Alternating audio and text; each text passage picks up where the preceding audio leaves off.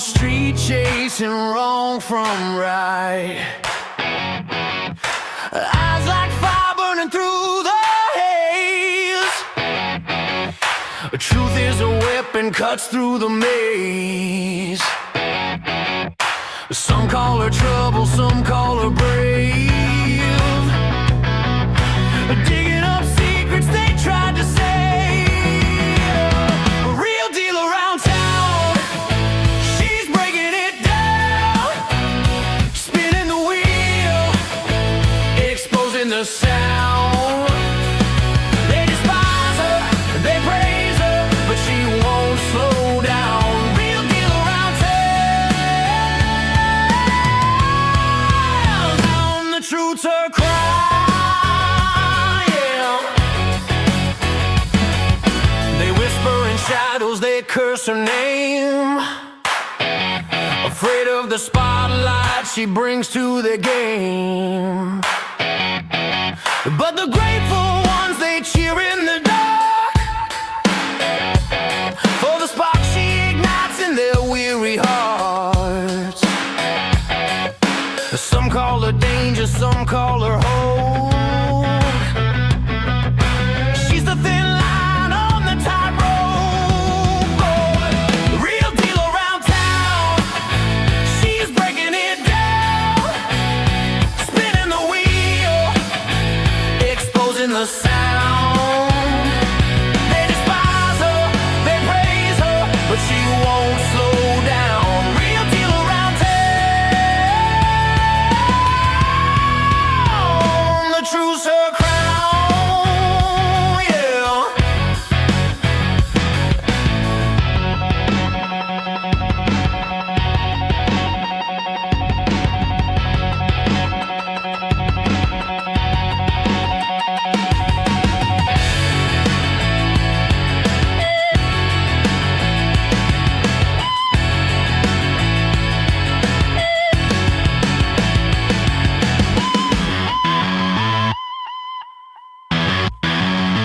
Real deal around town, she's breaking it down. Spinning the wheel, exposing the sound. They despise her, they praise her, but she won't slow down. Real deal around town. The truth's her crown, yeah. The truth's her crown, yeah.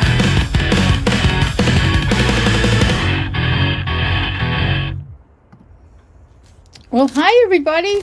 Good afternoon. Happy St. Patrick's Day. So we're back again, finally. I took a few days off.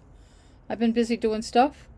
So today, 3 p.m., we're supposed to have a select board meeting. And they're still getting their act together. They got 2 minutes. They usually start getting their act together at 3 o'clock. So it'll probably be about 5 past by the time they figure out what they're doing, rather than just getting ready beforehand. I don't understand. But that's how it's been going the last few meetings. But we are here for a busy select board agenda. When they start at 3, you know that it's going to be a long meeting. And the agenda is loaded. I'll start with the bottom, the end of it. The reason that I think it's going to be really long, it's not going to be that long for us, but it's going to be long for them, is that they have 3 executive sessions. All union stuff. Nothing to do with the lawsuit or anything. Not that we'd know what the hell they're doing, but they're doing union stuff. And I don't know what that was. What? Somebody's at my doorbell.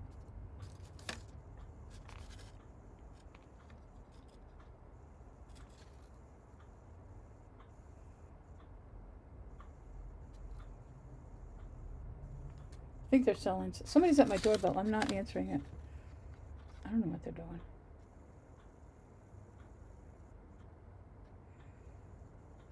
They left.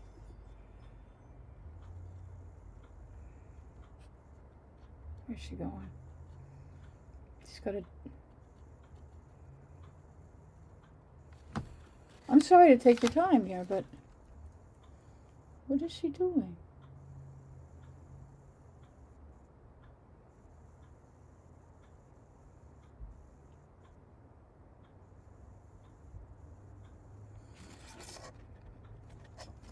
I don't know.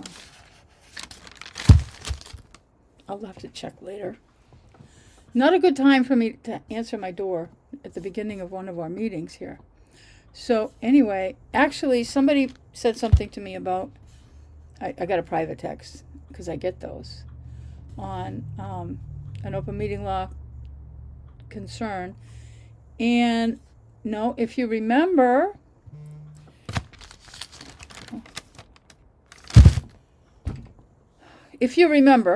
I'm talking to the person who sent me this private text, that it's not what you asked about. TCAM will be right with you. Just See, they're get getting ourselves organized here. Oh my God, we're getting organized after 3 o'clock. I don't know why. What they can't. I don't know. But anyway, to the person who asked a question about the open meeting law concern about tonight's agenda, I already filed a complaint about the same issue, and the Attorney General said, nope, it's not. It's not. So go back to, if you dig through them, probably in the spring, late spring, I think, early summer. Oh, well, back when they were going into All right, executive you can session hear over the us? budget. Oh, God. Yes, I can. We'll start the recording now. Oh, This God. meeting is being recorded. I'm going to be late now because I completely forgot to pull up the. All right, folks. It's Happy St. Patrick's Day, 3 p.m., 3:02 p.m. I'm going to shift to Vice Chair Ms. Kell. Lori has not joined us yet, but we'll get things rolling here just so we can keep Don't time. ask me what's going on here. So, All right, I'd like to call the meeting of the Town of Townsend Select Board to order at 3:03 p.m. on Tuesday, March 17th. Could I have a roll call, please? Sally Goodrich, present. And Veronica Cal, present. StreamYard's giving me problems. Pledge of Allegiance. Please. I pledge allegiance to the flag of the United States of America and to the republic for which it stands, one nation, under God, indivisible, with liberty and justice for all. Thank you. I'd like to announce that the meeting is being recorded and it will be uploaded to YouTube. Is there anyone else who is recording? Yep. Thank you, real deal. Moving on to number 4, reviewing the meeting minutes. We have 3/10/2026 to consider. Is there a motion? I, Valerie Goodrich, move to approve the meeting minutes of March 10th, 2026. Veronica Cal, second. Are there any comments? I sent them to screen already and she affected mine. I also applied my comments. I switched the community compact and whatever it is. I'm going to say MIR, but that's not it. I switched those two, and I wasn't sure of the name of the ad hoc committee. It said ad hoc housing, so I changed it to the ad hoc bylaw committee for mixed use housing. Okay. But I don't know if that's. I think I saw that one by the time I was in, so. Okay. Yeah, So my those change were- is reflected here, so. All right, good. All right, so are we ready for a vote? Yeah. All right. Valerie Goodrich, aye. And Veronica Callahan, thank you very much. We have a meeting with the Finance Committee at 6 p.m. So I am going to go down to 5.2, the free cash updates. Yeah, free cash update. I will recollect that this was in regards to the sale of town-owned land and its abilities on free cash, right? That's what I remembered we were discussing. I will share some things on the screen. If TCAM, you can just allow me to share some different things here. So a couple of things you'll look at here. Let me do all the clicking is, here's our current balance, and that is very small. So let's zoom in a wee bit. I hope I don't break the computer.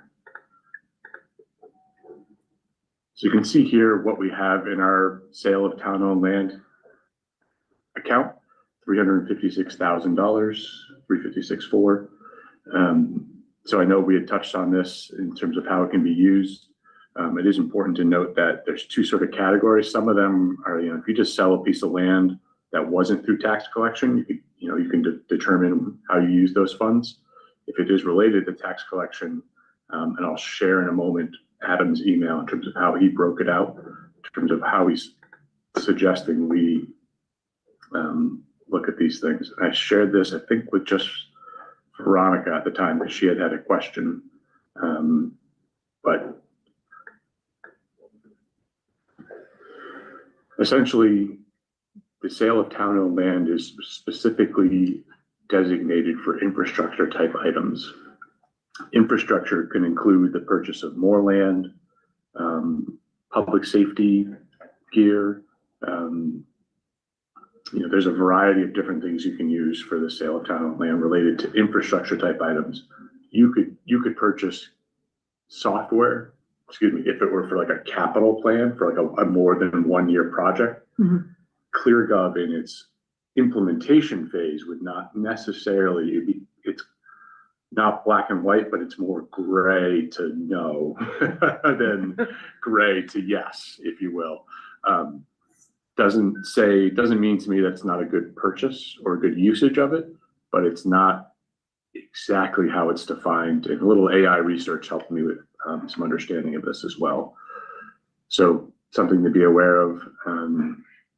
When you mention public safety, you know what my question is going to be, probably bunker gear. This would fall under that category. Which is good. I have a question that has more to do with funds. Mhm. Some of the properties that were auctioned in the spring were tax title and some of them weren't. Correct. And you made a distinction between the two. So in the account that you just projected, Mhm. was that a mix of the two, or are they That's a mix. held separately? That's a mix, is my understanding from the town accountant. So then how do we know how much we can use for the allowed uses and how can we not? Yeah. What can't we? After getting Adam's email and again, a little internet research, we should really break that apart. Yes. So we know, and I know the sale of the water department building was the primary chunk of change in that account, but not Yes. the only chunk. Correct. So And we should- I know that the water department was not tax title. Correct. And so I would like to see that broken out. Okay. So that's, I guess, a task for the accountant. Yeah, I'll work with the accountant and just have her clarify. And it may be just simply saying of the 356, $10 are, tax taking and the rest of the money is through the sale of the water department. And I know, there might be some notes that folks have out there for the exact amounts. We'll try to get those to all line up. That's exactly where I'm going. Yep. So I will get that Do you have those documentation. notes? Yeah, I remember sitting next to you with that. Yes, you auction, were. so, I do think we should use it. That's just my opinion. We should consider using it for a couple of those purchases that. Yeah, to me, I do not disagree with that. I agree with that. yeah, to me, the bunker gear really comes to mind. It's the proper Been usage. multiple years that the request's been out there. You could also say, would this be a year to use this fund to buy clear the police car lease, 102? And that gives you 100. Bingo. Then you get 100K back into the budget. Yes, Yes. please. Yeah. And then, as I demonstrate the budget later on, you'll see why that might be a potential plan. Yeah. Just sort of food for thought as we consider it. Adam will be here in the next 20-ish minutes or so we may be able to pinpoint him to speak up again on this, but I didn't quite prep him for talking about this today, but he's pretty sharp off the cuff. So maybe he can, touch base on this. My homework will be to get you a breakdown of that 356, and I'll email it all along. And anybody at home who wants a copy, feel free to email me. So, I'm liking that rather than records requests. If people email me, this is for Oh, no, anyone listening. People email me, I'll send you whatever I got, so. I've gotten a couple people who just email me now, and if it's a public record, I'm happy to email it on. Sometimes it's quicker. Can we go back to that account just quickly, or if you know how much was in it? Because my notes say 400. it was 240K was the water department. Yeah, so again, that's the big number. The other, That's the unrestricted, because it's not tax title. not tax Less title. There still is restricted, some I should restrictions, say. yeah. Not unrestricted, Yeah. but less restricted. Yeah. Because that was not tax title. So if you did, I think the bucket here was running at around 160, and then the police One cruiser bucket like here was 135, 135, and then the police cruiser at 110. 102. Yeah. Yeah. I always rhymed up, so I know I'm short Yeah. So, in my head. So that's, you're looking at 250 out of that, roughly 230. what are you using for this for? I said if we were considering taking the police cruisers out of the budget. I would not do that. I think that's a bad idea. Like it could for this year. I mean, you'd be kicking the can for next year, so not a great philosophy, but. We kicked the can before. Yeah. I think it's a good idea. I don't agree with that. Yeah, it's just another way of relabeling free cash. It's a way. It is a municipal strategy. That's one of the things that come a couple times. I mean, Jason brought it up to me when we were like talking about the budget. He's like, that's really often a capital. It's not a budgetary item. Well, we so. do approve it in capital, but because it's something that is spent every year, you can't not pay for your cruisers. And if you take it out of the general budget, you wind up juggling to pay for your cruisers, which we have done. Mhm. And it has helped to exacerbate the budget crisis that we have. Yeah. Just And thoughts. so I don't agree with that thought. Yeah. Something we can continue to ponder, but I will get the breakdown of these, and I'm guessing it'll align pretty closely with some of your notes. So we could have this all balanced out before annual town meeting to present special town meeting before. Well, we have to Possibly. make some decisions. Well, we have at some special. some placeholders on the town meeting warrant. Mhm. Okay, We do. great. I got a text from Lori. She'll be here shortly. So just as an FYI. Yep. But I will, look to you guys to keep us plugging away if you want. Yep, please do. Next. Anything else on the free cash update, or are we done there? No, I mean, other than you'll see in the presentation of the omnibus and recap budget, things where my head goes for, free cash, and I'll touch on snow and ice and things like that. So, just making sure Lori was okay. So, Okay. but, we'll revisit the rest of that. 558 we have in free cash, a little later on tonight. So, Okay, sounds good. Thank you. next on your agenda is 5.3 candidates night update. I'll do another screen share here. So John is considering doing it again. Yeah, I touched base with town moderator, Mr. Barrett, and it sounds like he was interested in hosting it. He was sort of thinking that it would be nice to do it in person. And I kind of echo that. I think, Yes. We are well past sort of the COVID times. It might be something we could record, but I think that would be, it'd be really nice to have folks in person. And if the folks are willing, if the candidates are willing to take questions off the cuff, sometimes that's a bit more organic. But I will, let me screen share this for you. And this was an email that he and I were having fun talking about St. Patrick's Day. So, I just reached out to him and he said, we've done it by Zoom in the past. We come up with 7 or 10 questions for each candidate. We only have one contested race for select board. It's Mr. Harrison Mayat and Miss Sarah Logan. So those are the two that are probably the big ones that most people have their eyes on. We also have candidates that are, we have Miss Hofstas, Carol Hofstas is re-upping for planning. Harrison, Mr. Mayat's going to be the town clerk again. There's no one, it's not a contested race.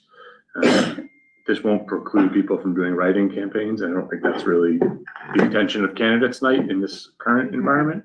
I'm But sure someone could talk to John too, if they were intending to have a writing campaign and yeah, I mean, I would leave that up to the resident. You know, you gotta, talk to sort the of moderator. well, you gotta own what you wanna do. Yeah. But in general, these were the questions that were used in 2025. You know, sort of how it shakes out. Those primary selection questions were the ballot questions, because I was the only one there. Yeah. There was stuff, I think he'll probably change it. There was a bunch on trash and stuff, so. He'll probably update it, but Yeah. So, I don't know if it's our place necessarily to amend these questions. I don't think I would suggest. Oh, I don't think so. I Yeah, think I think it's the that's- moderator, and he may hear from residents who say, hey, Mr. Moderator, you could ask this. And if that sort of builds some momentum, what's wrong with that? And if That's it's good. in person, you can ask open questions. Mhm. So that's good. Yeah. So, all right.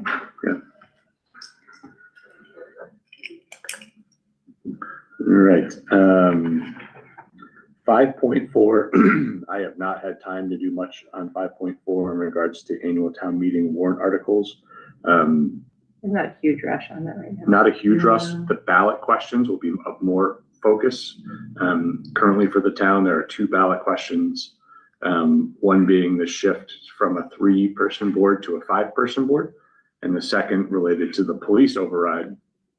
You know, I'm thankful right now that as we get to the budget, and I know it's a larger discussion, you know, we can balance it without an override, with about 100K. I know that's not a policy that the town wants to follow, but it's something we could do this year. Not everyone will Do agree you with me. have a budget with that? Because With the 100K. budget, with the 2% for the police, I haven't seen that. Oh, I haven't done that one because I was gonna wait to do that one till Then Thursday. you can say that we can balance it, because I don't think you But can. the number is gonna be less than, But look at the recap where you put in the 197. you wouldn't, the 197 is built into the recap. And if I know, if the and override because doesn't that- pass, if You the don't override, have that. we have 20K. That's all you're gonna, if Article 4 passes, it's $20,000 more because you're using ARPA for the offset. No. I If Article disagree 4 with you. passes. We'll talk. Okay. So. what we're That's true for FY25, but it is not true for for FY26, but not for FY27. But you wouldn't have an agreement for 27, so you'd go back to the negotiating table. Oh, no, if 4 passes, you're making the exact same mistake. You're that thinking I it's the made. evergreen rights, so is that what it's called? Like, you think they get the 4 because that was the 4 that was given? Yes. You have to read the contract. We'll talk. So 4, yeah, I could, so you'd still be using free cash, you'd just be using more of it. You'd be using, it'd be another, 5711, yeah, you'd be using another 60K. more than that, because that only covers up through, doesn't cover the remainder of the fiscal year. We'll talk. Yeah. That'll be fun. Sorry. Okay, where are we? So 5.4 warrant articles, and then we were talking about the 2 motions. So one motion is the 3 to 5 board members, and the second motion is for the police override. I was saying that, you know, like, we can balance the budget with some free cash, TBD if we have a police, you know, issue, but we might be able to carry that on, and we would revisit that to try to figure it out, and go from there, so. I also, with regards to the ballot questions, I do have a response from Adam on how the 5-person board would play out that we can talk at a future meeting, and I'll put in Yep. SharePoint next time, Yeah. unless you want me to reference it now. Or- Well, he'll be joining us at 3:30ish today, depending on traffic. So we'll go from there. I may have us pause for a second so we can let Lori get settled, if that's okay. So TCAM, we're just gonna pause for 1 second so we can allow Ms. Schifrin to get her bearings here, so.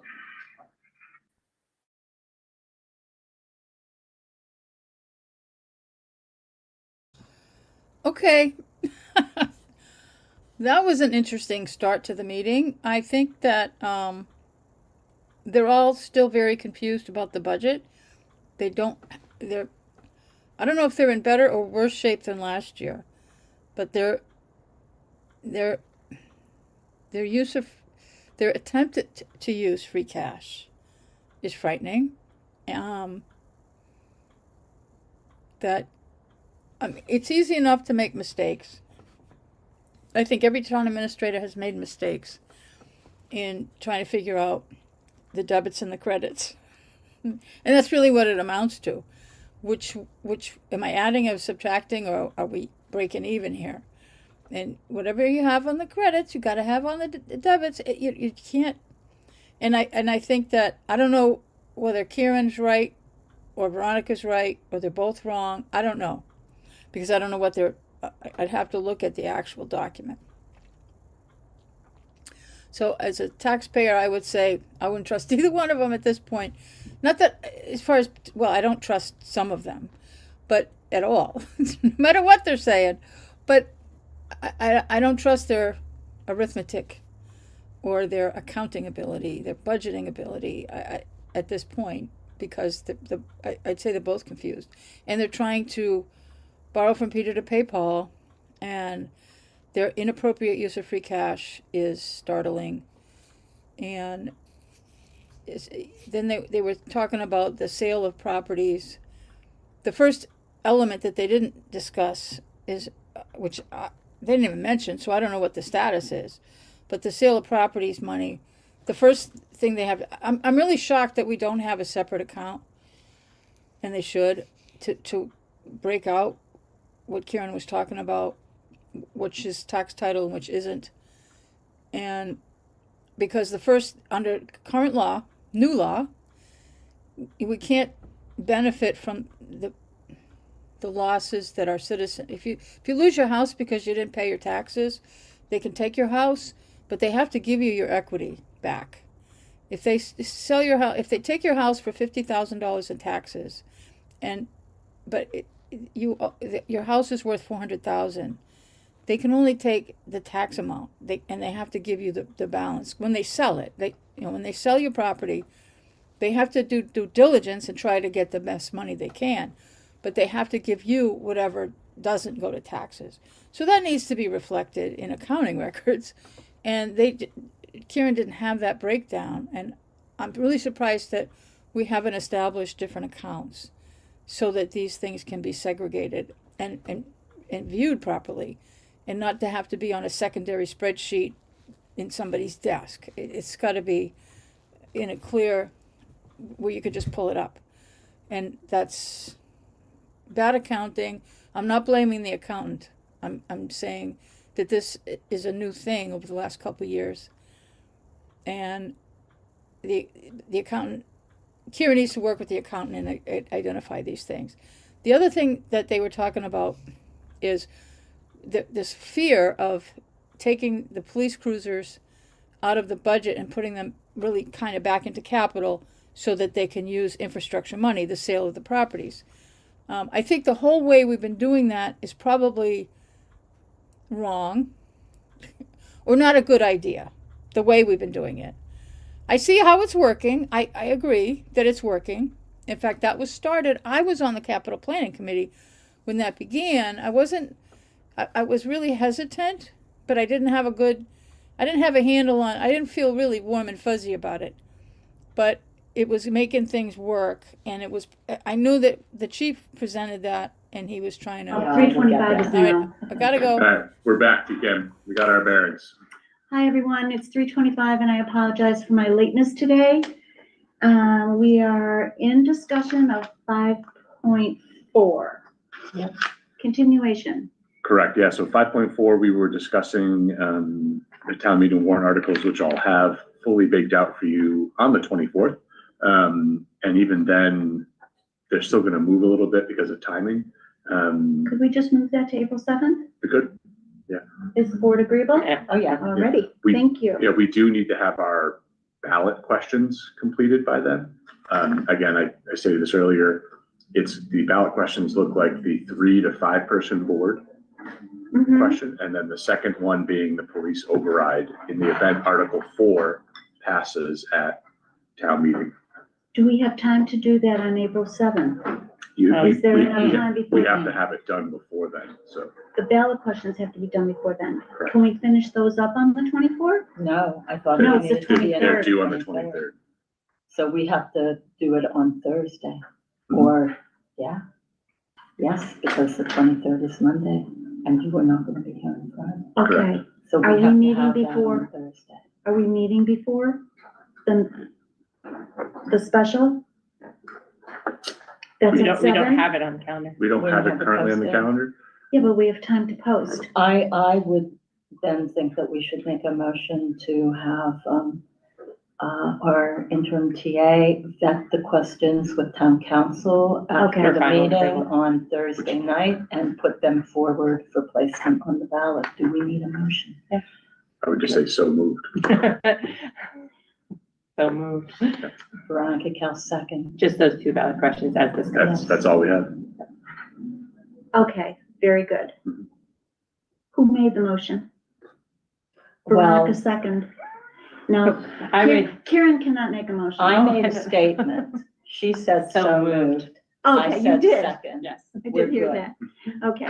The person who said so moved, your name? Creative. Valerie Goodrich. What's your name? What's your name? All right, and Veronica Cal seconded. Any further discussion? No. No.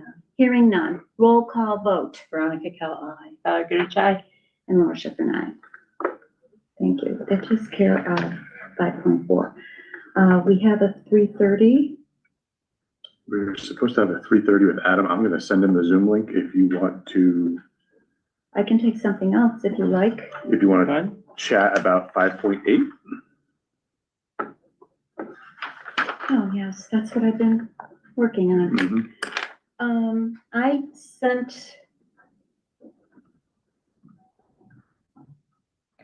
I thought we already appointed. there's 2 more people, and I have them from housing, and I reported their names. Yes, you did. That is not Beverly, No. David Werlin and Cindy Boundy. Correct. Those are the ones that needed to be appointed.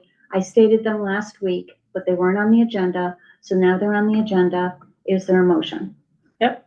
Do you have the names written down? Would you like to make the motion? It's David I will Merlin make it.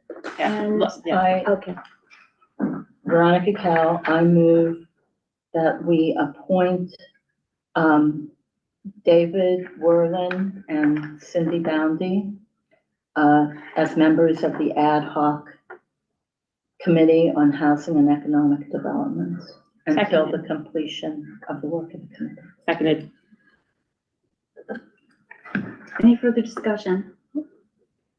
I do have a question, which I have emailed out, and, since my email today, I've not gotten an answer. So just for clarification, the ad hoc committee, are they considered appointed and need to be sworn in and every meeting is posted? The committee.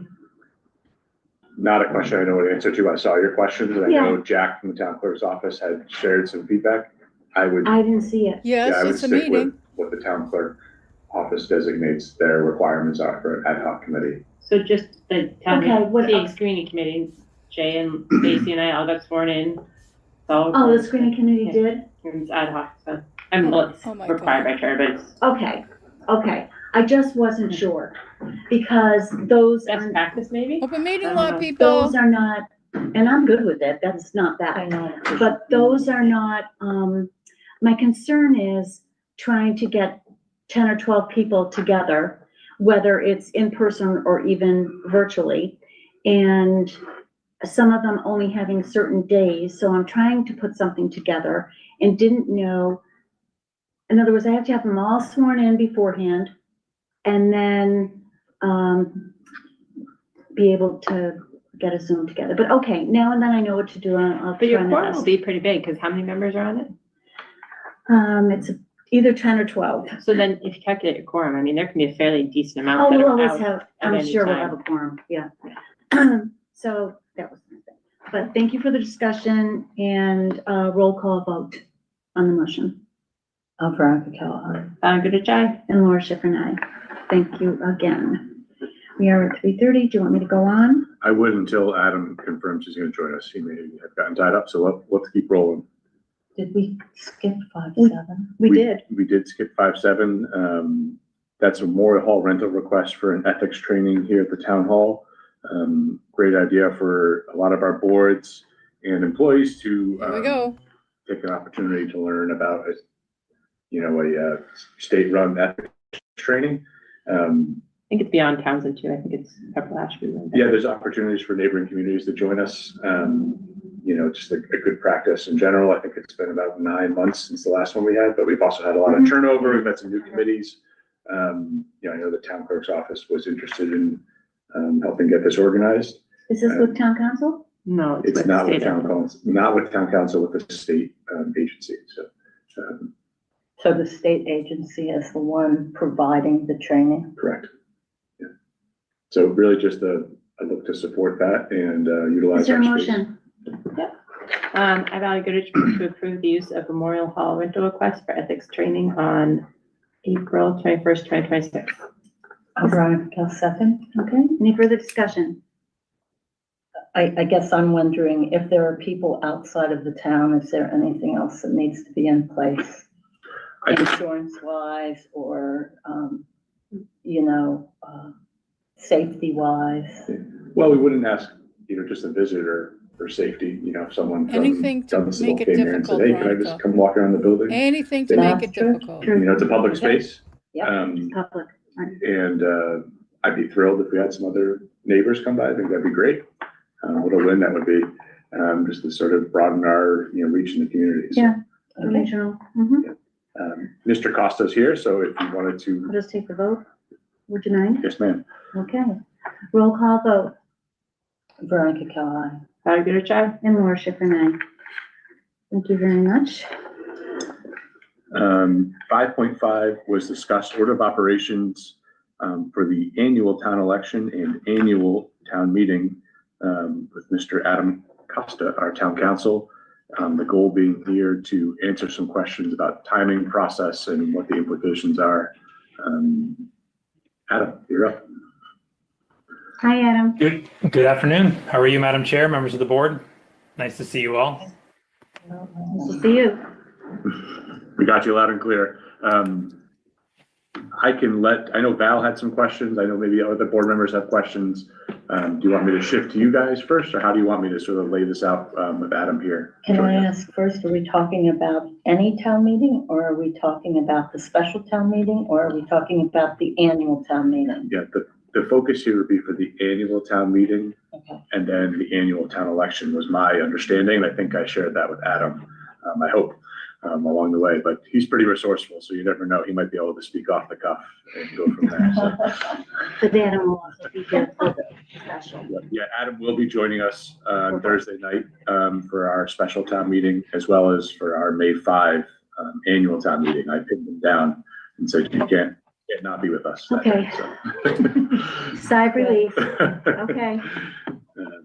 Who wants to go first? Veronica, do you want to go first? Nope, I always go first. Okay, You guys Val. can go first. Go for it. I think, Adam, you and I had discussed briefly with the ballot question if the 3 to 5 member board, correct? And how that would play out if it was approved at the ballot. And I didn't know if you wanted to give a brief explanation of what we had talked about for everybody here and the public listening too. Yeah. Sure. So I'm actually going to pull up your email here so I can remember the specific question you asked, because your question, I think, was in multiple parts, but it primarily related to timing and what obligations the board might have with respect to when it would conduct the election for filling the new seats made available by virtue of the ballot question if it's successful. Can I ask a question about this before? You said you were going last. I did, but I just changed Go my first. mind because something popped into my head. This was a citizen petitioned article. Do Yes. we write the ballot question, or does someone else write the ballot question? So there's no mechanism by which members of the public can place a question on a municipal ballot. There's no initiative process. There are some cities that have defined processes pursuant to city charter, but generally speaking, there's no process by which citizens or citizen groups can require a question to be placed on a municipal ballot in a mechanism, for example, similar to the citizens petition process that exists for warrant articles on a annual or special town meeting warrant. And so it is the responsibility of the select board to craft the ballot question and to ultimately vote to place that question on the ballot. I suppose that though you would be doing something contrary to the will of the voters as expressed at a town meeting anyway, or those voters in attendance at the town meeting, I suppose there could be a circumstance where the select board would refuse to place a question on the ballot. But this is the process. While it was initiated by a group of residents by way of a citizens petition, this is a process that is contemplated by your charter. Thank you. What does it say in the charter? Only the select board can place an item on. Only the select board can place the, oh, And I wasn't speaking so much to the process of placing items on the ballot being referenced in the charter. I'm not sure the charter speaks to that at all because Mass General Laws already does. But the charter does speak to the process for increasing the membership, available membership of the select board. It does, yes. Right. Yeah. Clear. And that was the process that the citizens followed. When I recall it because when I first saw the proposed citizens petition, I said to myself, I think what any municipal lawyer would, which is citizens can't do this. If you want to increase the membership of the select board, you've got to do so by way of a charter amendment. Because the membership is established by charter, it's a special act charter. The citizens can't force an amendment of the charter, but they could propose a warrant article for special legislation. But I then read the specific provisions of your charter, and your charter does contemplate a process by which the select board membership is increased from 3 to 5, pursuant to these two steps. First step being the town meeting vote, and the second step being a referendum vote, effectively at the ballot. So there were a few things, Val, that I had referenced in our email exchange relative to the process. So you had asked the specific question about the request that this item be placed on the ballot within 90 days, I think it was. So the way that Article 7 at town meeting read, it said to see if the town will vote in accordance with section 3.2 of the town charter. And then it goes on to quote that section to change from 3 to 5 members, the membership on the select board. And then the second sentence says, should this article pass at both annual town meeting and the annual town election, we request that an election be called within 90 calendar days to elect one selectman for a 3-year term ending at the annual election in April 2028, and one selectman for a 2-year term ending at the annual election in April of 2027. And so there was this additional sentence, wasn't really part of the warrant article. It appeared after the language or take any action in relation thereto. And it was structured as a request. And I remember seeing it. It was printed on the warrant because it was part of what got submitted in the citizens petition. And as you know from the past advice I provided to the board, I always recommend that the citizens petitions be printed verbatim as they're submitted because that is what the statute contemplates. And so it was included on the warrant. But again, it appears after the true text of the warrant article and is structured as a quote unquote request using its own terminology. That's not my characterization. It says we request. And so when Val asked this question to me, do we have an obligation to place this on the warrant? And if you don't mind me quoting your email, Val, you said, looking at the election calendar, there is an early September state primary already scheduled, which would put us just past the 90 days, but of course would help the town avoid the additional expense of a special election without the matter being delayed too much. And so what I explained, I agreed with your suggestion that this was not obligatory in light of the word request. I agreed with that characterization or interpretation of the article. I did also go on to say that it's the select board's role and discretion in determining when town elections should be called. That's solely within the purview of the select board under two different statutes in Massachusetts, Chapter 54, Section 63, and Chapter 39, Section 10, which is the same section of statute that deals with town meeting warrants. That no other individual, no other town official, no group of citizens has the authority to require or call an election. But then I did point out something that I think is important. Again, I'll say unique to Townsend, not that you're the only community that has it, but it is in your very specific Townsend Special Act Charter. If you look to Section 3.1 F2 of the Charter, which deals specifically with vacancies on the select board, there is this quote, and I'm going to read it verbatim because I think it's important to understand it. It says, if there's a failure to elect, or if a vacancy otherwise occurs on the select board, and the next annual election is not to be held for not less than 6 months following the date of the vacancy, the remaining members of the select board shall forthwith call a special election to fill the vacancy. If the vacancy occurs and more than 3 months, but less than 6 months would elapse before the next annual town election, the select board may call a special election, provided, however, that upon receipt of a petition signed by not less than 200 registered voters, the remaining members of the select board will forthwith call a special election. So you, notwithstanding the discretion that is vested in you as a select board under state law, Massachusetts general laws, you do have this specific provision in your charter that requires the calling of a special election if the next annual election is not to be held for 6 months or more, or more than 6 months, I guess I should say. Makes And sense. there's also a petitioning process where 200 registered voters could require you to hold a special election, even if you're not required to otherwise do it.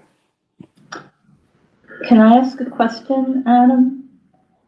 For the Yes. move to a 5-person board, I'm looking for it right now, but I can't find it. You might be able to find it directly. I thought that it was, talking about, and that any such vote shall be ratified by the voters of the town at the next annual town election.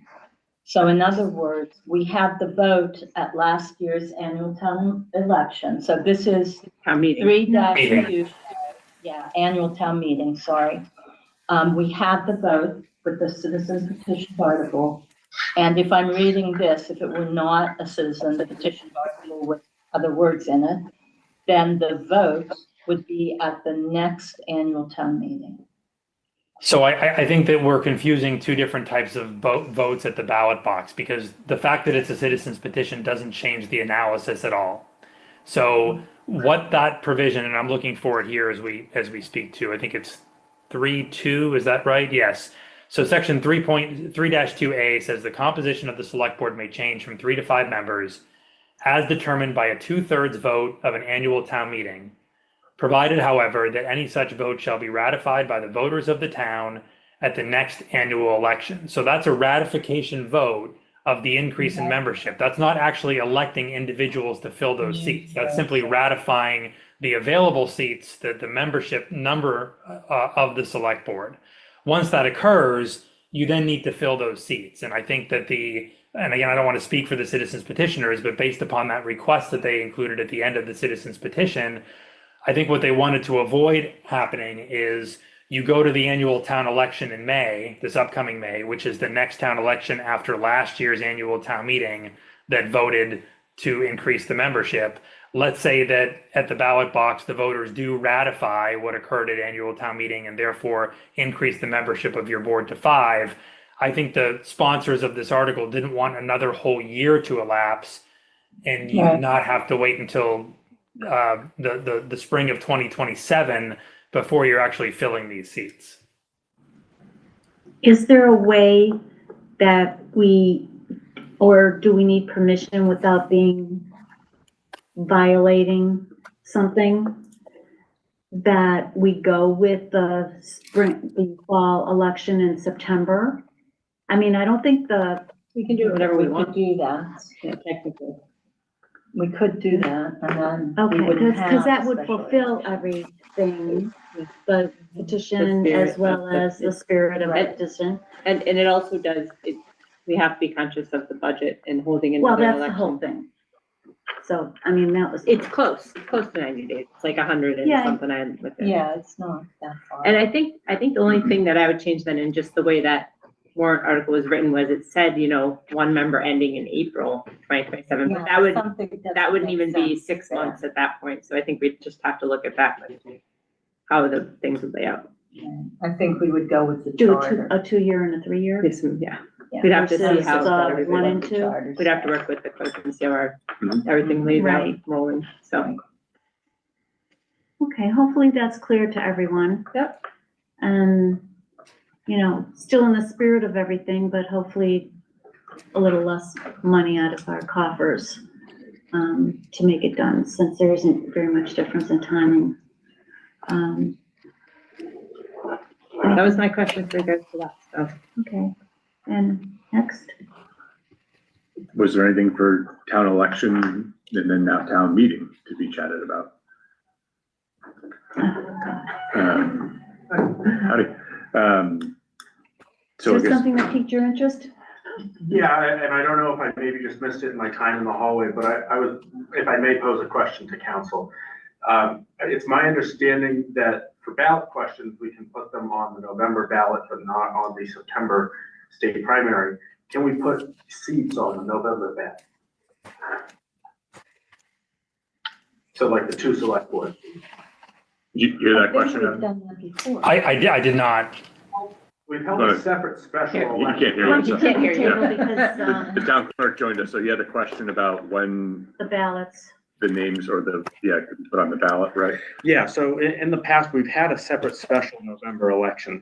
I'm wondering if, because we still have to pay all the costs of that separate election, if we could put the seats on the November general election ballot, much like a ballot question we could have the state put on. Because it's not allowed on the September one? Correct. So Because like, it's a primary? correct.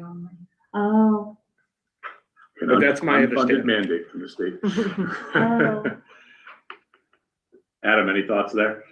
So I don't know. I'd have to consult with the elections division and see if they have any issue with that. I don't know the answer to that.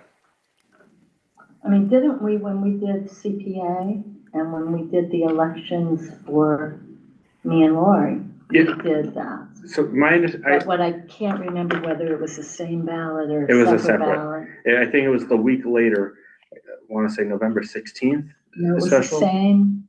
The No, it was a election was on the Saturday. 16th. I can tell you it was Yeah. exactly November It 16th. was a Saturday. Yeah. So, yeah. So we'd have to figure out the details. but- Yeah, but I was just curious Yeah. if it has been contemplated or if the elections division could be asked if we could put it on the general ballot, much like we would put because we are allowed to put local ballot questions on the November No general save the election. printing of an additional ballot. Yeah, if we could put the seats on, then that would So save we have to us. pay for those two anyway, in Right. lieu of having another one within the Right. 90-day request. Well, and there are some savings for it to be a state election. There are additional costs because of vote by mail and things like that. But we don't have to print the separate set of ballots, which is a couple $1,000 cost. So if the state can bear the cost of printing those 2 extra seats on, it's already going to be a massive, multi-card ballot. If they can do that, then that saves us a little bit of an expense. I think That's all I wanted to add. Yeah, I think they'd be, Thank you. I love the idea of being efficient and the state should get on board with that, I hope. Hopefully. Okay, TBD. that's a plan. Well, it would be coming out of their budget instead of Yeah, ours, so I don't know if they'll be so excited. I think we're good We'll with find that. a way. We are good with that, Exactly. since theirs is a lot bigger than ours. Cool. What else do we need from you? That was all I sort of asked Adam to meet with us on, was the order of operations for town election and town meeting. Was there anything for town meeting you wanted to cover? In Right regards to now, annual no. town meeting, No. Cinco de Mayo, May 5. Right now, I don't, but I may later. I want to reserve. Yes, ma'am. the right TBD. to have Tequila that. shots all around. There likely will be something before then, I'm sure. This is Townsend, so. Well, good. Thank you for that clarification, Adam. Very helpful. Sure, and I'll check in with the election division concerning the town clerk's question and see if I can get some guidance there regarding the primary and the general election and what flexibility we have. Okay, awesome. Thanks, Adam. Thanks, Adam. Have a See good night. you, see you on Thursday. Thank you. Thank you. So, other than that, that particular question situation doesn't have to come up until Sounds like we have some time. we have some time, Yeah. until after the election, for This- sure. It does bring up a question, and I'm not sure if this is just a formality or not, because Adam mentioned it.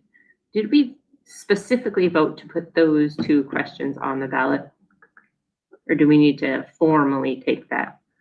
Because we've been talking about them now for months, those two questions, as the two questions that are going to be on the ballot, and we just gave you permission to work on the wording. We voted on the police override, Yeah. I thought. I thought we did that at the last meeting. Yeah, I know we did that, but do we want to formally make a vote on the 3 to 5 member board, just so it's there? I mean, it is, we can't take votes, and it is on the agenda. It's the annual town election, so it's up to you guys. If we haven't voted on it, then maybe we should. Just to, I thought we had, but if you guys want. I know Double we down. did the override, but I'm not sure we actually formally voted on the 3 to 5 member board. I just feel like You it's up guys to you. codify Let's codify it. it. I don't My know. word of the week, Be in Let's violation vote because we're both. codifying Votes may be something? taken. Votes may be taken. reaffirming something. Yes. Let's vote both of them. I would make a motion to place, on the annual town election, the ballot question to change the Townsend Select Board from a 3-member to a 5-member board. And also, And also to place, a Proposition 2.5 override question for the police union salaries. Is there a second? Veronica Cal second. Any discussion? And just so that everybody knows, that's under 5.4 of our agenda. Nope, No. yeah, 5.5. 5.5. 5.5 of our agenda. Here are, we discussed Today. that 310. Yep. But here's what they look like. I can zoom in. Okay, and that's, subject to Adam's Right, review. review. And we also voted, I don't know if you were here, to have, yeah, you were. It was the one to have, Kieran sign it and get it off Okay, after the meeting. okay, hearing no further discussion, roll call vote, Veronica Cal, aye. Valerie Duracek. and Laura Schifrin, aye. So now, I think that brings us to 5.2. Going back. We did looking back. 5.2. Oh, you did? Oh, Yep. that's right, I'm sorry. Yep, so for your Again, I apologize. background, we got through 5.2, got through 5.3. Oh, when is the candidates night? We're gonna wait to see when John The Barrett moderator. has availability. So he's gonna look at his calendar and I'm gonna work with him Okay. on I was trying getting to that. decipher all the emails Yep, about it. and then I'll have warrant articles for you guys on 4.7. That's 5.4. We just did 5.5. Motions for special town meeting is 5.6. That is one that we could probably jump into, if you were okay with that. Okay, So I prepared motions. I'll also share with you guys the slideshow that I had emailed out. Yep.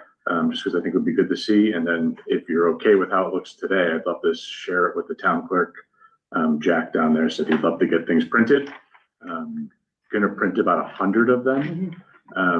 We are aware that a couple of our signs are not fully working all that well right now, the blinking signs, but highway. the solar signs? Yes, ma'am, yeah. Jim was gonna take a look at them, see if we can get the battery kind of tweaked and go from there. But let me share with you right now the special town meeting. So I'll start with the PowerPoint, just because that could be a bit more fun. Let me share my screen here. Are you planning to do that PowerPoint at the beginning of the meeting? Or are you doing it as we go along? As we go along, slide by slide. So you'll Because it probably need your own introduces each- place markers with the warrant. Each I know. section. This meeting loves to see the wording of whatever we're proposing in between sometimes. Okay, Just well, to, we're gonna print that out. yeah. So people can look at a printout, they can look at a screen. Okay, Um, sounds good. So, some beautiful eagles here. Welcome to town. This is sort of a snapshot of articles to be discussed. It's all 11 of our articles here. So ClearGov, OPEB, Town Council Trusts, Article 4, FY26 police wages with ARPA. 5, fiscal year 27 police wage adjustment via Prop 2.5 override.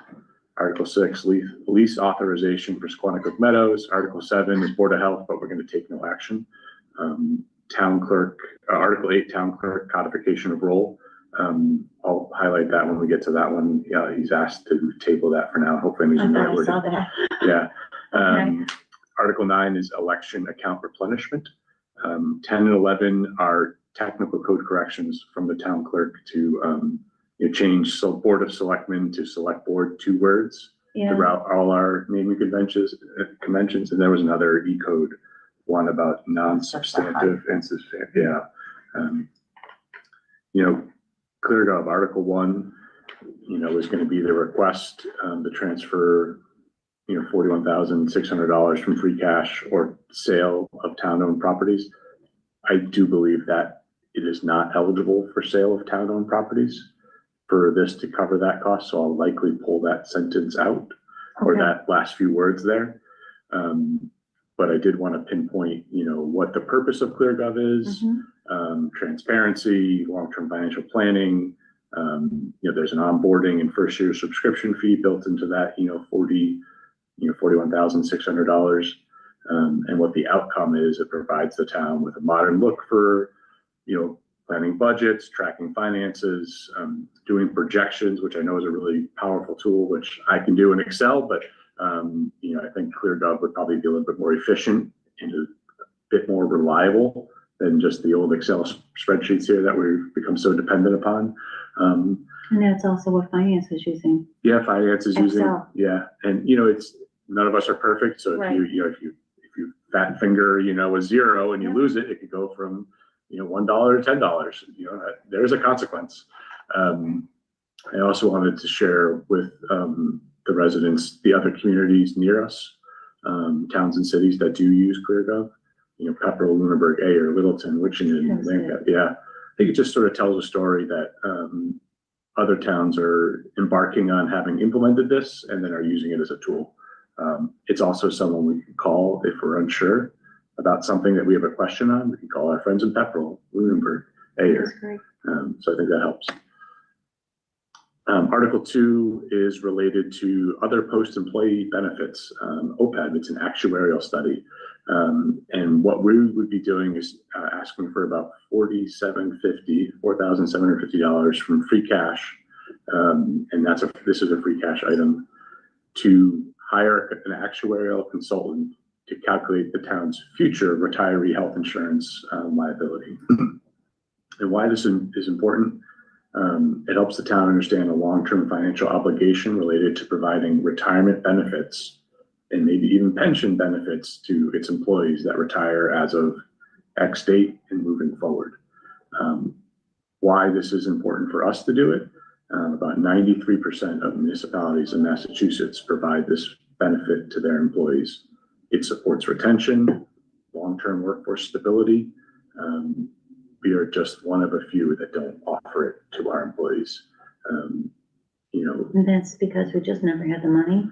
Yeah, it's expensive. There are some strategies for funding it that the actuarial may share in terms of what the phase 1 would look like. This is just the study portion of the process, Yeah, I know. and then there's a second phase in terms of how it can go. The study is to be completed within about 120 days, approximately, so that we can review it and then figure out what to do from there. So. Okay. I know folks on the town meeting floor may say, like, well, what's it going to cost us? We don't really know. That's the purpose of this study. So I certainly anticipate those questions of like, oh, you're going to burden the town with all this expense. We're not sure yet. Let's have an actual, We have to vote it actuarial. as part of future budget. Correct. Article 3, with a beautiful picture of our town common, is transfer from free cash to establish a fund for town council legal services. We've utilized this type of trust in the past before. We've spent just about all the funds in that this past fall. Why it's useful for us, we have 3 unions we're actively negotiating with as of today. You know, we're sort of waiting on the swing of police in terms of that being ratified. And then on the horizon, we have fire and EMS folks to work with on their next negotiations. We've also been reliant upon Labor Council's expertise for non-union personnel matters, interim TA, consultant, you know, things with other things going on within different buildings in town for town council to be a resource for, you know, police chief contracts, stuff like that. You know, we do have, you know, some utilization of town council when it comes to land use management questions. I used town council just this past week to help me understand the Dover amendment for properties that are church owned, and they're needing to do some things in regards to, you know, right of way and land and stuff like that just up the street. So we are reliant upon town council and their expertise to make sure these things are done correctly and legally and with the interest of the town. Also for RFPs for the town and, you know, just sort of the catch-all for other unanticipated legal matters that come up for the town. Questions? I do have a question, and okay, so let's just keep this stabilization fund in mind and let's keep going. So I do have a question. I think you know what the question is gonna be. I can imagine. I am gonna create a little pause on town meeting floor to say these next 2 articles are gonna focus on the police department and sort of I'll call it a special presentation within the special town meeting presentation, because you guys like a special town meeting within the annual town meeting. You know, the landscape is Townsend and the Townsend Police Bargaining Unit, AFSCME, Council 93, Local 3470, have been negotiating for over 18 months. Townsend has been out of contract with its police officers since fiscal year 25. Here are the different things we're going to come across. We're going to share with the audience to help understand the asks here tonight. You know, average police officer salary by department, we are at the bottom of the barrel there. Sort of helping a pie chart really illustrate what's going on. Similar with sergeant salary, and it's going to be something I'll note on the town meeting floor is this is based on a Collins Center study done. This is probably out of date now, so we're probably still even farther down the rung in terms of our competitiveness in the marketplace for police officers and retaining police officers long term. Do you know what FY this was? 25. 25. Our warrant article 4 is going to ask for fiscal year wage adjustments by utilizing our wage ARPA fund bucket. It's one of our last bit of ARPA funds we have as a town. You know, it's going to cover July 1, 2025 to June 30, 2026. The officers are currently working without an agreement.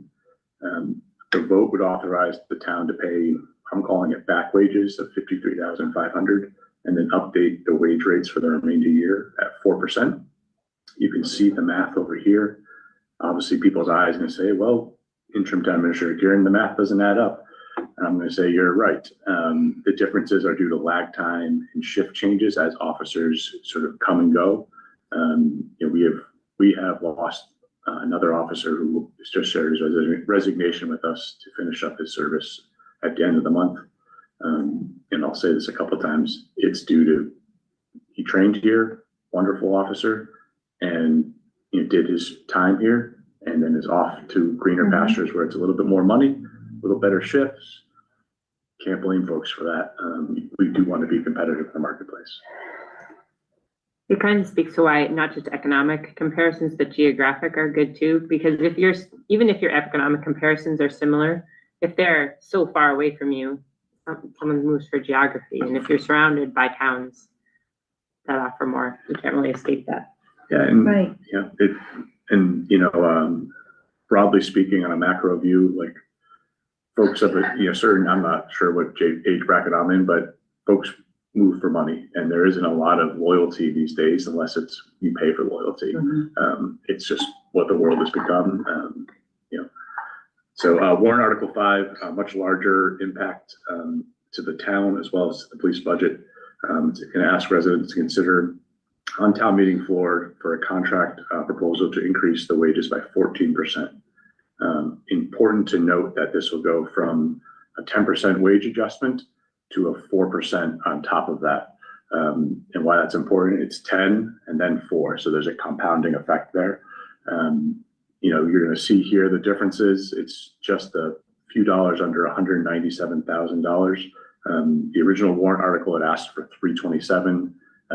After me understanding math a little better and working a little harder to make sure I had the right numbers assigned, we're at 197 approximately.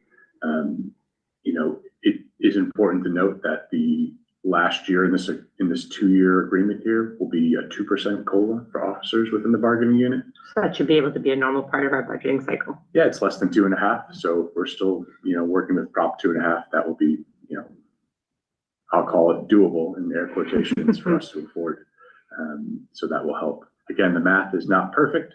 It shifts based on officer enrollment, lag time shifts. And, we are again losing another officer that we've spent quite a pretty penny on training, which will lead me to why this override is important. An impact of $197,000 override to our residents. If you look at the assessed value of $450, your current estimated annual tax bill is $6187.50. The proposed estimated tax bill with the passing of this $197,000 override would increase your tax bill for the year estimated based on DLS current annual rate estimates, $54 for the year.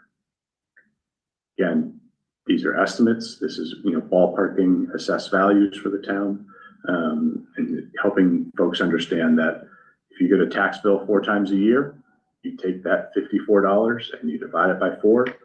And if you're me, I'm going to ask myself, how many Dunkin' Donuts iced coffees is that within, a month? Starbucks would be less amount of coffee. Yeah, it depends on the day. But it's a friend of mine lives down the South Shore, and their town's having to go through an override, and they're talking about, he goes, it's 1 less Starbucks for him each week for him to afford an override for their school. And he's like, he's on, select board down there. He's like, it's helping me understand what that means to me. Mm-hmm. So I know times are tight. Cost of gas is going up. Fuel surcharges are everywhere. Things aren't getting any cheaper at the grocery store for me. But we are investing about $125,000 to recruit, train, and officially get an officer ready to go out on the road. We're looking for 75% of one officer to be trained, recruited, and get ready to go on the road for an override.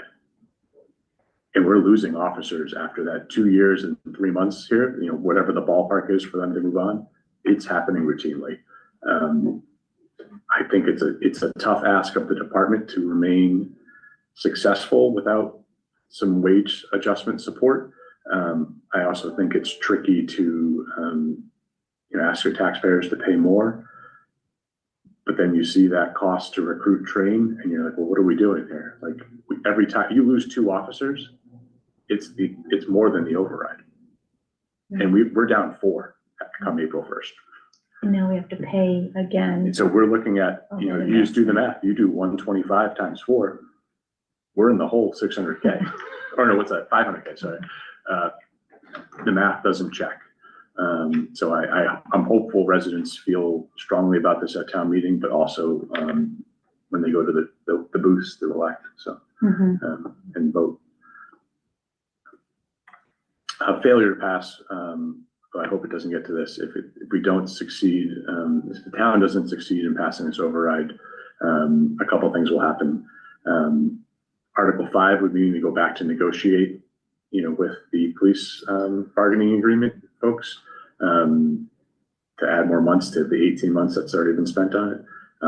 If we didn't pass Article 4, then we would have some implications in terms of revisiting that and figuring out how to use that ARPA money to try to bridge that gap. If Article 4 passes, but Article 5 doesn't pass, I know Ms. Kell has a question in regards to the budget impact that would look like. And I believe she's right. So we would offset part of it in the fiscal year 26, and then in 27, it would be a 4% increase because that would be, there's a union phrase for, I think, evergreen rights. So whatever was the agreed upon rate there would carry forward. Our other folks in the other ASME unions will also have that as an aspect of their negotiations. So I think it would be a 4% on top of the fiscal year 26 number that was already approved, and what that would look like in the individual segments on the budget. It's, it would be 4% on top of the Article 4 dollars. It would be 4% on top of that. It would stack. Yes.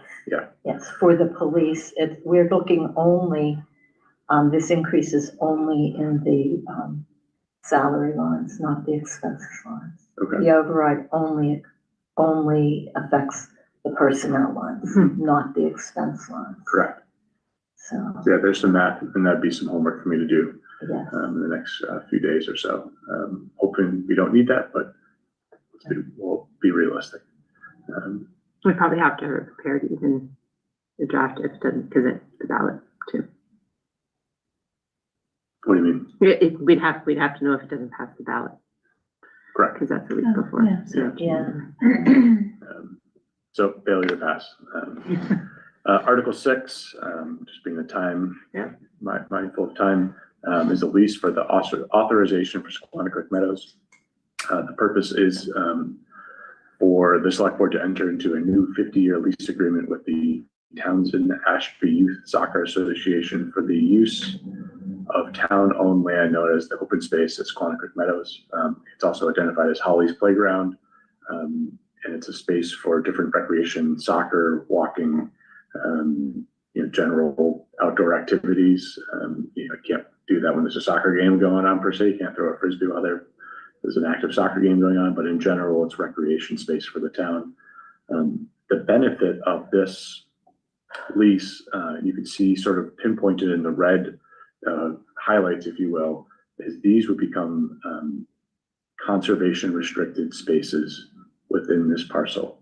And why that's important is we do have endangered species calling this space home, whether it be a turtle of different, different breeds, different types of turtles. There's like a wood turtle species, that was the word. So this would be really calling out these spaces to ensure protection to the best of our ability for these critters. It would also maintain the open space, and it would also continue the use of space for recreation. I think that's important. I think the other benefit is that it highlights the use of that area circled with the dotted circle for a town well. It preserves the use of that area for a town well as well. Yeah, and that might be something I can share on the town meeting floor. There's folks asking, for a bit more detail. I know there are questions in terms of, well, what if it's not everyone plays soccer? I'm like, okay, I understand that. Like, I think the goal here is we're continuing preservation of space that's for recreation. There's a world that in 30 years I'm not here, and the world's looking a little different, and maybe TESA has decided to hang up the cleats. And like we're going and negotiate a new lease. Right, and you also say that if that was no longer an effective group, it just goes to recreation space at that point. It is truly a recreation complex for all to enjoy. Soccer is not a year-round sport, so you could still go out there and walk your kiddos out there and have a nice time and fly a kite, in mud season. It's up to you. It's open space. It's open space, and there is really a nice way to preserve this. As someone who was out walking late last night, I know I saw numerous, yellow spotted salamanders. There's all sorts of little buggers out there that we all enjoy. So. Article 7, this was the Board of Health article originally, but they have asked us to subsequently not to take any action this time. So more just a pretty map of the state of Massachusetts and some different counties. Similar for Article 8, it was initially going to be an ask from the town clerk's office to help codify some different aspects of the role. The town clerk, I hope I'm quoting this right, has asked for a motion to table this at this time. Also looking at an old image that I found on the internet of, yeah, this is the church, the harbor, and then the old Cooperage right there, so, in the South Harbor Bridge. So I thought that was fun. Article 9 is an election account replenishment. The purpose is to transfer from free cash the sum of $35,000 to replenish the balance of an appropriation established under Article 4 of the May 7, 2024 annual town meeting for expenses associated with special town meetings and required elections. I made a point to bring in, I made some edits recently. This is STM Article 4, 5-7 2024 elections. That account is currently showing about $8,200 available as of the town accountant's report earlier this week. The elections that the town clerk's office is looking at are required. We quickly touched on them earlier, but What's the cost of those? There's $35,000? So he did say he was going to speak on town meeting floor to help share sort of more specific details behind the cost breakdown. So I said that would be great, and that would really help share some different background on it. So Veronica? So my question, this is the question that I had earlier, when we were talking about the town council account. Mhm. I guess my question, I'm sure other people will have it too, is why is the town council account a stabilization account? When in the past, we have also had a similar article to that, I think it was 2017, 2018, and that we used for council expenses. And we just recently, there may even be more money in that account, I'm not sure. There was 10,000 in it a year ago. Is this town council one? Yeah, I have pulled up right here. It's 10,000 and we're down to 2,140. so there is money in that. Why are we replenishing this when we are starting a new stabilization to do the same thing for town council expenses? I thought you had asked that. I did. So I think if I can be And so I bold, and I'm don't not, have an I don't want to answer yet. speak, yeah. I don't want to speak on behalf of town clerk for this one. I think it's because we are sponsoring the one that we got reviewed by Adam, which he said, oh, this really should be a stabilization account. And so we are going to present it as such. And he may advise on the same thing for this. I do not know. Okay, so I That's don't just know, the yeah, thought. that's true, this was not brought on. Because by they us, both, because- in this expense report, they both are the same category Exactly. of fund. And And my, if there should be a stabilization account, then let's make them a stabilization account. my Would be my answer, thought. my answer from Adam was that you could not do these special accounts. Mhm.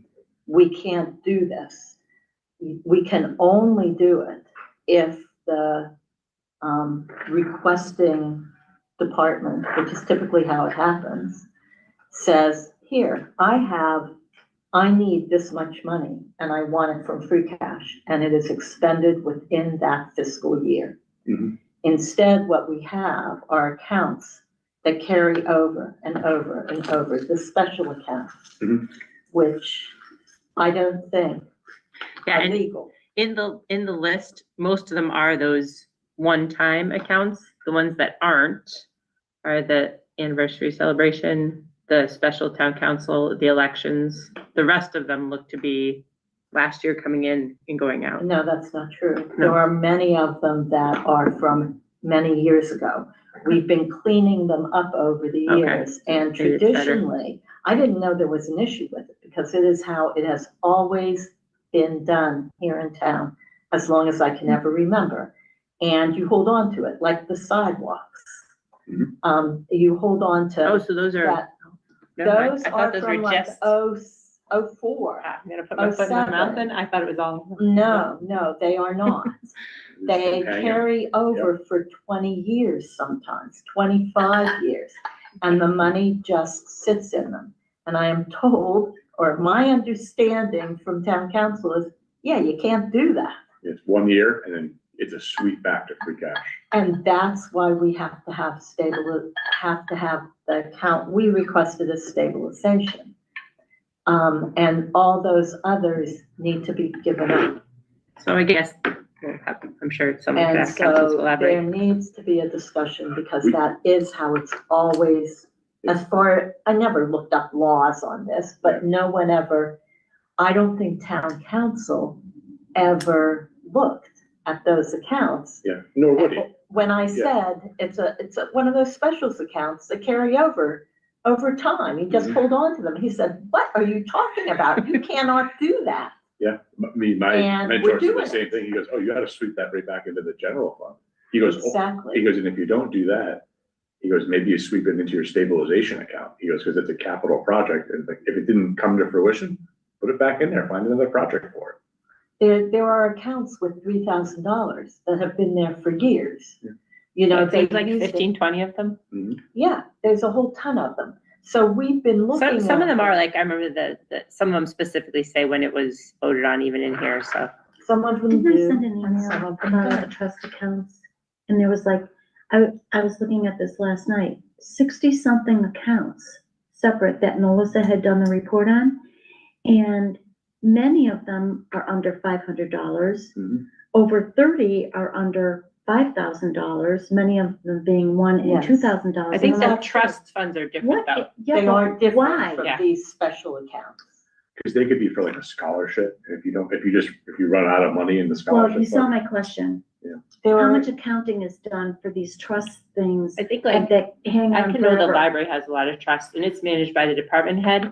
And she knows how much is in one of those trusts and what it can be used for. right, And she brings it to the trustees if she wants to use, and then she'll see, and it goes up and down because it's invested and it sits Yeah, there. it has interest some of when you them spend say that. you can only use the interest. Mhm. And Yeah. so over time, the interest could be $32 or Right. whatever, I saw you know, that. depending. And so it's worth not the really, paper it's printed on. Well, that's what Um, I'm saying, to do all that accounting and keep track of, yes, the library may if do you're that not theirs, using but them, it's no big deal to keep track of it because it's just there. And you just print out the accounts. Mhm. It's not like anybody's using them. So anyway, that's all I have to say doesn't about benefit the this. town. Yeah. And I've never seen one of these be replenished. Yeah. That is something that has never happened in the past. And we're asking for I've it too. seen things merged into a different Yeah. account. I'm giving up this one and this one and this one, and I'm gonna take those monies and I'm gonna use them for, Yeah. and it creates a new account. Yeah, perhaps a resident will ask if it should be a stabilization. Yeah, I mean, and that would be, And we're kind of asking for a friendly two-step on ours, create a stabilization and fund it separate. right, Same thing here. So catch all. yeah, so that might be where we wanna go. So Article 9. And again, the town clerk, having chatted with him earlier, said he would stand up and share sort of the makeup of why it's $35,000. So I was appreciative of him.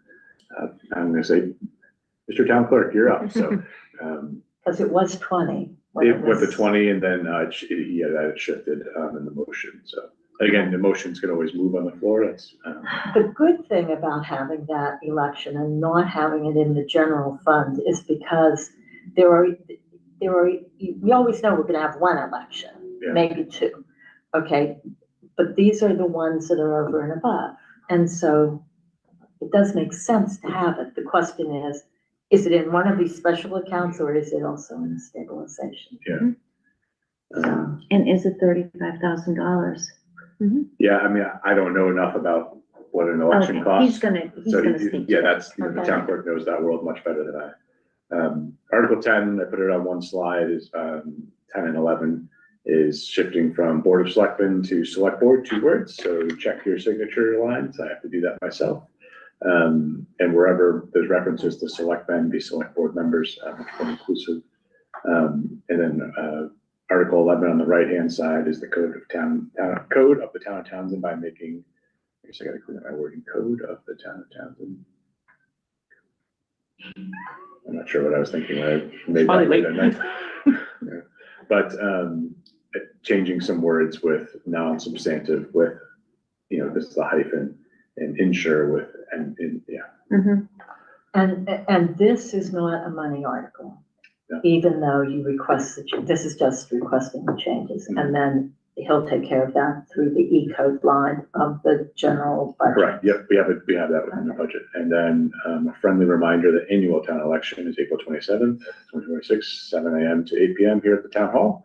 And annual town meeting, May 5, Cinco de Mayo at North Middlesex Regional High School, and I assume it'll be at 7 o'clock. Always I think it is. Yeah, it always is, so. That is how that will look that night. I do have the motions here. We did go over these once before. We just want to divide them up. You can either do that, or I can just read them all out. I'm good with that. We've always done boom, boom, boom, boom, boom, but you could, It's up to you guys. Time for one. I mean, it is a new experience and the presentation is great. I think that it will be refreshing to the residents. I guess to Valerie's earlier point, putting the question itself, yes or no. That's kind of why I was asking whether you were doing it all at once in the front Mhm. or whether you were doing it piece by piece. If you're doing it piece by piece, I would put the question up. Because even though there are handouts of Okay. the warrant Yeah. articles Just something you can and pop. handouts of the presentation, I Past don't history. know. I would give this presentation to be printed, By the town clerk. Yeah. right, before I put the question. Then you put your own little Or have a motions in. separate one where With you the can pop the questions question up, interjected, okay. one or the other. So you want the question in there, not the motion, you want the question? The motion. Oh, that's good. Oh, sorry. It's always been the question Yeah. before, but the motion might be better if we have them and we know that we're So I could do confident both, in I them, could say, which you we know, better be 2 days before. It's usually just a blank one slide, just the motions, people know. That's what we've done in the past, but I'm open to, I think changes. it's the article that's been there in the Yeah. past, not the motion. yeah, the article itself. Um, so if you look here, we have Article 1, and then I could insert the next slide and say Article 1, and then it would say warrant article and motion, the next slide.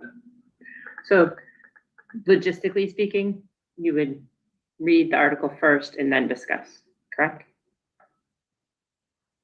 yes. Yeah, the Yeah, article. I is- would So the read moderator would say, article I'll take a before the motion. slide. So read the article, say Article 1 Blah, blah, is, blah, blah, blah. here's what was posted. Yeah. Here's the proposed motion. And now Kieran, the interim town administrator, will say, here's why we're Exactly. discussing it. Yeah. And then I'll go back a slide to say, here again is the warrant article and the motion. Yeah, You opine, residents, go from there and let me know. Exactly. So not to be printed out, but just in your version. Right. And then Yeah. it gives one of us a chance to second it, Mhm. and then we discuss, deliberate, blah, blah. yeah, Yeah, I can do that. agree. So I'll send this PowerPoint off to Jack, the town clerk, to print. He was gonna print the 100 copies with 3 slides on each page with a little space for notes. With the couple of changes that you stated, The only like change I not come, I thought there was 2 of them, was at the bottom not here. to come from the sale of the buildings. I think that wording up. Well, that could stay in, I mean, Well, no, because in we'll one case, address it in it the can't. motion. Yeah, so here are the motions. Clear go. Yeah, but here are the motions. Yeah.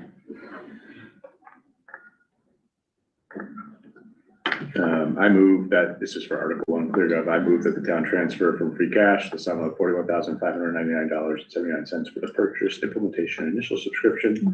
Yep. Yeah, that's right. Looks good. I think we're ready to go. As ready as we'll ever be, right? We'll let the residents decide. Always fun.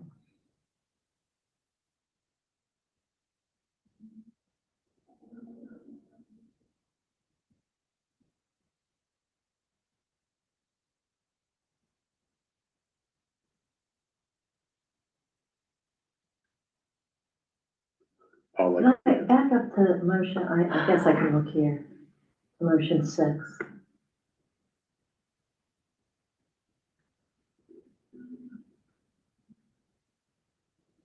Council reviewed all of them. Okay. Mhm. All right. The water well thing is there. Yep. we'll take no action. I'll end up editing this one to say we move the table this motion at this time. Mhm. I'll change this one to 35K as requested by the town clerk. And then our technical code corrections. Yeah, like what happened that went up 15,000? And there's still a balance of 8 I think we've been changing or 2. on the budget too, so So reflect our budget reality. in the proposed omnibus budget, there's not a lot of money for elections, so I think he's trying to utilize free cash to make up that difference, because there is a difference. Like he had asked for Okay. some funding there, and we went to level funding. I tried to match 26 with 27, so I think that budget took a hit. I'm okay with it if it's actually used for elections. Mhm. Looks good, Karen. I'll send that PowerPoint off to town clerk. I'll probably do that while we're sitting here tonight. And then I'll put my own version together, and I'll probably send it out to you guys just to make sure I don't seem crazy. Again, if you see any changes, I'll just work to fix them on the floor that night. I'd just say print one test copy first. Yeah. Because last year they just changed some stuff and we should have stopped after one. Yeah. Changed it. Yeah, they did. I think I said disagree. No, Jack, let me know if this looks wacky. So, Test a few first. I took a lot of your time there for 5.6. You are at 5.9. TCAM, we've had some great meetings internally with ourselves, myself, Lori, and Mr. Bill Solomon, who's going to help us be our legal counsel to work with TCAM. We've had one initial kickoff meeting with TCAM and Mr. Dave Finoli. And with Lori's great help, we now have they have a functioning board, which is wonderful, and that would really help ensure a plan for them. We're sort of kicking through a few different ways to work with them on a contract. I think we still have a few things to really bake out before we really have a meeting of the minds where it's Attorney Solomon and TCAM's counsel sort of hashing out some terms. So I think there's more to come unless I'm missing anything. Well, I just wondered if Veronica was going to have any input since you were a part of the I would last. I would like to see what the agreement, well, I see the agreement here. This is what you had before. Right. And then we had, my understanding, our last meeting, Friday with Attorney Solomon was that we do the draft first. We present to them what we want. Yes. And then it goes to TCAM. I met with the TCAM board as liaison, yesterday, and their counsel was there. They're expecting the same thing, to see the draft first, and then once it comes from us to them, and they do have they have a operating board of directors now for their corporation, which was part of an issue. And then, they're still having trouble. I'm gonna mention this again because he keeps mentioning it, and I know it's been asked before, regarding Comcast and who to call at Comcast to get the reason why every year it only seems to be 3/4 of the actual money that's supposed to be coming in versus 4/4. He keeps saying that it's because TCAM's on a fiscal year. No, TCAM's on a calendar year. Yeah. And the board is on a fiscal year. But still, just listening to him say that, I mean, if you have it 1 year, eventually you have to get all 4 quarters. We can't find out. Yes, what, Yes, we can. we get 4 quarters in. Okay, we can only, all right, so we are on a July 1st to June 30th. Mm-hmm. So we can only give out what we get in. But we get in so we have Q1, Q2, Q3 on the 3rd, but we should also have Q4 from the prior year, Right. which comes in our fiscal year, Right, in that prior fiscal year. So when we go to town meeting, we should be able to disperse Q4 from FY '25 that came in FY agreed. 26. and the 3. He seems to And- think that has not happened. I don't Well, understand. what has how it couldn't. happened is that at annual, okay, so you can't dispense the money in a special town meeting, so we couldn't do it in the fall. But the first time we did this was actually like 2022 or Okay. something like that. Mhm. This didn't exist before that. Correct. So, so the first year they got all the monies, the second year they did, but for some reason at annual town meeting, the past 2 years, it has only been the 3/4 of the current fiscal year. They haven't That's what he included said. the quarter, the ending, the Q4 that came in for us, the next fiscal year. So we have to account for that in the motion that we make at town meeting. And why that hasn't happened is beyond me, but we have also had accountant, Yeah, juggling. yeah. And so that could also be a reason for it. And so we just have to see how much money is there in that bucket, About what 150K quarters there, it's yeah. from. And I don't think they have been It's requesting it 155 and quarterly. change. I don't think they've been requesting it quarterly, so we have to find out what monies are gonna be there on the date of town meeting, what quarters they come from, and specify that in the motion that we make. Yeah, can you get that information? The That'll only thing, be like 2 weeks from now, just in okay, terms the of only thing he priorities, got like, from Elizabeth last week was what The she actual says dollars. she actually has. has, and that's the 155. So doesn't Comcast, and I thought they had started doing that, they started sending we've sent you this much money. I thought I've I seen 2 saw- of those. Okay, I saw one quarterly report from Comcast. Yes. I can't find it again in my emails, but I saw, not personal emails, but to the town. I think I've seen 2 of them Okay, in the past few somehow, months. there must be something, 6 months. I don't get them, so. if you can find that, if one of us can Sure, end up. Sabrina probably gets them. I think it probably goes into a TA bid bucket. That's what I think. Sorry, So- but What that's does what that I mean? think. Just to jump someone's old e-schlegel at townsendma.gov is my guess, based on the fact that he's. Which we don't have access to. Correct. Ah, so It just- Sabrina would have a copy? No, Sabrina, it just it just goes away, just is like it's in the ether. How did we happen to get one, let's say? Because we questioned it Oh, when all of this started. Can we ask Sabrina? Let me see if I can help her real quick. Oh, you guys, Okay, thank you. So one of the things I was thinking, so this was signed with the whole new thing in 2020, Zoom meetings were new.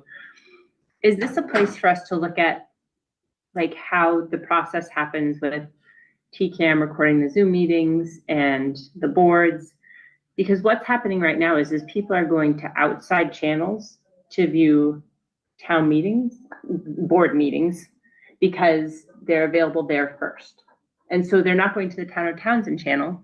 They're going to a different channel because our select board meeting doesn't show up for 3 or 4 days on the Townsend channel. And right now we have, the way it works, we have, and this is not personal anybody, we have someone who has to sit downstairs for 5 hours while we have our Zoom meetings. And I'm wondering if there's kind of a reverse order where we record the Zoom meetings and they get sent to TCAM to do whatever they'd like to do with them. I don't see why they can't just be posted live. Yeah, And the reason for that is these used to go out to the TV. yeah. And so I'm When we saying, signed this, it went to the TV. I so think it this is a wasn't- chance to update that process so that Say that again, because Kieran's going to pass that along to Bill Solomon. I Say can- that again. it's, It's right now- process. yeah, right now, TCAM sits in front of town, any board meetings, and I'm saying flip that. So the town logs into Zoom, we host Zoom, whoever's here can share their screen. They can connect to the CPA guy who's in here. Come on over, email me a thing, I can share my screen. Because they're that chair, they're in charge of the Zoom meeting. And then it gets sent to TCAM. They can do with it whatever they want to do, gets recorded. Just thoughts. Because this was done when it was still going to TV. It was going to TV, the live feed, even the live Zoom was going on out on the Castus machine that sat right in that corner. So I think it's time maybe to And look at that and update that we process if you need guys agree. the meetings to be broadcast live, however that happens. Mhm. And then the recording put up on YouTube after the fact, Okay, I'm But gonna there interject, needs to I'm gonna be- interject. alive. For the last 2 years, they've not had a functioning board. The director has thought because of that, and he really didn't have whatever reports from Comcast, that he could not spend money for capital issues. And he's lacking equipment to do certain things that he actually has the funds to do. So that's the next step in their board of directors, is he's to come before them with what he needs to do what. Now, if we want those functions, we make that known, Mhm. okay? And then that will be incorporated in the new contract. Yeah, Absolutely. Efficiency. Yeah. Well, it also prevents, when there's a technical TCAM problem, we had our first TA screen committee meeting, and Yeah. TCAM got They've left out, had so a it couldn't lot be in the recorded. last week. And if I had set the Zoom link, I just would have put it would have been just my face if I hadn't been able to, but at least it would have been, that recording would have been available. So just thoughts because we have to negotiate on our behalf. So yeah. for some services that may be easier for our boards. Correct. Yeah. Also- Absolutely. Worth noting for our legal trust folks, we have to pay our attorney and it Yeah, comes out of exactly. town council dollars. Mhm. I philosophically have a problem with that because of Comcast, we have to pay an attorney now to broker an agreement with somebody. Well, that's what we did last time too. Yeah. I mean, it isn't a change in. I'm just, Unfunded in the world, in a new budget reality, I think we can't leave anything off the table, and just if we can make things more efficient even here, I think it's the time for us as a board to advocate for that. And the Comcast agreement that we have, the new one, there is an outline for capital spending. Yeah. That Comcast actually is going to give additional funds outside of the subscriber funds, which are for operations, for increasing the product that they have, for increasing their efforts, and be able to get Well, advanced technology. if they could put something on the TV channel, it would be an incentive, maybe, for people to keep Comcast, because you can get the local stuff live, even if you don't have a computer. So I think. I'll just send you my Able- comments. Yeah. Yeah, I'm gonna. Yep. We're spending probably a little too much time on Okay. TCAM for what it's Okay. worth. But you guys have the idea of Yeah. do you want me to write this up and block out the old thing and say, we need this, and this? Do you want me to do that? Because I will, if you want me to. Up to the I'm board. happy to see that. I don't have time for that. And I But think You you guys, can, Veronica, yeah. because she's already had the experience She with them. knows, yeah. And in general, yeah, I'll leave it at that. That's fine. Okay. Let's go on. Yeah, this would be like a May thing I would work Yeah. on for you guys. This is not Yeah, a between now after and May town. 1. After town meeting.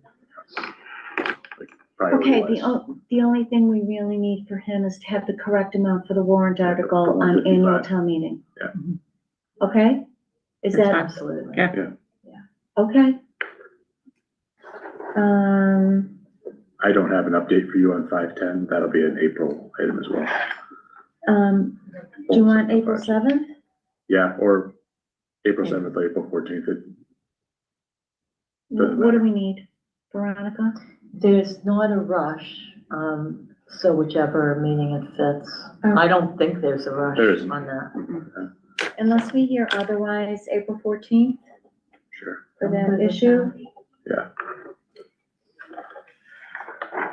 Um, 511. So, After we met last time, in trying to find out how in the world we would pay for a recruiter, it's becoming a little more difficult, I think, as our budget gets tighter and tighter, with some changes.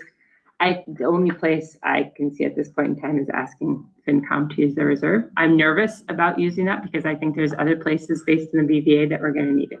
I'm just being completely blunt and honest. Such as, Just looking through the, when I was looking through the BVA earlier, some things are up around 90%. Mhm. Some of the insurance numbers, there was one that came out. Yeah, insurance is gonna be high, communications is gonna be Legal. high, legal will be high. We can ask them. I just think it's gonna. So, and there's also the factor that I talked to Jason after our last meeting a little bit more about the process, and if it's $10,000 to $20,000, we're gonna have to put an RFP for it. So this, I mean, it's a process that if we use a recruiter, like I understand your guys' rationale for 100%. It's gonna be a while to do the whole thing. So, do you want to ask FinCom for money from the reserve, or? We need to know where the funding is going to come from if we're going to put it out. Do we absolutely have to do it? no, we recruited 2 TAs without it. I felt, No big deal. when I met with, so the committee is the library director, the police chief, and myself, and they had amazingly good feedback in our first meeting, and the minutes will be available because it wasn't available to be recorded. Just they've been here a long time, and some thoughts on what the town needed. Structure, longevity are 2 common things. Lots of structure-oriented thinking to get processes in place was probably the main thing that came away with it. I'll leave it in our hands to figure out what you want to do. I think it's gonna be way more work for your committee. Yes, it will be. That's what I think. Yep. And if you're willing to put in the time, fine. I think we've been unsuccessful in keeping a TA after doing the search the past 2 times around. And I think it's important to have someone who is gonna stay in the town. I think the 3 of us, I that want was the them primary, to do That the was the sign-in blood other than for 3 structure, it was years. longevity. Blood oath. But I do think, and we all agreed, getting that salary a little more in line is probably the first step to that, to a comparable. It's one step. But the first, and probably the most important, right, in terms of the financial aspect. So, like I said, I'm The looking budget for a takes little. out a lot of the other incentives Yep. that have always been in place for a TA, Yep. like a car allowance, those sorts of things, they're gone. We don't have a lot in there for training, right? I mean, it's not in there. And if this is a budget discussion talk, but if we aren't willing, we don't have anywhere else to go.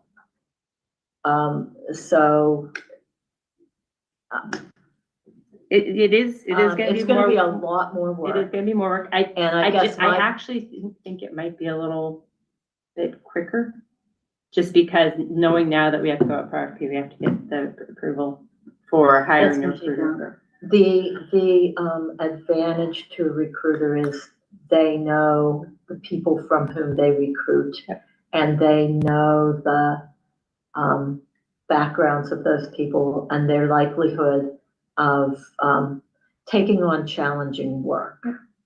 I think everybody on that board too is definitely How diplomatic of you. very, very, I think we all agreed references were one of the primary things we all needed to check also, so. And maybe presentation ability. No, we were Sorry. and one of the things we were talking about was actually give us a 5-minute presentation on X as the interview, a big part of the interview. Here's your template, give us 5 minutes, what do you got? Because Townsend needs that. We need a systems, process, communication-oriented person that's. And we need someone who's going to be willing to regroup. So, I believe the Another person is out diplomatic there. word. of course they are. So, So, did you speak to them at all about, possibly consulting with Jason for a Um, bit, or? I spoke to him more about the RFP process that would happen if we got a recruiter. We can bounce questions off of him. I mean, at this point in time, I've got about 10 TAs that said, call me if you have candidates that you want me to check. Start Just calling. Okay. amazingly, they've been so helpful just talking to people. They're shockingly good. I think it's important, but if you guys are willing to do the work, fine, it'll be interesting to see how it works out. See, and you know, Maybe the trick is third too, time's the charm. if, I have faith in them. yeah, 2 months from now, we come back to you screaming, oh my God, please give us a recruiter. So you never Yeah, know. True. Well, there's It no works. money. I know, that's the problem. There isn't any money anyway, so you might as well For have FY at it. '27. And so that would whatever. be, we can get a job description and a vacancy post and hopefully going soon. For me, next Wednesday, we're gonna open up a pretty robust public comment at the beginning for anybody who wants to pop in for 2-3 minutes. My one last parting shot, because you guys love a special town meeting within your annual town meeting, is you could use $20,000, let's say, from free cash in that special town meeting. If we don't have anything going on by then. Oh, well, there gives you some time. Gives you a little leeway. Yep. Play that out. But I think Just an it's a great group. And like I said, we're gonna have, I'll put the agenda out and I might actually ask if the agenda can go on like out to employees and maybe Facebook, just so people know we're actually gonna take public comment next week. And there'll be a note there. If you can't be there, send an email. When is the date of public Wednesday, next Wednesday, 6 o'clock. So that'd be the 25th, right? And I'll get the agenda out tomorrow. I just needed to know where we were going with the recruiter before I put the final agenda together. And if you can't make it, employees are welcome to submit comments too. They'll be read at, it's not gonna be a forum. There won't be any back and forth because that is a different thing. Right, This is just public exactly. comment. And the topic at hand is the Townsend administrative fee. And if people have feedback on what they think would be helpful. Good idea. That's it. So we can take that off the FinCom joint. Excellent. Next on Thank you. your agenda is 512 Conservation Restriction Committee update. I think that's Ms. Kell. It is. I'm not exactly sure why it's here, but I can give an update. Coming back to you to get some water while you do that. So- Can I go back just for 1 second? Do you guys want me to come back to you with the job description and posting? Yes, Okay. yes. I was gonna say absolutely. that while you were saying that, isn't that something that we all would have to approve? Yep. Yes. So that'll be April, because or I can just bring it to you guys for next week. If you have it next week. Okay, I'll try and get that done. If not, No, this is important. April 1st is fine, or Bye. April 7th, the first meeting in April. Okay, so you're Whatever gonna the be date back on the 24th. If you need to delay, it'll go to April 7th. I want to get it out, so. So you're back on the Okay. 24th. Sorry. On the Conservation Restriction Committee, are we ready to roll on that, to go to that topic Yep. on the agenda? Yes, Sorry. Okay. if you are. Oh, no, it's fine. I Yes, you did. guess this is more of a committee status update, but, the CR is in MISA review to see, it has to go to MISA review before it goes to EOEA. So they're reviewing it to see if the format of it meets their requirements. Just for the public, could you state what the acronyms are? Conservation restriction is the CR. And MISA? That's harder. Massachusetts Endangered Species. Okay, Blah, blah, blah. yeah, okay. Just so that they have It's an a idea. division of Natural Heritage Endangered Species Program at the Department of Environmental and EOEA. Mhm. It's them. Okay, Okay, so it's going, because Squanicook Meadows is priority habitat, which means you can't do much out there without a permit from them. They are the ones that review that. So it's there. We're looking for funding for a baseline document report, the BDR. That's baseline document report. That needs to be part of the process. And DCR has a conservation assistance grant. And so we need to go out for quotes for that document, because an environmental analyst has to do it. They walk the property, they look at what's there, they look at all the corners. It's what's used to monitor the property in the future. And typically those are around $5,000. And it can be funded through the DCR grant process. And so, but to apply for the grant, we need to have quotes. So we don't have to go with one of the quotes, but we have to have quotes to show what the cost.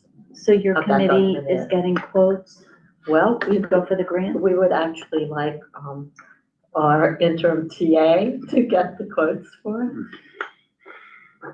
Okay, is that agreeable? So that's not an emergency? We're not in an emergency? Well, the mode, emergency Or is, when's the grant? it would be good to have it in before the end of April. I checked and there are still funds available. End of April is doable.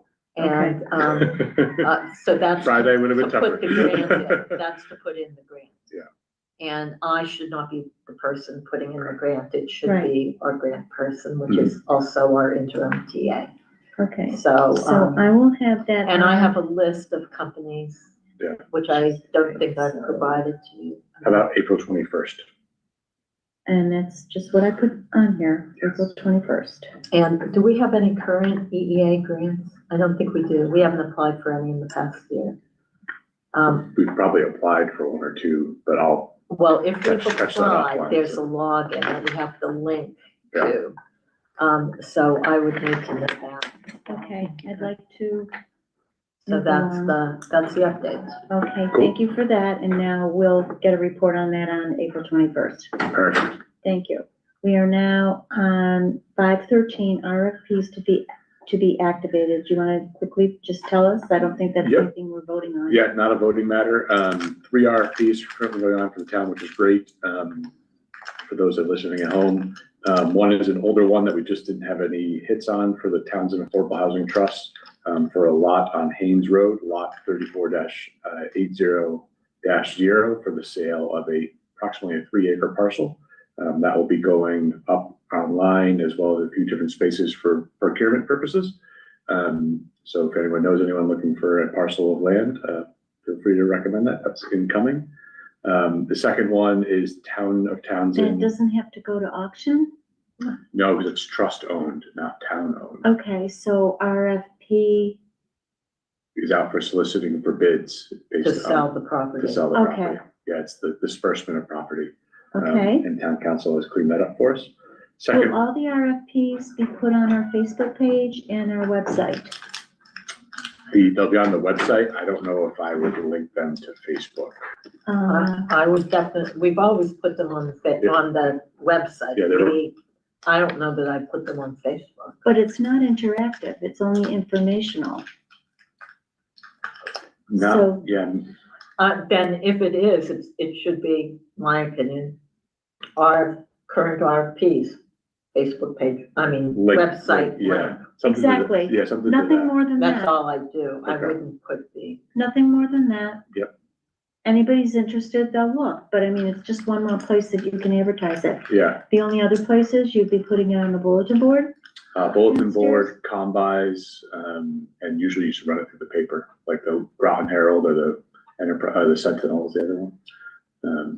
So those are different, there's different requirements for that procurement side of things. Okay,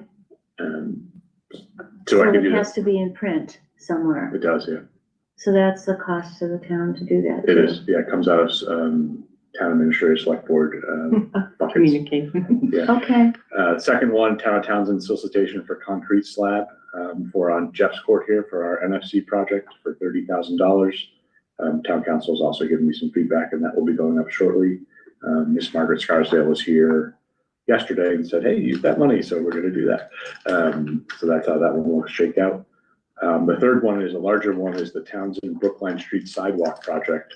That is a complete streets project that they have posted that we're working with GPI Engineering. They're actually gonna collect the bids and then we're gonna unseal them on April 14th. Initially, it was April 9th, and I'm not here. So we will create an addendum to say it's April 14th to open up the sealed bids for that project. There's various information on SharePoint, and to Lori's point, I'll work to get that on our website, and then the Brookline Street one, they already Who's got it. present for opening the bids? It's me as the chief procurement officer.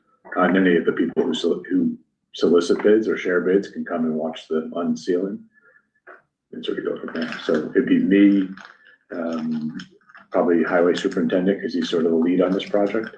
GPI would have a person either here with us or a remote for opening the bids, in terms of what the project shakes out to be. And for the public purposes, GPI? Is the engineering firm. Okay. That- 514, are we good with that now? Are you done with that report? We are, yep, good to go. 514, review, discuss agenda approval process and agenda template. I think I had this put on here because in beginning to use the template that we all approved, this wasn't exactly how it was approved. And we're gonna go back to how we were with the new business, old business, as we were the example, basically, except for the header, we were the example for the agenda, we being the select board.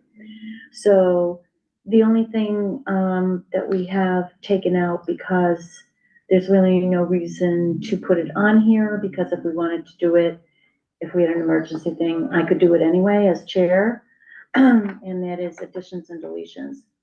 It's rarely ever been used, and it seems to cause some kind of,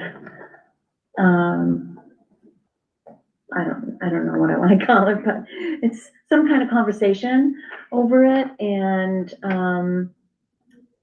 if there is in fact something that comes in within 48 hours of the meeting that I didn't know, or any chair didn't know before the meeting, and they felt an urgency to bring it up or announce it, it could be done.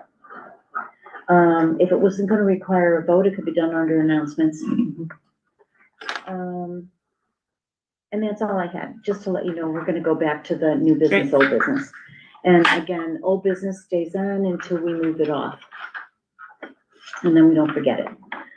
515, town administrator updates reports, invoices requiring future transfers. Fun topic. I will bring these up on the screen. Can't remember which one of you asked how spending has been going. I was talking about that for the Yeah. TA recruiter there. So, you know, we've I knew gotten there was a some, reason I thought. we've gotten some bills that will require year-end transfers. Notably, trash bill is one of, it's almost $4,300. Why is that? I wondered why it hadn't been paid. I think it had just gotten lost in the shuffle, whether it be, with the new TA, it's a new project we're doing, a new avenue. We now have the bill, and the TA office is going to work to get it paid. It's not something we have in our line items. We don't have the municipal trash. We didn't- Municipal I thought it was trash always there. was budgeted. We all remember this one. But We where? talked, that's what I'm looking for. We Yeah. talked about that many times over. We can all Like look for that even at offline town probably meeting and saying, figure it Yeah, out. we pay for our own trash. We can figure that out. So- Town meeting, board of health meetings, we pay for our own trash. We'll figure it out. We've talked about it at this table. Mhm. Yes, we have. We have the funds for municipal trash. Now, maybe we weren't looking at the budget, Yeah. but we pay for our own trash. Well, there was a question of, is it on the Board of Health budget? Is it in the town administrator budget? Where does it It live? was always in the Board of Health We'll budget. go Yeah. take a peek, Um, see if we can give you any insight. Here, So, I can give you the line even, right there. is it in the Board of Health? Or is It's it, under solid waste. And is it 2 line items? One for municipal It and went from 825,000 to 10,000, and this is the account number.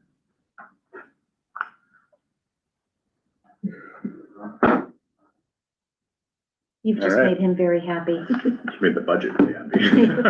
Hopefully it's still there. I Yeah. mean, So that, I don't know what happens. well, let's figure We have that, a line item number now. we have a line item and at $4,300 for half a year, we double that up, we got 8,600, that means we'll have about $1,400 available free there cash. for free cash for next year. Or transfers. That's a win. Whatever you say. The next big one, and Sabrina's working hard to figure this out because her and I both have some questions on this, but I wanted to bring it to your attention because it's a large number, is $31,491 for a workers' compensation premium audit that was done about a year ago, and it was to be paid in December. We've been asking questions of this Braley and Wellington group. They've gone through a couple iterations of mergers and acquisitions. So even they aren't quite sure if we paid this already, but they are gonna work with our town accountant to figure that out. Is that the bill that I asked about? I don't The remember. audit? It might, yeah, it might be that It one. was in our, It's always done in the SharePoint? fall. it's Yeah. always in the fall. It's always done in the fall. Mhm. And sometimes we get funds Yeah, back that's the one. and sometimes we have to pay it.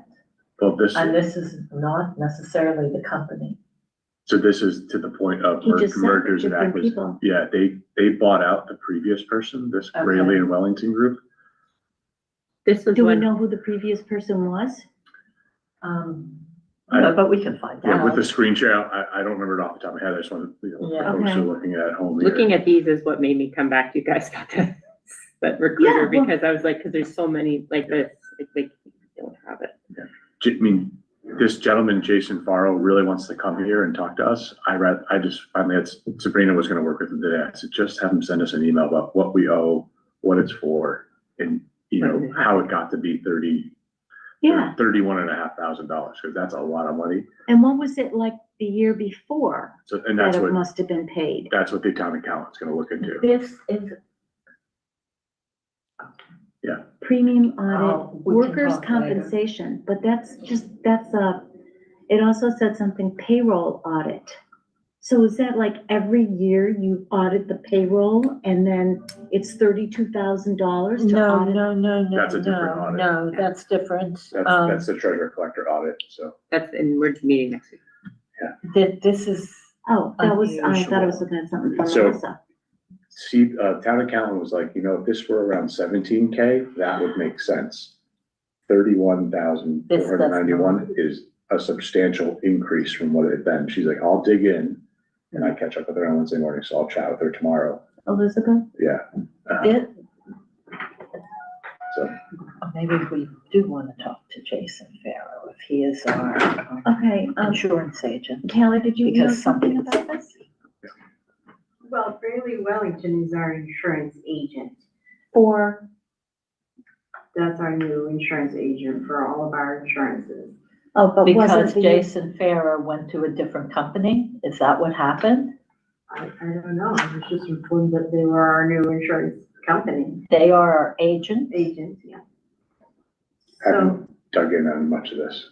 Wonder if it So- happened in the transition time or something. or- do you remember who it was before? Because you were here the year before, or? This was always part of our insurance premiums. It was never a So- separate charge. Right, so that's like Elizabeth saying, you know, she's like, you know, I have the 17-ish K available. She's like, but you're short about 14K then. So That, this number can't be right because, we sometimes pay, we sometimes receive money back. from that's this. after the audit. After the audit. But this and- is for the audit itself, is Correct. what I'm saying. Right, Mhm. so that this looks like, can I see the second page of this? There's only one page. There's only one page. But like Sabrina was working on this for most of the day to try to figure this out, so. Oh. Fivers. This was always part of our insurance package. Mhm. And the audit happens, I mean, and we pay as part of our insurance package for a workman's comp audit to happen, and that audit typically happens in the fall, if I'm correct about stuff. And then what you're describing is what happens after the audit. Sometimes we get monies back, sometimes we have to pay money, but it's not big money like this. No, it's like It's usually 5,000. small money. There was one email I saw that the billings have been broken out at times, so it wasn't just the 31.5 all at once, it was broken into smaller charges. But that was before But this still. merger and acquisition that went out. Yeah, this is different and I think we need to see what our insurance package is Mhm, these days, because this is new. mhm. And they switched to Jason Farrow while Teresa was on the board. The insurance, it was always Bruce Hayman, who had been our insurance person. Right. And the switch to Jason happened after I was off the board. Because we were still, the other way. And I'm not sure what happened there. I really don't know. So it's something for us to investigate. Yes, Just it trying is. to be mindful of time for Yeah, everyone. keep going. Um, Yep. Let's keep going. Thank you, Yeah. Kelly. Thanks, Kelly. While I have you under TA reports, so we touched on invoices. I'll quickly share with you, touched on invoices, department updates. Officer Stellato has submitted his resignation, will leave at the end of the month for the police department. The town continues to invest roughly $125,000 to train new officers, highlighting the importance of remaining competitive in the marketplace. The department, thanks to Chief Sartell, will also submit a letter regarding the motorcycle donation, which will be shared and acknowledged for signatures. We're very excited about that. Great opportunity for the police department to add another asset to their resources. Jay Sartell is here, but I don't think we need him to speak up on anything because he's going to share with us. Yeah, he's here for executive. He's session. not. No. Not for executive session. Okay. But Oh, that's us, that's right, that's just, sorry. internal Not discussion. you, chief, sorry. Yeah, he might just be listening or driving home. Union negotiations, we had a ground rules kickoff today. Myself, Ms. Veronica Kell, were there. Our labor council gave us some ideas and it was a productive meeting, I thought. Town Administrator's Office is continuing to prepare for special town meeting and annual town meeting. MassDOT update, we've been named a finalist for a speed feedback sign on Canal Street. Highway is reviewing the details and we will be notified if the town receives the award. Which is kind of exciting. That is kind of I've heard it's a speedway there, Canal Street there, and it's a tighter bridge. So It's a tighter bridge. I've never seen speeding. It's like, how do you speed? Oh, you do? It's so narrow. It is narrow, but Okay, there's the challenge. there's a challenge. You always Just give it go a quicker to get by quicker, apparently. It is important to be mindful that fuel costs are spiking right now. I'm starting to hear from some of our department heads in terms of what the consumption level is looking like on those fuel lines. It's going to cause some burdens to our budgets, just like electricity. The cost is going through the roof. With the increase in fuel, we all should be mindful of driving less, finding a different way to do something, ride a bike to go rake leaves. I don't know. When it goes up 75 cents a gallon, the repercussions are going to be significant. So we're in a tricky spot.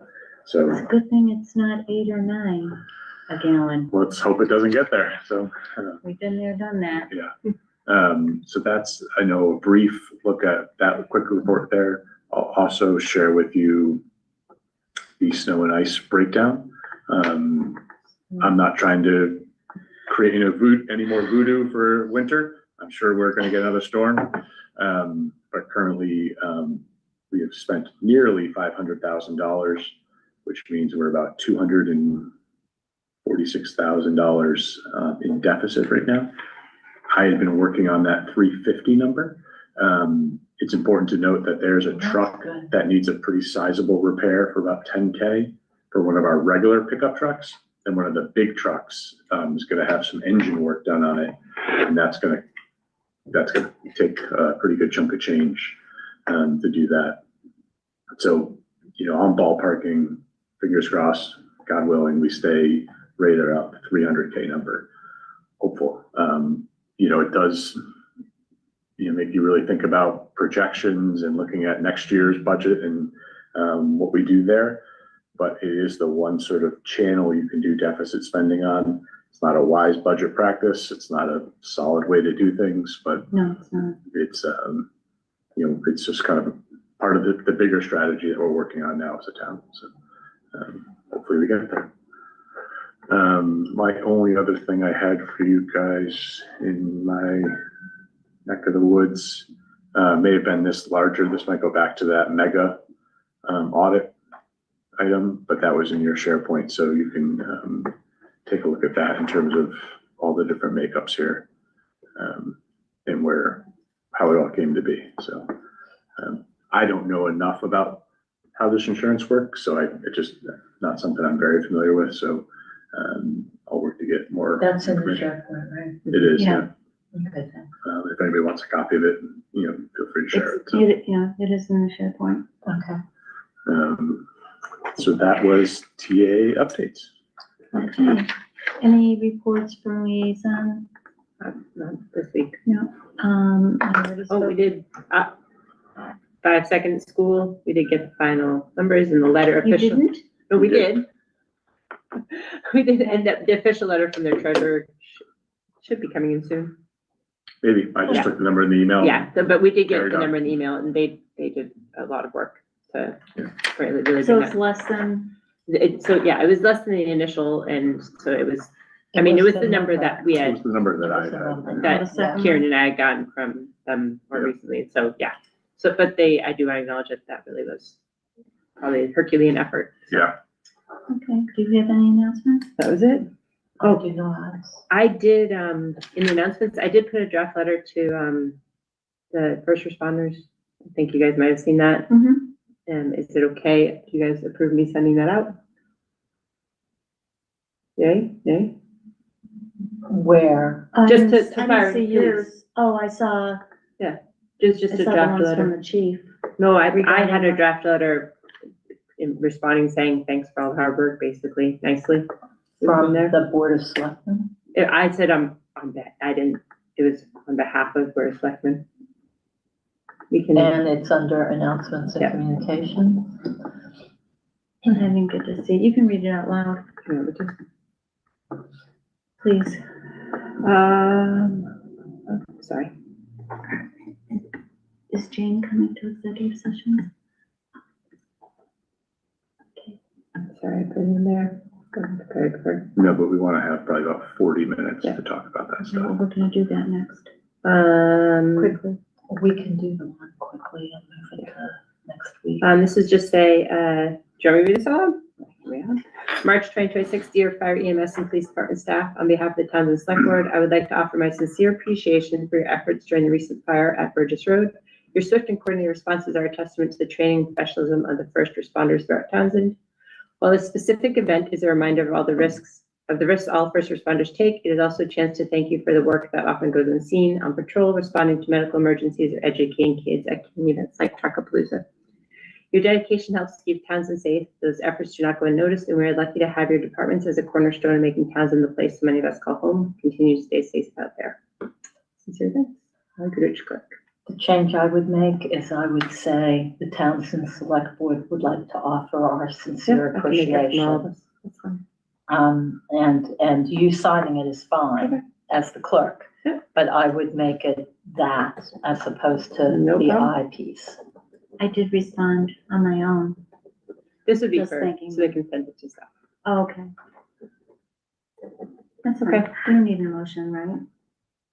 And I think it's good. Yeah, cool. Okay, Yeah. thank you. I'll change that first line. Okay. Appreciate that. No problem. So 517 announcements, communications, volunteer response. I would like to form. go over okay, go ahead. Where are you at?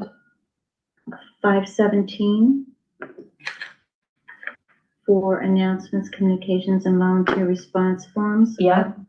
I was going to list those positions that do not have any candidates and therefore are available for write-ins. So just for the public to know, Amanda Dwight Entertainment Fund, the Board of Assessors, These each have one position. The Board of Water Commissioners has a 3-year term and a 2-year term. Planning Board has a 5-year term. Planning Board has a 1-year term. Recreation Commission, a 3-year term. Recreation Commission, a 2-year term. Townsend Housing Authority has a 2-year term. Trust Fund Commission, 3-year term, and Trust Fund Commission, 2-year term. All of those positions are vacant and no one running for. So if anyone out there is interested in an elected position, you can get right in. And let as many people know as you know that you would like to do that. We're happy to see you come forward.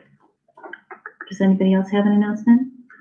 I will have this go on Facebook because this is the notification of a public hearing for the vegetative management plan that the state Mass DOT shared with us in regards to vegetation management plan. In a Zoom they're going to have, I will post this because it's kind of exciting for those that are interested.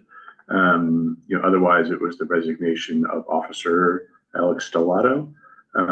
We had a resignation notice from Miss Mary Jane Churchill from the Recreation Committee, and Townsend also received a response to an open meeting law appeal that was filed and then reviewed on by the Office of the Attorney General, and they did not find that the Townsend Select Board violated an open meeting law. And we have that as a record as well, if folks are interested. That's all we have for now. Veronica, did you have No, something? that was exactly what Okay, I good. wanted to make sure that those things got noted. Very good. Our next meeting will be March 24th, 2026. And of course, our special town meeting is this Thursday, March 19th at 7 p.m. at the high school. And is there a motion under 519? I've got a good move to review and sign payroll and bills payable warrants out of session. Veronica Cal second. Okay, roll call vote. Veronica Cal aye. Val Goodrich. Laura Schifrin, aye. We will be going into executive sessions, but we will be coming out at 6 p.m. for the joint meeting with finance, right? Correct. Okay. So, is there a motion? Ooh, yeah, read out loud. The motion is, so we're going to move to enter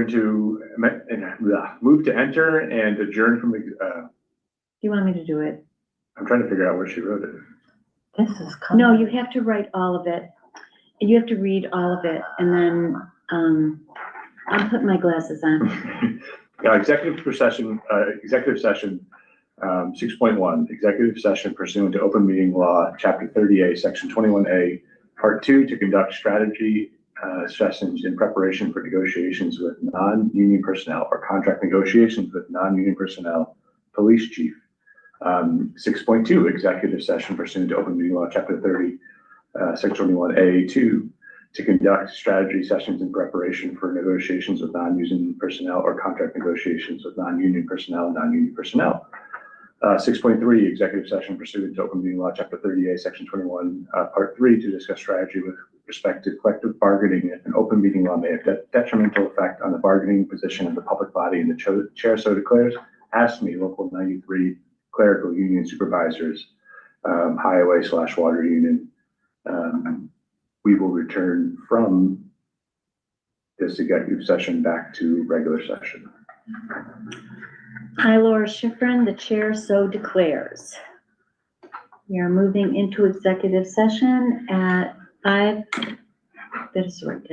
5:24. Oh, thank God. 5:24 p.m. Veronica Cal second. All in favor, roll call. Veronica Cal aye. Val Goodrich. And Laura Schifrin, aye. Thank you, Keith. The recording has stopped. We'll be back at 6. Thanks all.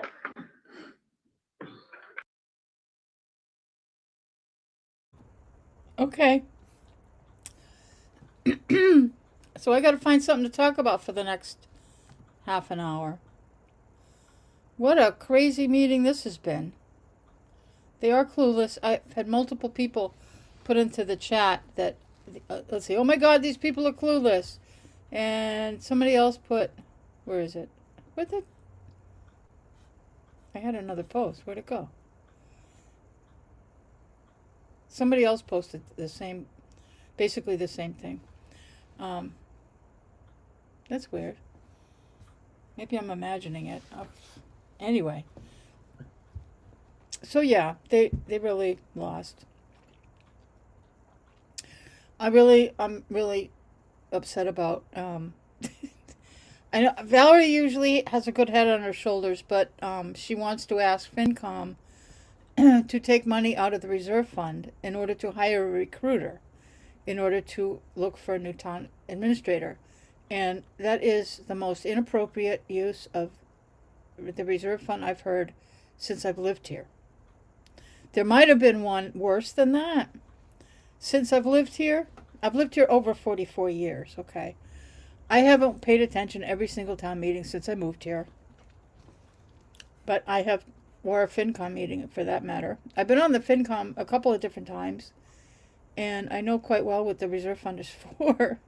And it is so inappropriate, especially at this time of year, to be asking for that kind of use, an administrative use.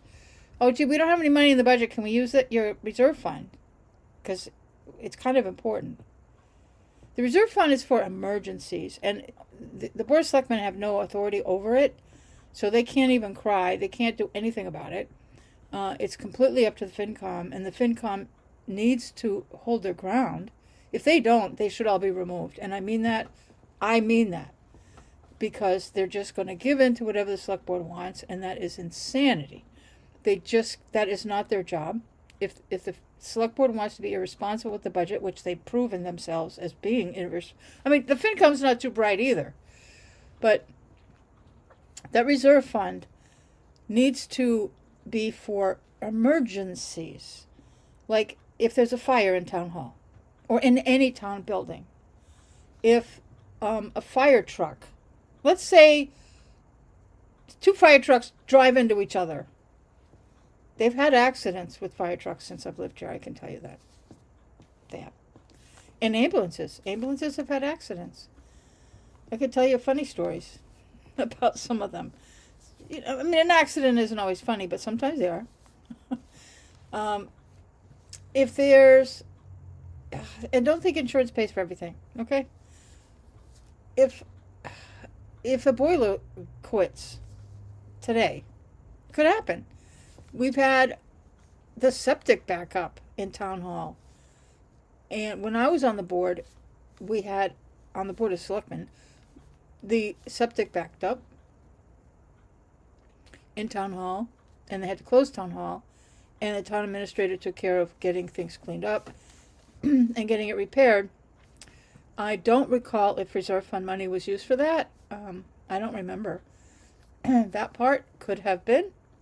But that would be something unforeseen. If you notice, the police department has these solar panel things up their parking lot at the police station. Well, you know, we've had all this high wind the last couple days. Let's say they fell. The wind was so strong that this awning fell over and crushed 4 police officers' personal vehicles and 2 cruisers. Oops.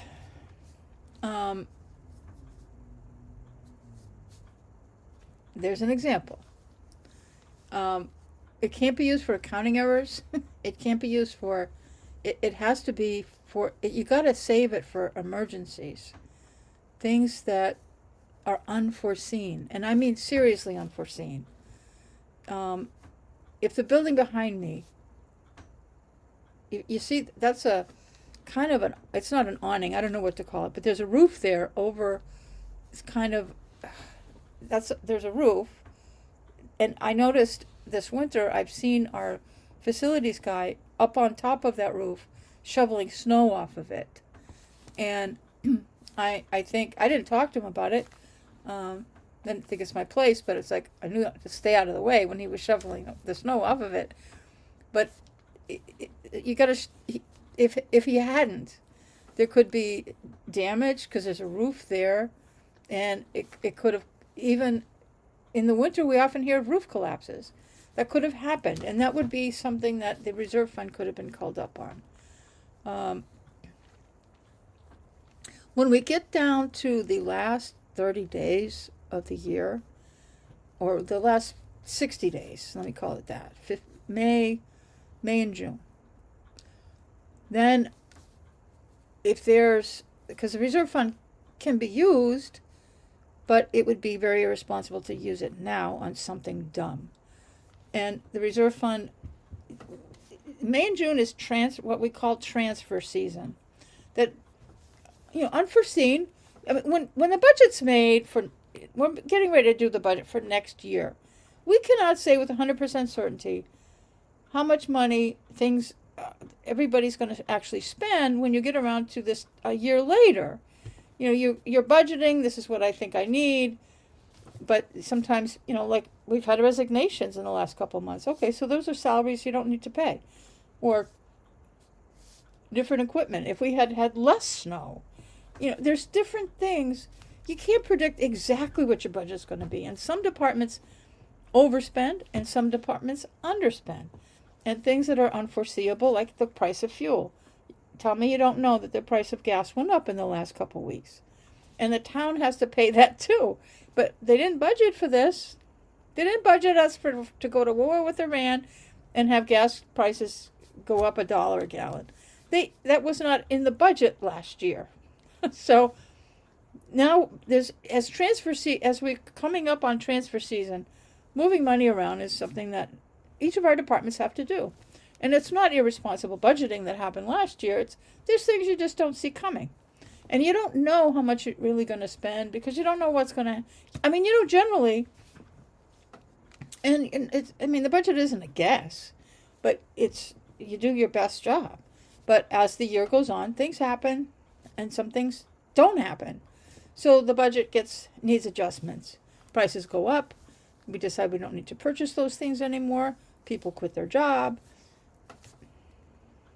But people overspend their budget and people underspend their budget.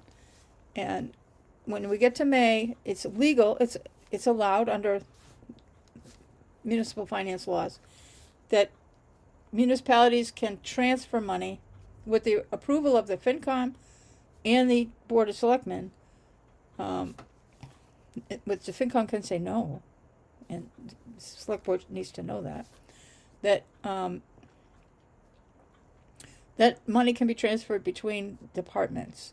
And those two, the Select Board, usually the town administrator, and the FinCom will review these requests and act accordingly. And then in that same period of time, there may be the last minute needs to use the reserve fund to close out some of those books if things are that bad. But it would be totally irresponsible to hire a recruiter. These things need to be better budgeted. So that's what I think. And this is something that should have been a free cash item. This is a free cash item. If there's any free cash left, and I don't think there will. I think that they're going to be overspending free cash. That's what I think, because the snow and ice is going to be worse than they want us to know. But they have to tell us. I have a public records request in, and they haven't fulfilled it yet, and I hate to have to appeal that one. I've got 3 appeals in now. Well, actually, no, I don't. I have 1 appeal in now. I got 2 more I have to do. I just haven't had time, and I got a window. So, yeah, they've turned against. They have new tactics to stop people from being able to access public records. So, yeah, it's getting worse in town hall. They don't want us to know what's going on. One of the things they talked about earlier in this meeting also was the capital spending, and they need a capital overlay. They need to budget at least $200,000 every year. It should be more than that, actually, to earmark for capital expenses, not to say, oh, just if we have any money left over, because there's predictable capital spending, and we have no capital planning going on here. They're just winging it. They're winging everything in this town. Absolutely winging everything. And it just can't go on like this. And this is part of my reasoning why I wish they would just stop making shit up. And really, they've been negligent in my book, because they should have been talking about an override, not just the one they're doing this week, but the one for April and May. They should have had a plan for an override and be able to back it up, which they refuse to do. They've refused to do it for years, because I don't think they understand the budget enough, and I think it's their ignorance, but we need $1 million override. And I don't know how, it's going to be disastrous as we proceed from where we are now until July 1st, once they figure out that they really don't have enough money. There's just not enough money to get through next year. There just isn't, even with the budget they have planned. So, but these are all things that, and if they could explain to the townspeople, they could explain this to the taxpayer, but they won't, because they don't understand it themselves.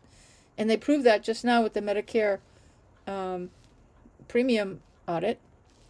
And what that says is that they didn't pay the tax.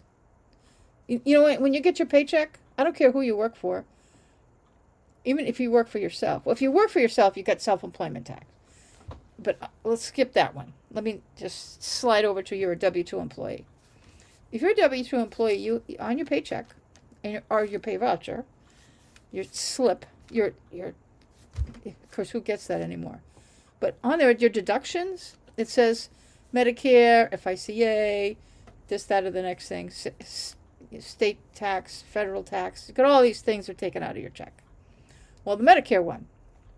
Well, when you pay your Medicare tax, the town is supposed to send the money in to whoever it goes to. I haven't done that part of the job. But anyway, what this premium audit is, we didn't send the money in. I believe that the Medicare may be one of the matching. I can't remember. Somebody's going to text me and tell me. But I think that might be a matching. The unemployment insurance and Social Security, FICA, basically, is, that's a matching. Your employer has to match whatever comes out of your check. The employer has to match. And maybe Medicare is this one of those. It probably is. And I wish I could say completely confidently that it is. But I'm pretty sure that Medicare is also matching. And we didn't match. We didn't pay our money. We didn't pay the premiums. That's what their money is. It's not to pay for an audit. No, it's not. That's to say what we didn't pay. We were supposed to send money in to pay the tax, and we didn't. I think it could be fraud. There could be a fraudulent problem here. Why didn't we send the money in? That means they don't have it.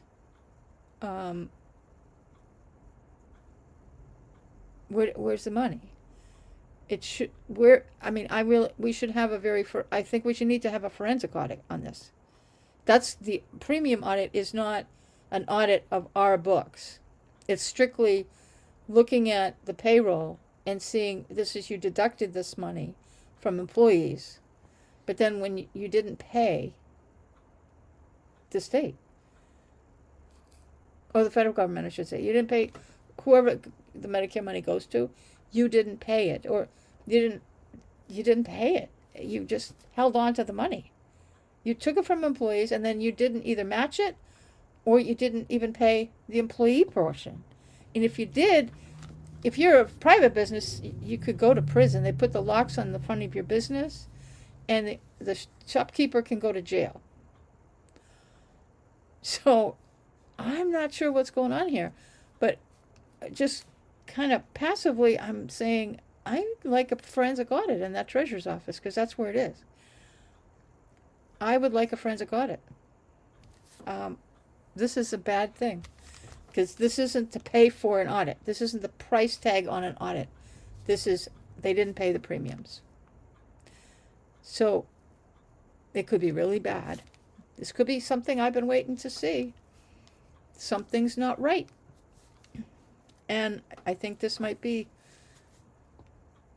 the first little pebble to show what problems are coming. I think I've been complaining about a few things, and this is another one. So I am a little concerned about it, and I don't know that they'll mention it again in a select board meeting. Because once they figure out what the problem is, they don't want us to know. And it'll be damn hard to get the information. Really. Once they figure out, oh, that they didn't pay the bill. Because that's what it is. It's not the cost of an audit at all. Nope. That's free. Okay, what else did they talk about? We have a special town meeting on Thursday, 7 p.m. at the high school. If I have time, I haven't done my special town meeting warrant presentation. I should. I'm really tied up during the day tomorrow. I'm going to be sitting here till later than I want to because the meeting's going to go on and on. Maybe tomorrow afternoon. I should. I really should. I really should have done it over the weekend, and I couldn't. I'll try to get it tomorrow. Maybe. But do go. There is an override question on there regarding just paying police payroll for a raise. Apparently, it's $197,000. I am in favor of it. There are people in Townsend that don't want to pay for any override, period, end of conversation, and that's just not functional. I do not like the way the select board is putting this through. The appearance, at least the appearance, looks horrible. That, okay, we're going to give the police this, but screw the other employees. The other employees have to figure something out, which they're still in negotiations for. The executive sessions, 2 of the executive sessions tonight are going to be talking about employee contracts. But they're not going to be as generous as what they're just doing to the police and asking the taxpayers to pay an override for the cops.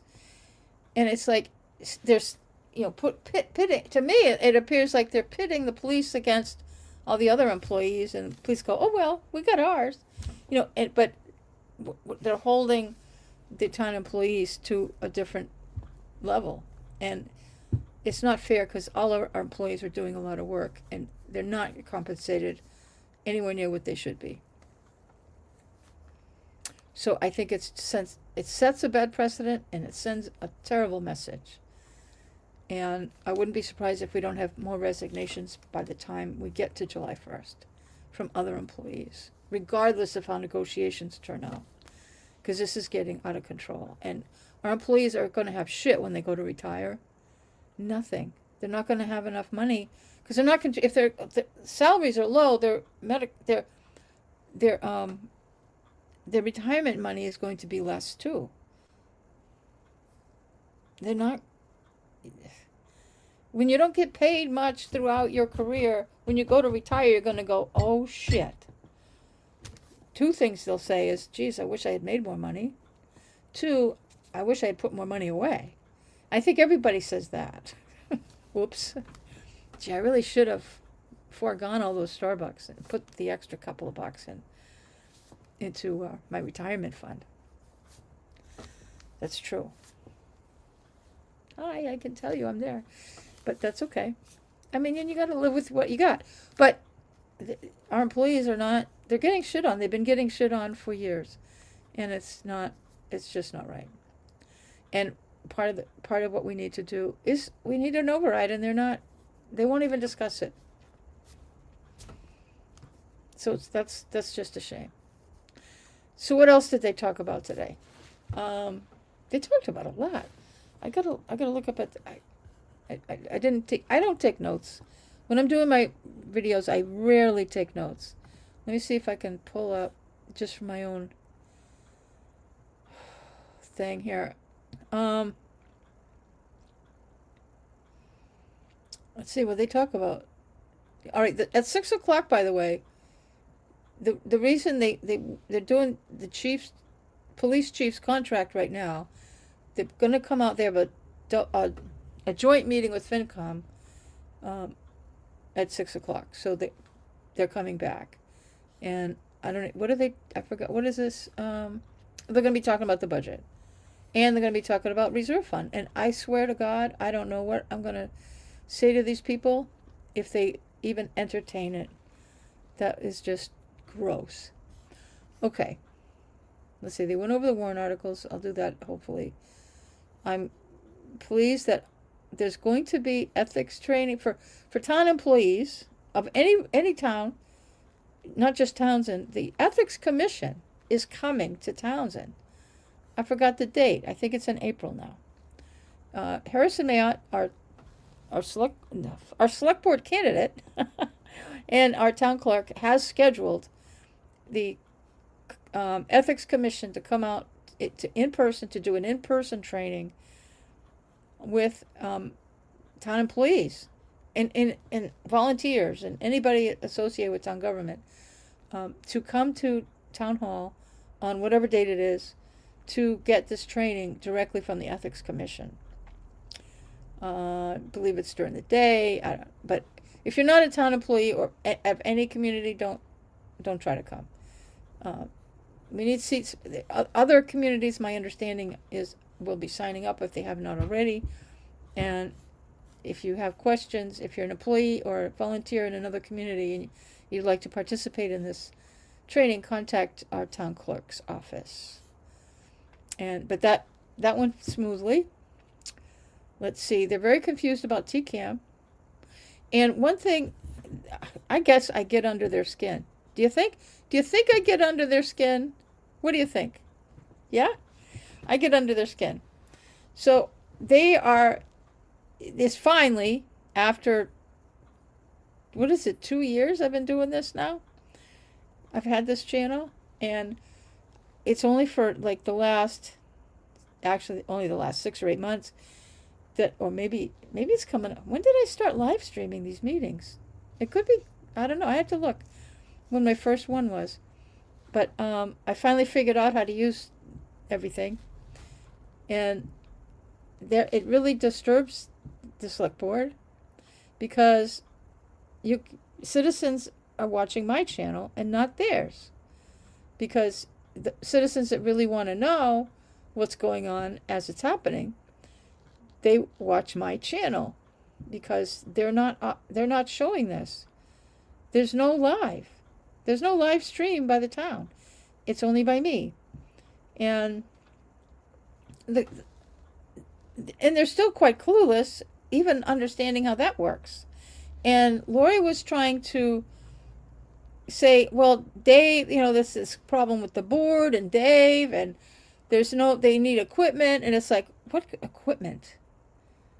I mean, I wish I could show you in reverse what equipment I'm using. And I'm using this whole show is on my laptop. I don't have any other equipment. I have purchased other equipment to make things easier. Behind me is a green screen. That's it.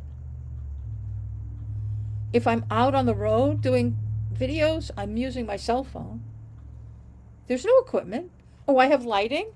This cost probably $10, maybe $20 on Amazon. It's not. They already have. They don't do anything about lighting anyway.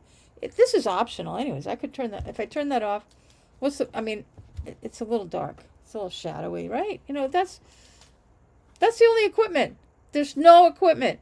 I'm live streaming on YouTube. How hard is that? They could do the same thing. They could do it right now. The select board could do it right now. They don't even need TCAM. This doesn't require TCAM. It doesn't require anybody. They could do it sitting at the table. They have a laptop sitting there. They're logged in. There is a laptop sitting at that table.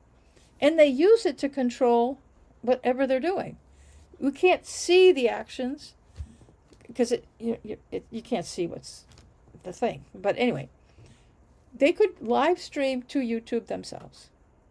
What I do have is software. Oh, I never put the thing up. I never put my thing up. Oh, there's my logo. All right, but I'm going to switch the logo for a minute. And see, there's the company logo. You can barely see it. Powered by StreamYard. They have a duck as their big logo. But StreamYard, it's a software. That's what I have to buy in order to do these videos. I'm going to put my logo back. It's just over $400 a year that I pay for a subscription to StreamYard. And I'm able to record. You have to have a software. And I just connect. I'm watching on another screen. Well, I have only, I'm not dual screen. I'm dual tabs, I guess. I got the browser, this Chrome. I have to use Chrome. I'm using Chrome on another, it's not a tab. What is it? I don't know. I forgot what you call it. But I got another page of Chrome, whatever, where the Zoom meeting is residing. I'm still not, yeah.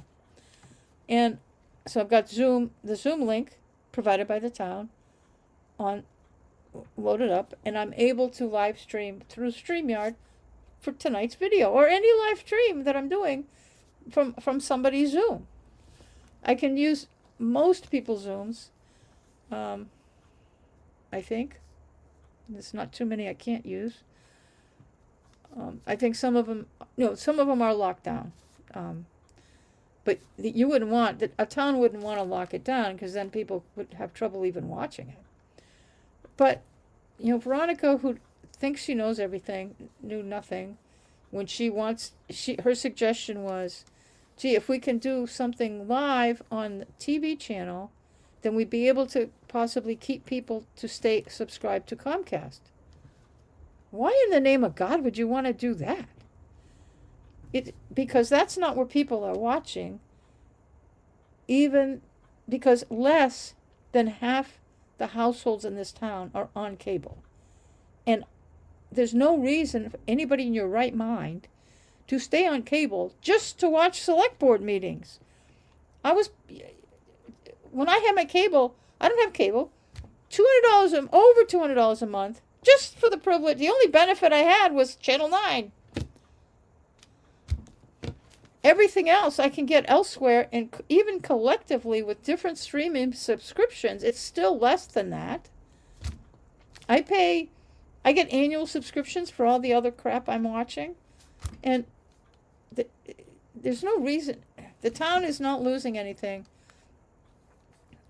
if people all quit their cable subscription. You don't need you just need internet. And even if a citizen can either watch Zoom,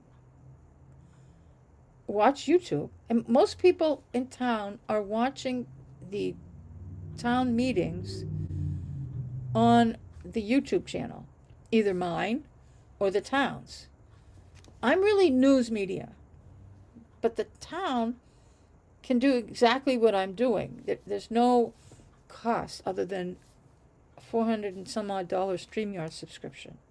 That's what everybody's using. You go on YouTube and you see people like me talking and sharing Zoom links and TV links and whatever everybody's on StreamYard. The market is cornered. StreamYard's a bit of a monopoly in that area. And that's what everybody's using. And it works fine. There's no special equipment. None. None. And I know TCAM has more equipment in that room than they possibly need to do this. The select board doesn't need TCAM to live stream their own meetings on the Town of Townsend's YouTube channel. Comcast has nothing to do with it, and TCAM doesn't have to do it either. Nothing. There's no need for it. Because the YouTube channel is a separate entity from TCAM's role. The YouTube channel is not part of anything to do with Comcast. So the town should be live streaming on YouTube. Other towns are. Other towns have every other town that I've seen is live streaming their meetings on one entity or another. And most of them do end up on YouTube. Most of them are live streaming to YouTube. Sometimes they're using other things, but the majority of towns across the country are live streaming their meetings on YouTube. There's no reason why not. A couple years ago, there was a lot of Zoom bombers on the Zoom links, and my answer to that is, you gotta deal with them. You just can't. We're not going to do that anymore. We're not going to do anything live because we don't want the Zoom bombers, and we're going to get in trouble. You only get in trouble if you just let them go. You just let it keep going. That's where you get in trouble. You have to be there ready to pounce. But that's all. I mean, I'm running the same risk. I'm live streaming. If I'm live streaming the Townsend Zoom broadcast, I'm running a risk with StreamYard that if some sexually inappropriate activity occurs with somebody who's logged in as watching, and that's what a Zoom bomber is, most of them are, then I have to just change the screen. I can just do this, and then, okay, we'll go back. And it's just a push of a button. But it's always a risk. Using technology, that's a risk. But there's no reason my live stream will continue. And for something like that, I would edit it out later. And even if you're using a public broadcast, like when the town is recording anything, they're public records.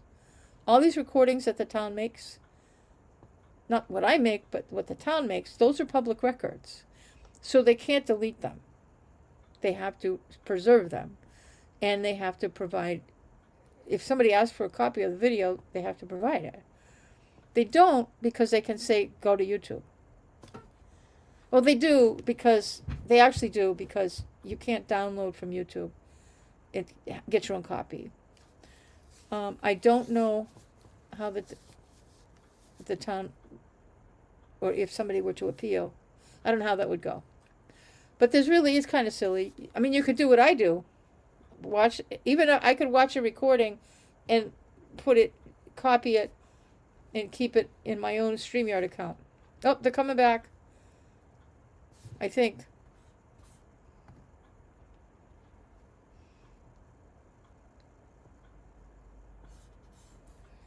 They're getting ready to come back, so I'm going to stop talking. Good, I found things to talk about, didn't I? But they apparently don't like me. They don't like the fact that everybody's watching my channel. People weren't watching the town's YouTube channel anyway. But because I'm explaining things, that's why people watch my channel. Not just so they can watch the select board meetings live, although that's a good way. There's a few people in here. I don't know if you're watching because you like to hear me or you really want to see the select board meeting live and you don't want to log in on Zoom. There's multiple different types of people. And you're all welcome. But they want to be the ones, they want to provide the opportunity for the public to watch them. But you don't get my commentary. And like right now, they're in executive session. If I just if I weren't here giving you commentary, I know most of the people that are logged in watching right now would leave. If it was just a blank screen or the Zoom logo, it's like, what's going on? You would just be waiting, but I'm giving commentary about things that are going on and some of the things that they talked about in the meeting. So that's why you're still here. But if the select board were just doing their live stream of their meeting, which is proper and appropriate, they wouldn't have as many people following it anyway. People are watching my channel partially to see the live stream of this board meeting, but also they're here for me. And I'm not being all egotistical about that and, oh, it's all about me. No, but I mean, you have a person here giving you commentary. And sometimes I can be colorful. Sometimes I'm pretty boring. So, I don't know. But you're still here. A couple of you just dropped off. I don't know. But the select board, they're coming back. They're talking. They're laughing and joking. Let me bring them up. I'll let you see what I see. There's no sound. They're all muted. It's not me. But you can see everything that I'm seeing. All right, if you can you hear us? I can hear you. I'll start the recording now. This meeting is being recorded. Hi, everyone. Thank you for your patience from our executive. I am resuming and calling to order the joint meeting with the Finance Committee here at 6:02 p.m. Roll call of Select Board. Veronica Cal present. Goodrich present. And Laura Shippen present. Don? Okay, call to order the meeting, the joint meeting with the Finance Committee, with the Select Board at 6:01 p.m. Roll call attendance, please. Sam Graham here. Mary Jane Churchville here. Carol Haas is present. David Walker present. Kathleen Spofford present. Don Hayes present, and I'm sorry, if somebody is connected, can I see if Carolyn is online? She is not yet online. Okay, thank you. Hope she's having fun. Sounds like she was going someplace cool. Hold on. So we have a forum. Do you have any meeting business you take care of, or do you want me to jump right into, We did have an item that we had, we had wanted to discuss because we didn't have the opportunity last week. It wasn't on the agenda, which is the driver position for the senior center. They had a driver that was a Monday, Friday driver. That driver is now only able to do Monday, so they have a request for an exemption to the hiring freeze so that they can hire a driver for the Friday. And that's funded from, the LRT, That's funded local from regional the treasurer, whole local regional? Didn't we decide that Well, because it wasn't we- coming out of the budget that? we couldn't make a decision because it wasn't on the agenda, so that's why it's on the, that's why it's on the agenda. I mentioned it that we were gonna discuss it at our next meeting. And since we're here with the select board, I thought it was a good time to put it on the agenda. Right. So we're gonna ask the Board of Select Board to consider any positions that are not coming out of the town budget, that they don't have to ask for an exemption. If they're being paid. If they're funded by revolving funds or an alternate funding source. Like Everyone. So I defer to thinking of a hiring freeze. To me, and the process we took that evening was, we made an exception after you guys made a recommendation and deliberated. And then, you made a recommendation and said, yep, we feel police for these roles has an exception and highway for these roles as an exception. And then we shared that with the departments. I think that's a good process right now, sort of where the town is at. I totally hear from the COA that, this is a position that's funded through grant funding. It's just, I think it's important for us to know for checks and balances what's going on, even if it's a revolving fund, just so we're in the know. And it keeps us apprised of what's going on in those groups. Yeah, I mean, the discussion came up with us mainly because we met with the Board of Health, or not, I'm sorry. The Recreation. Recreation, we met with the Recreation Committee to consider their request for their summer program.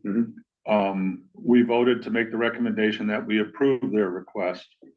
And a big part of that was the fact that that also comes out of their revolving fund. It doesn't come out of the town budget. And then when we heard of this request that we were gonna have to discuss tonight, some of us thought, well, for these requests that don't affect the town budget, maybe we don't need to go through this process where we've got to consider it, make our recommendation to you, and then you have to consider it and make the decision to allow it or not allow it. It kind of seemed like, is that really necessary for positions that do not affect the town budget? That was where we were coming from. Yeah, I mean, FinCom is more than welcome to take that approach.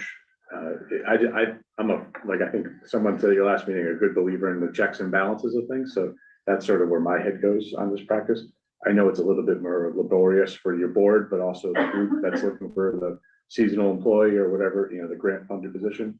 But I think that's probably a good practice, but you guys could make a decision otherwise. So. We voted last week I think our vote was to hire this position if you guys recommended it. That was our vote. So because we had it on our agenda, so we said continue upon your recommendation. Okay.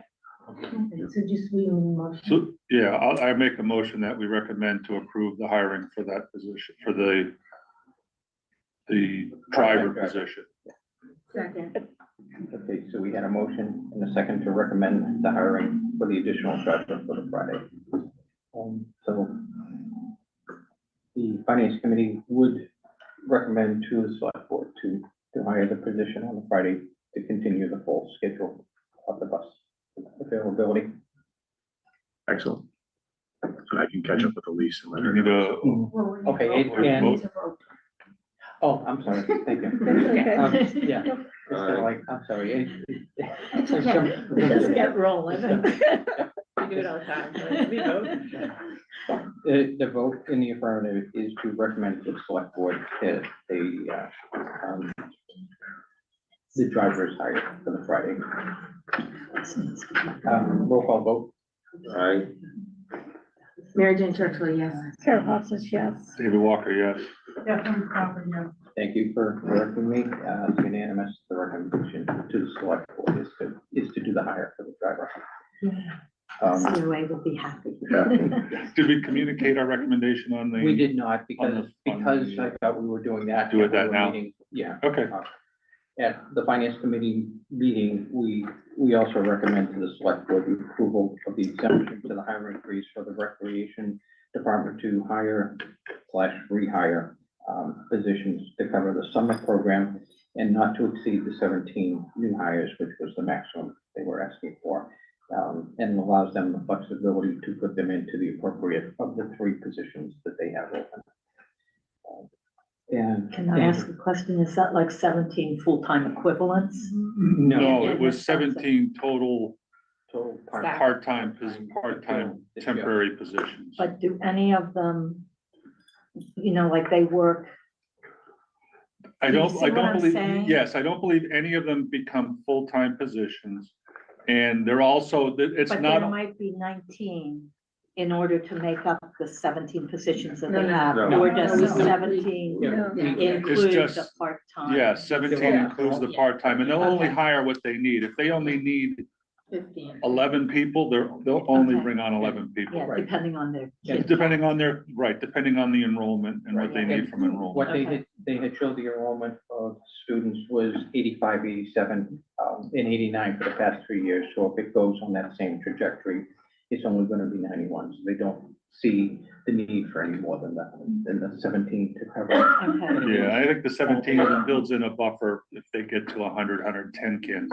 I think 17 would That's- fulfill what that's they the need. question. Yeah, I believe Yeah, they figured that gives them the flexibility if enrollment is higher than they expect, okay. and they'll still be able to cover that. And the discussion was age-based. If it's all kindergarten, it's a 1-to-5 ratio on the hiring, so they may need to come back, and they understand that they may need to come back. But other than that, I think the ratio of student Coverage is 10-1 after that. So we can put that on our next week agenda. That we can. It'll be the April one. We, Just to vote for the exception. okay. Just because she have to. She has to wait for the approval before she can start. Before she can start, and even posting it to start taking revenue. It might be, yeah. I asked her, it should be just. My question is, are we catching any indirect costs? Because that's labor for our HR. So when we say it doesn't cost anything, it does cost money. And I've got to sign every EAF. So just, that's why there's checks and balances here for. Is it really is it rehires? or is No, it- it's a mix of rehires and new hires. So And do they still need EAFs? I think they do. They do, everybody does. To That be means reactivated. if they're new, that means we have a, and I don't know if the rec revolving fund covers the cost for drug testing, the Corey check, all that different stuff, like. Oh, I wish we'd known. These are, I think it was, I didn't bring the I sheet. thought they with me. said that it did. That would be great if it did, I but- wanna say, it's one of I don't those, remember they talking about. yeah, but I think it was in the sheets that they Oh, I provided. have the sheet. Do you have I the don't. sheets? I I left think them I think it had a list of things. Is normally each department pays for their own query check? so when I started for Townsend as your fractional employee, I went and I believe it was billed to land use. Yes. And it was both a drug test, a full physical, Corey check. Like that's close to a few $1,000s worth of stuff. And then it was sitting with HR to go through all the paperwork, so that's time. But doesn't that come out of their revolving fund to pay you extra? You're getting paid extra for that?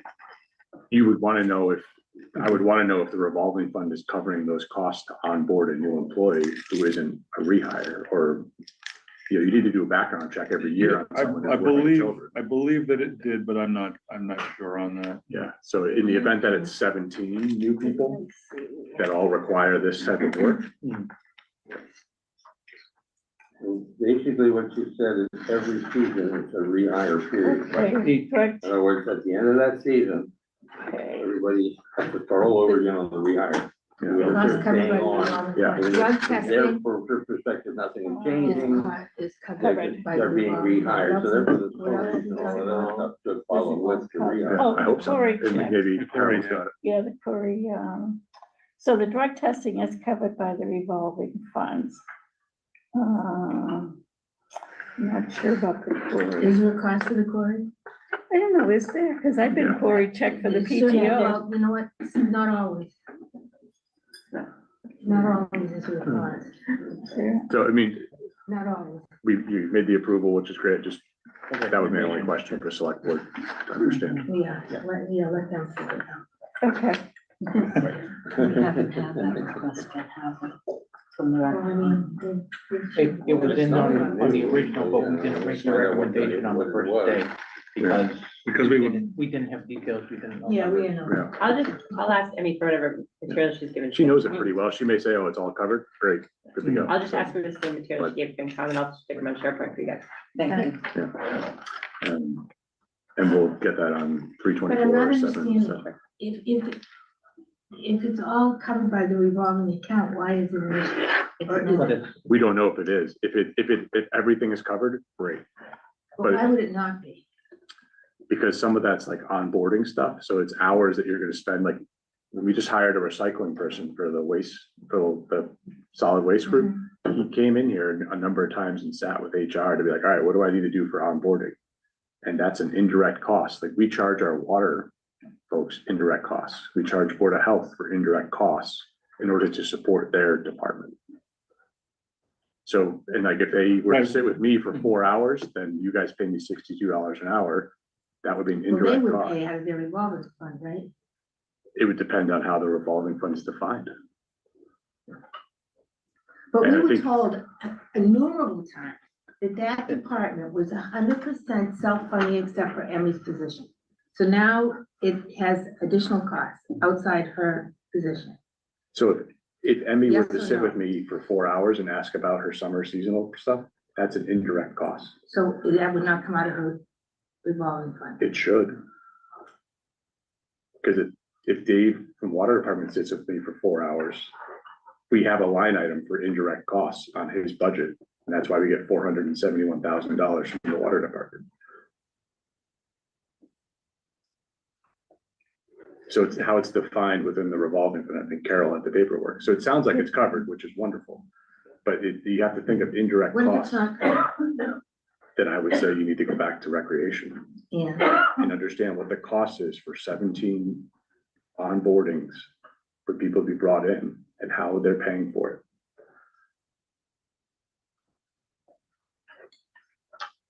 Right, because you figure it's $500, if we're being really conservative, $500 per person, $8,000. Does that include for rehires? That's, Does that, because what do they need to do? They need to redo their core, they need to redo the drug test, right? No, I don't think, I think they're good for a year.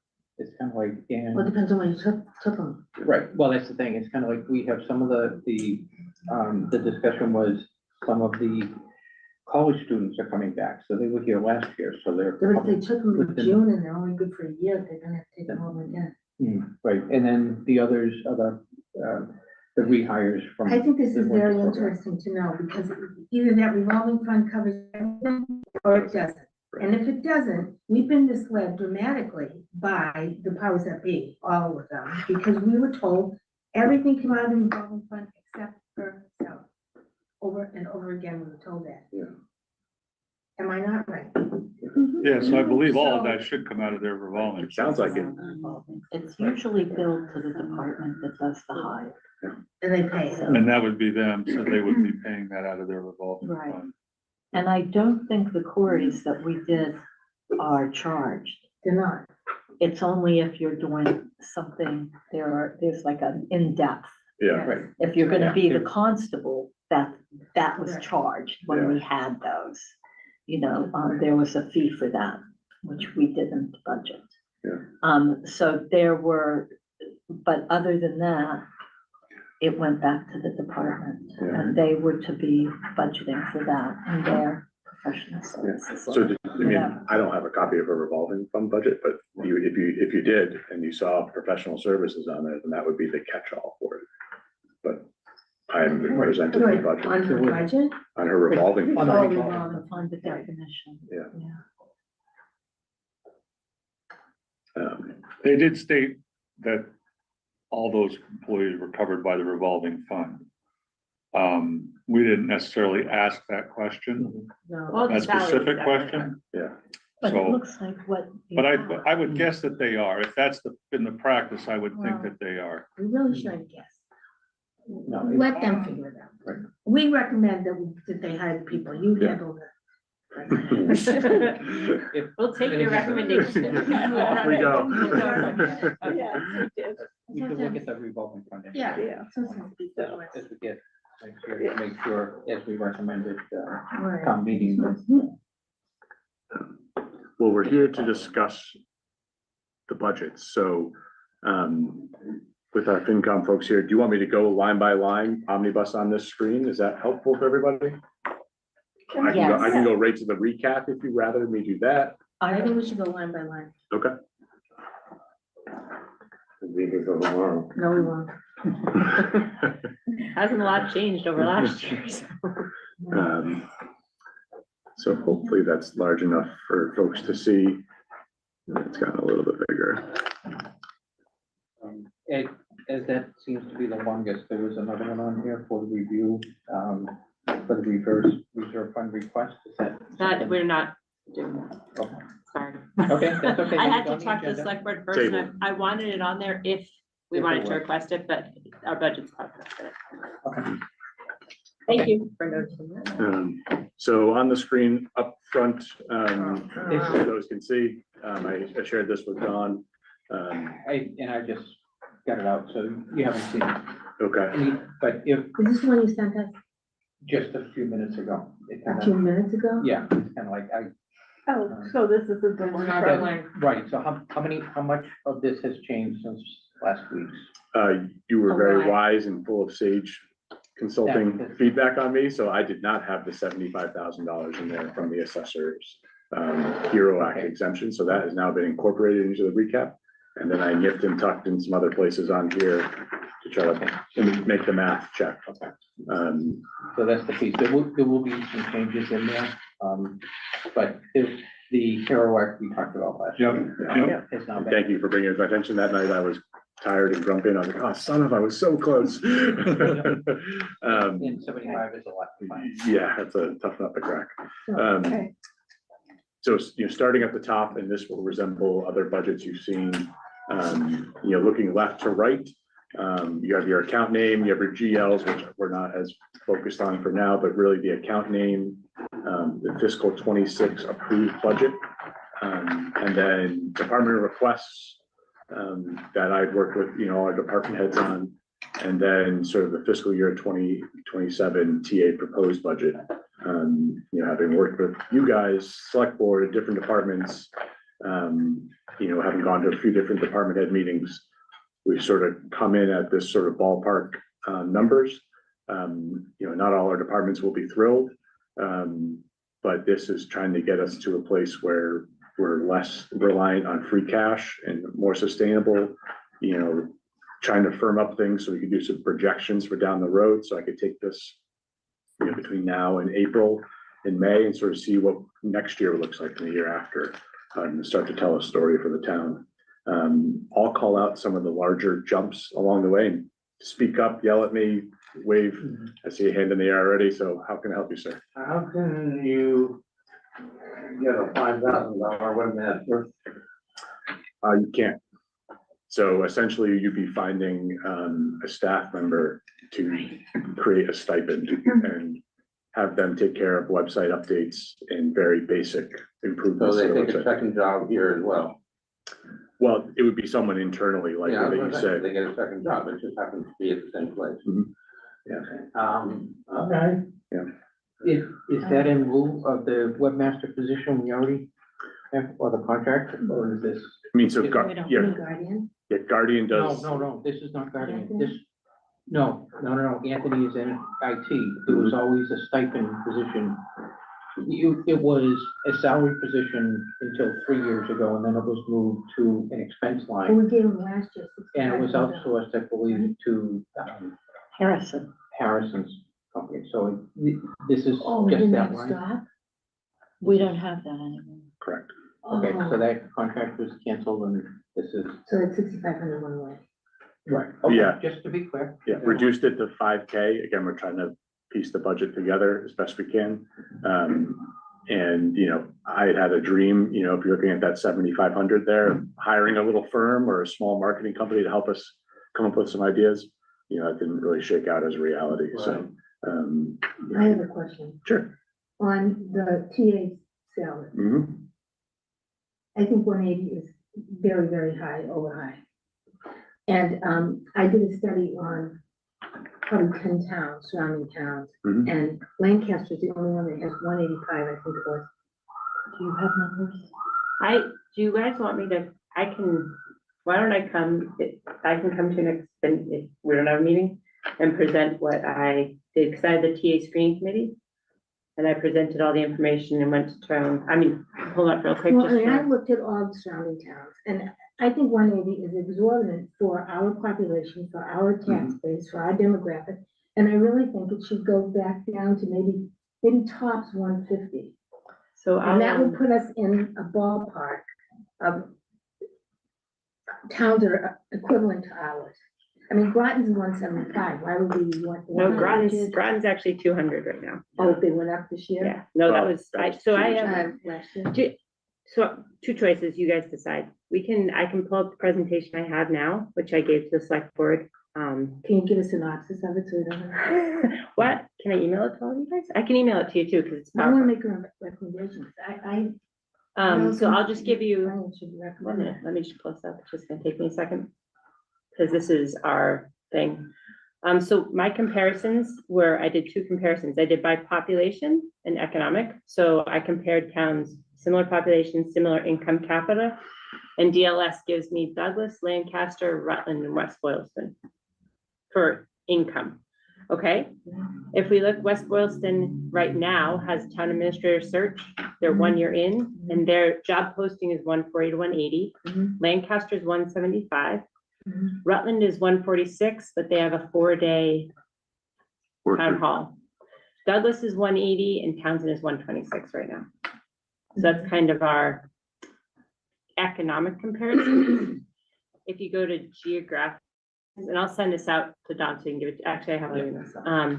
Geographic comparisons, we have Pepperell at 180, Groton at 200, Lunenburg at 169, Ashby's at 115, but Ashby's a third of our population and they have half days in their town hall Monday through Thursday. They didn't partner with Lunenburg? So in terms of our comparables, geographically, Lunenburg is the lowest, but they also, I also have in here their executive assistants, and I think theirs is around 90. So like, I'll give you guys this presentation, and then next week on Wednesday, we're having public comment on the TA screening committee. But isn't the If you have questions you want to ask, you can email, they'll be read The town aloud. meeting is, this is the search committee for the town administrator, I know, but don't we have to recommend to the not town? this week. Okay. This is for, town meeting. on So that's May why, 1st. that's the, Oh, so consider that the Okay. upper range. Right, so Yeah, of- I yeah, understand that. because- Good Lord, yeah. We, if we come up with the perfect candidate at 160, then, right, but we it- can't do a search up to 180 unless that's in there. And Right. I'll send you guys a presentation and you're welcome to ask questions too. I mean, it's just gonna be public comment. We're not gonna have back and forth, but send your questions to the screening committee. We'll address them. Right, We've, so- we've also removed the auto allowance, which is Right. something that's in there in a lot of other towns. What if you did the Um, 4-day thing? At this point in time, I don't think we feel that our town administrator could do the job with 4 days a week. I don't think so. I'm currently working 7 days a week for this town. Like, I'm not even being like, half, like it's 7 days a week. and I'm- Budget season will do that. Yeah, so I mean, Well- that may be something as budgets That's a change blessing. over the next couple of years that we have to negotiate. I'm not saying we won't, but if we, right now, knowing we have a posting that's gonna be going out in 2 weeks, I mean, and I've ran this by a couple nearby town administrators and they said, yeah. Of course they did. Well, yeah, of course, but DLS. and I'd also Mr. say Root. check with West Boylston because they have not found a candidate Saw that. in any way, shape or form that's 1 remotely year. qualified for a year. And interim is not looking to re-up. So when their interim contacted me, he said our 140, 180 is our search and he's expecting. Is a TA 135. recommended only, or is it required by law? It's Well, in our our charter. In our Yeah, charter. and there are, And the duties are set requirements. forth in our charter, so. I'm sorry, the TA is very valuable. I mean, the executive Yep. assistant, The assistant or the TA? Who are you talking about? well, Yeah, so if you put 160 in there. Yeah. And somebody comes in as the candidate, you can't up it to the 180, there's no room in the budget, so. Yeah, but wouldn't they know that before they came? And then they wouldn't come. Or what, and they either, they would or they Sorry. wouldn't come. I Right, mean, but that's, again, part of the negotiation. But of how who the much did candidate you, is. how much did you allocate last year when you hired Nelson before? What was that? It was like 135, but that was what Eric was making, Mhm. I think, in his second year. And it was just cut that. And he was fine with that, right? Well, to the point where. Okay. It was last- several years before the end of ago, his but contract. and he didn't make he got 3 less years. than whatever. Yeah, He so also we didn't had get, auto allowance. we didn't So get 3 years. Didn't we Right. have more applicants than Nelson? Oh, yeah, we did. Yeah. Right. We did. The screening committee will usually screen all of the candidates that submit, and then they make a recommendation to the board of selectmen of, Mhm. say, the top 3 Yeah. candidates. And then the board of selectmen do the final interviews where Mhm. they. Well, they where make I an think offer. I'm going is, if you only had it up at 136, and you had more than one candidate, We got 22 applications. at for the last 136, search. Not really qualified. Not all qualified, but In we fact, did we get. only interviewed maybe 4 or 5 of them for the job. And then once we gave the 2 best of what had come, only for the select board to interview them. They made a decision. The night they made a decision, we had interviewed another candidate. And, well, the day before, and so I showed up there and because I had sent an email, I was chairing that at the time, sent an email to the chair of the select board saying, you guys really need to interview this person that we just interviewed. Because that was the last person we did, and that we all said that night we would hire them, we would hire that person if we could. So I tried to stop it was a public hearing, I mean, it's still on tape somewhere. I tried to stop their vote, and they didn't. They had already, we had already recommended, I was on the search committee too. Yeah, I know. We had already recommended to the Board yeah. of Selectmen, and they had already interviewed, Right. and they were making a decision. But it was at right. that 136 number, that's my point. You had people that you could hire. Well, $60,000 is a lot of money, I think, when we're in this spot. You know, if we I were think we freewheeling won't money. get anybody who's experienced if we don't A year, offer that. a year or so ago, 136 Townsend was a hell of a isn't lot in. more valuable than it is today. I think, That's exactly I think right. if I can And speak that to, was I think the probably one thing that summers. at our first meeting, the screening committee said, and you guys probably, you deal with this building every day, would agree with this, is someone who's going to stay. We need to, if we can't guarantee it, but if we can encourage someone who actually stays for 3 years, everything runs more smoothly. And what we're seeing is when we are at this lower end, we get someone who's new, brand new, Eric, great, 2 years, off you go to increase his salary. You know, we could all make assumptions about our last TA, what worked, what didn't work. We can't keep going down this path of, so the you're two saying- department heads I was talking to, they've seen 5 TAs over the course of their, I've worked with 5 Department TAs heads. from Mhm. 2020 till so now. the goal is to Maybe get, it's not all about money, too. It might be other factors that are contributing to the people saying, I want to get out of here. So if you pay them, they may be more likely to stay. but I'll send you guys this information and send your feedback. I just think that $50,000 is a lot of money right now, when we're crying plumb out, that we don't have enough money to do anything else. I just think a jump of, well, 30 is high, I think. I think 40 to 50 is. And that's, like I said, the posting's probably gonna be 140 or 180. That's what the posting is likely to go out at. We'll see where we go from there. Yeah, but if somebody, What if you get an all-star though, at 175, and it's someone who's gonna stay for 3 who to is 5 gonna years? say they want 175 people, 180 on the list? Well, that's, Well, so they they- aren't getting this, Yeah, they're they're getting getting- the posting. they're getting the job posting. You're It doesn't required in make mass law to put postings on all salary ranges. Yeah, You so have to it's put gonna it say 145 to 180, right? Yeah, and they know it's commensurate with experience. That's, so that, you know, you walk in here, you've had 5 amazing years at town XYZ with brilliant performance, you're expecting about 180, but that's kind of where the basis is. Okay. Okay, so that's. So that was line 1. You know, as we, I appreciate the I have feedback. a list. I got 3 pages. I love it, yeah, bring it I up, got 3 pages. yeah, so as we continue to Next shift one down, is Human resources. yes, I did, okay, so this was confusing, because you know my IQ, I'm not. Which number is that? So this, I didn't put the number. Oh. I put human resource manager, 25,000. Did you change that one? Yeah.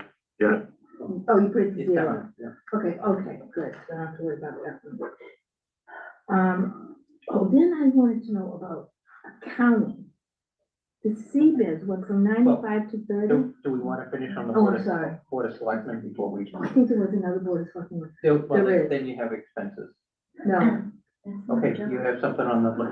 Okay, consulting one time, line 5120.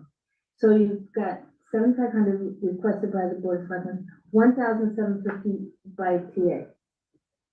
Consulting one time for help with TA office, I don't understand what that means. So because you're gonna have a transition time from one TA to the next, you're gonna need to compensate the person on the outgoing to cover some of those costs. The out, you mean like Nelson? So as I finish up in July, Oh, if I'm not your chosen candidate, if I apply, you're gonna pay me to help train that person and get them up to speed. There What has if to we be say an you have to overlap. that apply? was an overlap. That's not included in your Then you have to job pay me. description. If not Just just cut. Yeah. You're saying Fair after game. July first. The And contract, I've got other places Response. looking to hire me, so like. No, okay, well, tell us who they are and we'll go take care of those other places. So the, So when contract is third of June, and the new supervisor starts July first, he's no longer getting paid, so he's gonna pay him for that Oh, time Yeah. after the It's contract. typical. okay, yeah, I get it. Yeah. Okay. I'd also add too, just as, not that I'm justifying things completely, but you have to realize when you're taking out like that, when you're zeroing out that HR resources, that's flowing up to your TA, right, all yeah. those responsibilities. So we're adding to It's that. still a task that needs to be done. You might have to put it in there. Wait a minute. But Hold it. Say even that more, again? even more. She's so. saying, If the She's saying the TA is gonna take over the HR job, the HR that made We will, 50 grand is gonna But take the, 30. but we will No. do it. No, they're It's saying just the those trust fund back to responsibilities Ashley or flow to the Amanda. TA. Responsibilities that were in that position fall to the town administrator. They're not included in TA's job description. They are. They are. And now the TA manages the human resource manager. Mhm. Without a human resource manager, it will become the TA. Such as I'm also the manager of the land use department right now, Oh, I because was there isn't gonna a ask that department question head there, too. Oh, because there is no one. wow, okay. So again, additional responsibilities going into the job than what were there today. The economics of, For the, or on top of why the salary's increasing, the responsibilities and the hours required to do all of the work we're asking them to do this higher.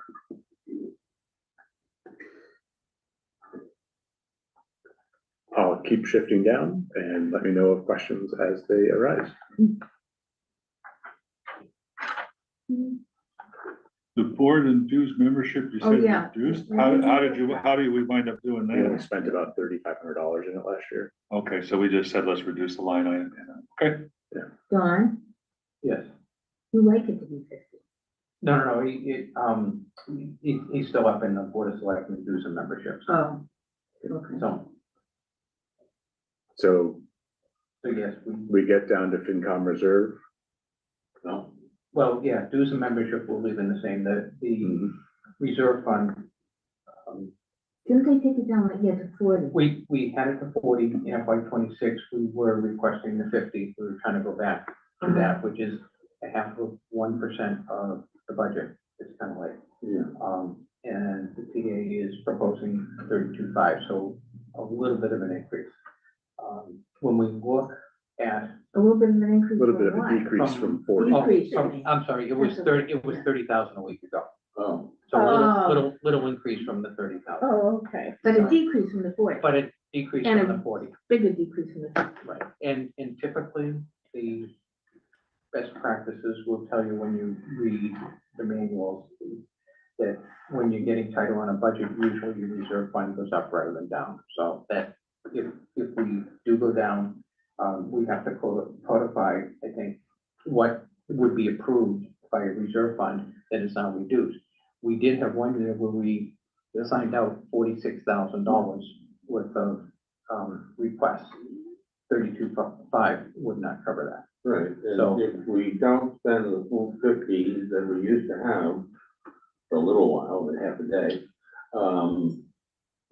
the rest goes into the free cash to be pulled out again next time, but at least it's there for those unexpected, uneven, anticipatable types of expenses, which is what we use it for. And like you said, it's hardly any part of the budget, but these expenses come up from time to time. They And have come up- sometimes they come up in, as you said, 40-some thousand. And that's the reason it was pushed up that high. Because of that kind of emergency. Hoping we don't get there, it rolls into the free cash for the following year and then continues to roll and then back into, so in other words, right, the 50,000 we have this year, we only use 20. 30,000 goes back into the next 50 for the following year, et cetera, Well, it. or 2 years it's down the not- road because of the spin of free cash. It goes into the free cash certification cycle. Right. And. So- And then it In- comes back again, so. Don, in FY twenty-five, we had 50. What did we send out at the end of No, last we had year? 40, you guys. No, for FY twenty-six, we have 40. For this year, we have 40. Yeah. We haven't sent any out as We far as I had- know. Last, But last year, we had 50 in the FY twenty-five Right, budget. and Did you we really? let 16,000 Mhm. and change go because the 200,000 of free cash was used at town meeting. We didn't have enough free cash to cover snow and ice, so Right. that was used to cover the snow and ice. So we used some of Which is- that 50 to cover snow and ice. Yeah. Did we send any other outlays? No, not last year. Not last year. No. Okay. But then we get it back into the budget for It- the following year, Yeah, 2 years. But that- yeah, but- yeah. So that's the piece. So where would you take away the, if you want 50, where would you take the 18,000 from in the budget? Yeah.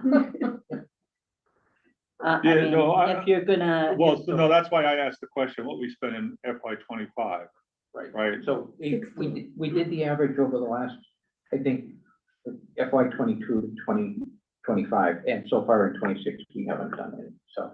Right, but typically those all come at towards the end of the year, right? Didn't they? Come at towards the end of the fiscal year, I thought? I know Snow and Ice did Yes, last but I think year. you're thinking of municipal transfer requests, Yeah, that's. which are only eligible in the last 2 Right. months of the fiscal year. This is the reserve fund, which can be tapped all throughout the year. whole year. So Okay. that's the flexibility. of having- Right, but I guess I thought it was typical that it did not get tapped until typically towards the end, more. No, towards I the think end if of we the go year. back and look, In other years, it's heavier at the end, but. Right, there are- because I know, I mean, the purpose is to cover unbudgeted items that are, Mhm. that are important enough that we feel that they should be covered. Yeah, I see Chief Sartell there, so we had a lightning strike on one of the antennas one time, but we paid it early, you know. There are just times that Yeah, no, I get that, I'm just, we didn't have money in a budget that right, we covered it, but So- again, so- that so- gets you to if you underfunded a building repair. right, no, It's kind of like we. I'm just trying to think of, Set up for that, what we have. Doesn't anybody else have any money like that? No, We're the no, only no, one no. on the emergency fund? right, We are We pretty have much, stabilization as a town. right, and then if you need stabilization, you have to have a special town meeting and 2/3. Oh, so this is like grab and go? This is, Okay. yes. this is this is money that we can approve and then, Without a town meeting. right, Yeah, to keep. and money. So, it's, and that's why I wanted to understand what we've used before, to So, your point of, if we wanted to take it to 50, where do we get the 17,500? I did a 5-year look back and it was about $20,000-ish over the last 5 years. I think Don, over 3 years, had about 25-ish K spent. Each The year. problem, each year, so that. the problem is there's no savings for that emergency. And that's what the 50,000 was for, that emergency, because it keeps rolling back into the town budget at It's a the free end of cash the slush year, fund, and the so. free cash, and what, it takes 2 years to get back, but then but then once you got it going, which we have had it going, it's always there. It's there to put back into the budget. But your budget policy is not to use free cash. Right. No, I'm saying the money no, it's not available, okay? But when free cash comes up at the end of the year, it's June, July, okay, that 40 that we had goes to free cash. Mhm. It takes a year and a half before that gets available to spend again. Fine, but it's a year and a half every time, so it just keeps rolling. It goes Understand? into But free it's cash. there for that specific emergency like we had a few years ago, whenever it was, 2 years ago, something like that, when we needed nearly 50,000 comparatively speaking. So it was needed at a certain time, and the whole reason for pushing it up to that number, to make sure that the town is able to cover that emergency now. Whether it's a building blowing away or what. And emergencies are getting more expensive, Mhm. kind of like costs have gone up, so it's kind of like, we do Remind me. need to be, we'll keep an eye on it and come back and know that But what happens We if you don't, what requested happens 50. if an emergency occurs and it's more than 30,000? Yeah, then What's the answer then to that? you have to call a special town meeting and move money from the reserve, the stabilization fund. So it becomes a much more cumbersome process and not immediate. So that's, And the that would be. problem can't even be started to be rectified until the town meeting gets. Correct. Correct. And that's, it's doing the warrant, opening the warrant, posting it for 2 weeks before you have the special town meeting. Well, we are where we are from a budget just rolling perspective. We are, so it's, We're rolling it. we are definitely rolling the dice, and as I said, the MMA book or DOS recommends when you're having a tight budget that you increase reserve fund, not because you would anticipate more things. And it's, that's gonna get worse for those. That's their recommendation. So to increase it? To increase it, yes, Yeah, but because we don't have enough money to increase. that's our conundrum. Yes, we are at the point where we would like more, but where are you gonna get it from? Why don't we keep going down the Yeah. budget? Yeah, so sort that- of so get that- around There's it. a lot of places I'd like to have more, but. Yeah. Yeah. I'd like to have one in my own banking. yeah, Yeah, me So- too. Okay, so now, then now go to see this. So is this because we lost our accountant that we're paying the 95 to see this? No, we were always paying her. okay, so last year, what you have to look at is what we paid the accountant and what we paid CBIZ. So the total we were paying was 93,000 last year to have a town accountant, and that doesn't include benefits. So now Figure another $15,000 in benefits. So by taking those two lines and taking the benefits out and doing a contract with CBIZ is our town accountant. So we did not pay CBIZ 95,000 last year. We paid Katie part and CBIZ part, right? When you say last year, Well, FY 26 or 2 years, yeah. 27. Yeah. Yeah, so FY 26, the accountant salary and the CBIZ line are being paid to pay CBIZ. Well, I guess I looked at 30, 30 and 95 and I said, oh, okay, what happened? Mhm. Right, so the 30 is added to the 63 on line 37 of the budget, line 40 in the spreadsheet. So the I 63, see it, I see it. yeah, so we're taking that 63 and this 30 to come up with the 95,000. And again, what you don't see is benefits. So that, taking that, But they don't get benefits. they don't, but when we had the accountant, it did. Yeah. So that 63 becomes 78. And Okay. and 78 and 30 is more than the 95. And that's on the low end. That's if she's one person. If she had Okay, a so- family, Right, the that's, number goes that's up to true, about yeah. 25. Okay, so I just want to be clear on this. I'm looking at this from taxpayer. So I don't need sales pitches. I just need to be able to justify my mind if somebody asks me, why did you recommend this? You know, I'm thinking, Right. what are you doing? I'm trying to defend myself. So, okay, so then the 35 for the audit, is that the audit we get at the end of the year? Yes, yes. That's the that's- So Roselli. that's Roselli separate from part. CBIZ. It's Correct. separate from CBIZ.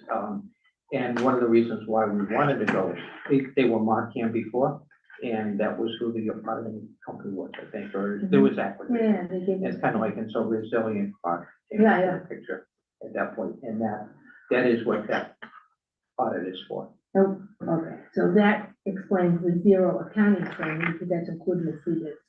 It actually saves, by having CBIZ, you save another $2,000 in training because you were Yeah. training the previous accountant in person. Right, yeah, we would, there was training, she wasn't certified, and so the training was to take classes I and become understand that. certified, and with the idea of eliminating the CBIZ contract. Correct, Now we've gone, The opposite way. yeah. yeah, Is that based job on still circumstances. posted or no? No, that was taken down with the freeze. yeah. Okay.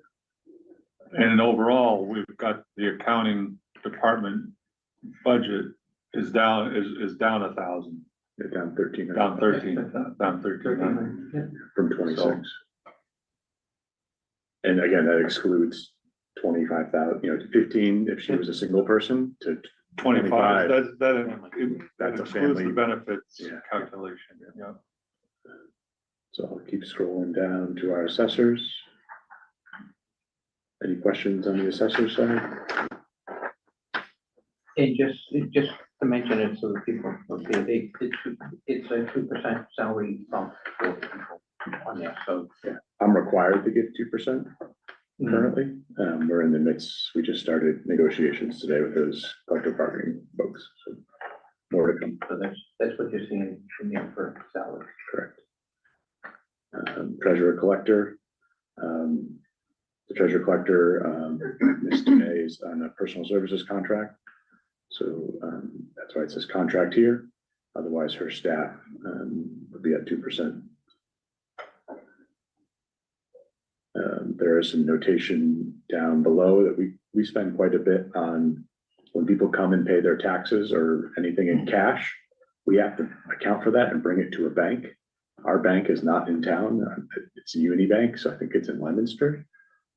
So we have mileage there that we have to have our treasurer collector or one of her staff drive to the bank. And we spend about $1,000 on mileage. She may work with her office to see if they can do a cashless policy so that they don't have to spend as much driving to the bank. You're saying they would stop taking cash? Are they allowed to do that? I thought there were laws that said they had to take cash. I don't know all the laws, but she said, you know, she's working on it. She may say, you know, if you want to pay cash, go to the post office for a money order, or go to the little space across from Forest Appliance there. They do money orders in there too. I don't quote me on all the rules and regs. I don't know them. But the goal would be to reduce that 1,000. If we could get it down to 200, we save $800, and that sort of ripples down through the budget. What about the other departments and your cash payments? Yeah, it may be kind of a broader discussion for other groups that have cash. Yeah, I just got my fire department. I just got my fire permit the other day and I paid in cash. Yeah. And really for like the auditors, when they give us their report, they're gonna point to the fact that we take cash and there's no tracking of it. Well, I mean, so I will point this out. One of the reasons I get the fire permit by cash is because if I go to do it online, they charge me a convenience fee. Yeah. Yeah. So. Well, you don't have to use gas to go down. Well, but as long as they're gonna charge me a fee to save them time, I'm gonna I'm gonna go pay in person, you know? Well, they'll take a check. $8 and you have to pay a $250 or a $395 fee to use a credit card. I don't want to do that. Yeah. You can pay cash by check though. I know, but that's. Yeah, go to the state, they charge $20 for that convenience. Just, Yeah, well. to me, $1,000 for, Yeah, to they have got people it, they drive got it and in the then- mail and they haven't cashed it yet, and I like it that way. we also have the security risk of that on a given day. If you have 4 people pay taxes, you may have $10,000 in cash. Yeah, no, I mean, I understand why we as a town want to move away from accepting cash. I guess what I'm saying is, if you eliminate the fee to do things online, then you might get people more willing to say, okay, I'll pay it online, because it doesn't cost me more money. I don't think the town sets that fee. That's the vendor. Right. Yeah, Right. yeah, that's usually the vendors that set up that. I'll go fill the visa and tell them to stop. Yeah. The state now makes you file your corporate stuff online, your annual report and Yeah. whatever fees you owe them. And it's an automatic, they won't take cash, they won't take a check, but you have to pay the convenience fee. $2.50 processing fee. Yeah. I just sent for the LLC annual, printed it out, signed it again, even though I typed in my name, and, put a check in with it, and that's what I used to do in years past. Yeah, me too. I kept it up because I somehow missed 2025, so I had to do that. And I did it through the bank, and when I saw that $20 charge on my credit card account, I said, thank you very much, I'm mailing it, I'll pay the $1 postage or whatever it is, and be done with you. And not only that, but I also know there may be some error on the form, so they'll send it back to me, and I have to correct the error and send it back to them, so that money's mine for a couple of months. Yeah. Anyway, okay, so But no. you're basically saying we're spending about $1,000 to take cash to the bank.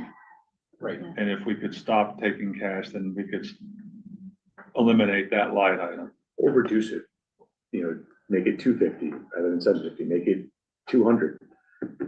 Well, if we stop taking cash, why would they need to go to the bank? You could get, yeah. So I mean, but, okay, anyway, Somebody. Okay, let's move on. yeah, we Yeah, can move that's, on. You said it's their vendor. Who are they if they're not us? it's the ones that we have set up, the Unipay, It's the municipal bank. when you click on a link to pay something online, Yeah, will. they take the extra money? Yeah, Yes, Unibank, they- yeah. Yeah, Oh, isn't there, what, who does Unitil use? I can't read the name. no, it's, yeah. I'm Unitil just uses saying, somebody they else. charge me nothing to pay them monthly. Yeah, I'm not sure. They have a customer charge on your credit card, you're paying it. You're just not paying it on your transaction. Okay, I don't see any deduction, I don't see anything on the bill either. Everybody gets You their won't- money you won't see it. somehow. What I'm saying is, you're paying it. The service Fine. charge It's on kind I of the don't bill. know how to do about the gas bill. Right. It's kind of- I think, Okay. Kathy, you still have a question? So on line 83, the tax collector equipment rental, what does that include? Because that's being dropped down. I mean, they requested 1670 and it's being dropped down to 500. So what is that? I do not know what they use their equipment for, so don't have an answer for you there. I mean, because if they have fees for rental, like the postage machine, and it's more than 500, that's not gonna work. Yeah, I based it off the fiscal year 25 spending. And, yeah, go ahead. They have asked pretty consistently for 2,800, 1,600 for several fiscal years. So you just follow the BBA. Last year, Yeah. yeah, you thought, but it was, last year result was really low. And bumped it up a little bit. On the background sheets that were submitted, there'll be a list of what's included in it. Did we get those? Yeah, she gave We you haven't guys gotten any. We haven't got them yet. for the department request. Even Right. the beginning ones that we had Those were When shared. in January.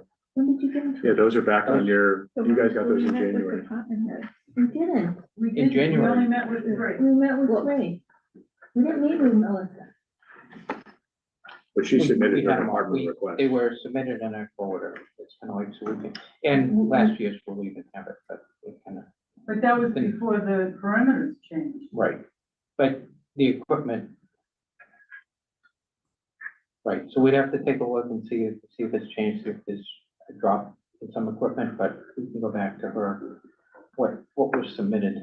Well, it'd be nice to have the department budgets that they submitted. I think we're supposed to have them. I think we gave those to you guys. Don, I think, Yeah, I'll You go know, you're back. supposed to send them to us individually. That's what the rule says. find everyone's email address.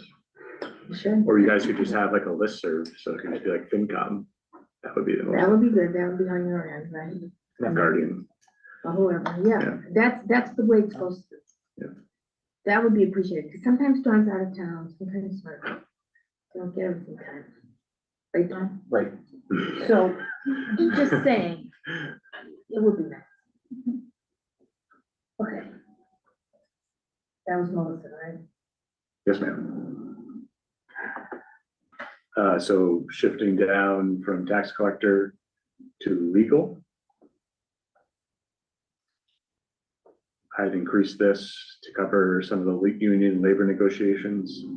They'll also come up as a special town meeting warrant article Thursday night for additional funding. Yeah, I have a question on that negotiation. So your negotiating team for the union is partly the Board of Selectmen and a lawyer from It's the your, town council. it's, yeah, town administrator, a select board member, and labor council.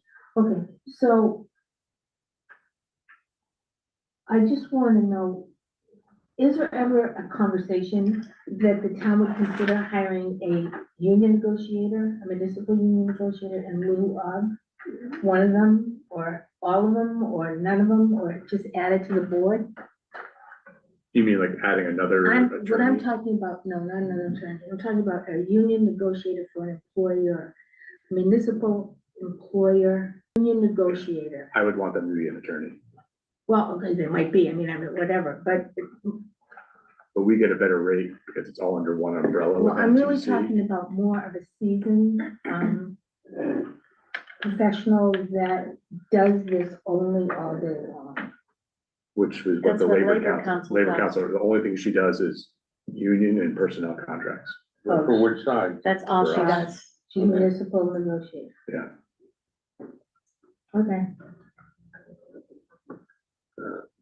Any other questions on town council? Sliding down, we get into MAS. This is that Anthony line here, with a 2% increase. And we shift into a Guardian placeholder. What's that mean, Brian? So Guardian is the IT provider. They provide like all the back-end security, customer service for computers.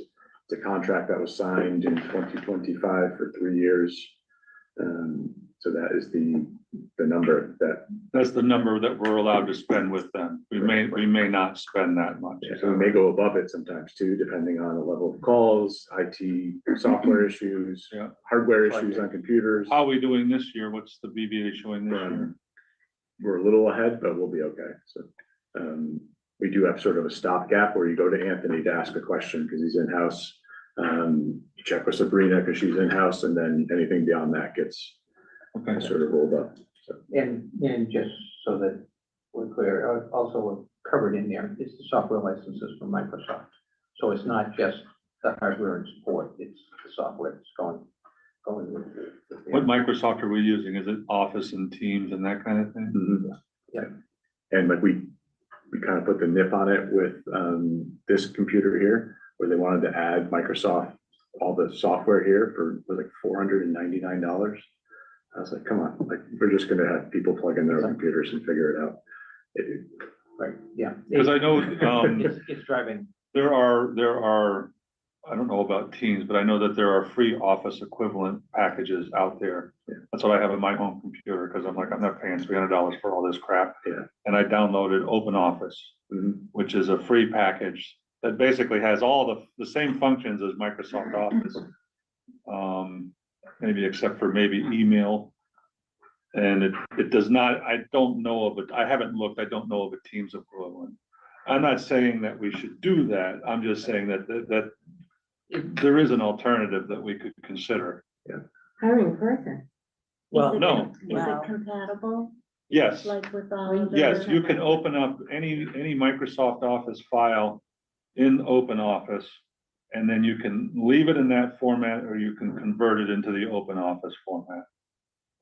So, With Guardian supporting us, they have a list of the software that is supported, so it's kind of like, so that would have to get certified. okay, so you're saying if we wanted to switch to that, they would have to say, yes, we can support that? Correct, yeah. Okay. Yeah, we can support it. It doesn't fit in the security software. Yeah.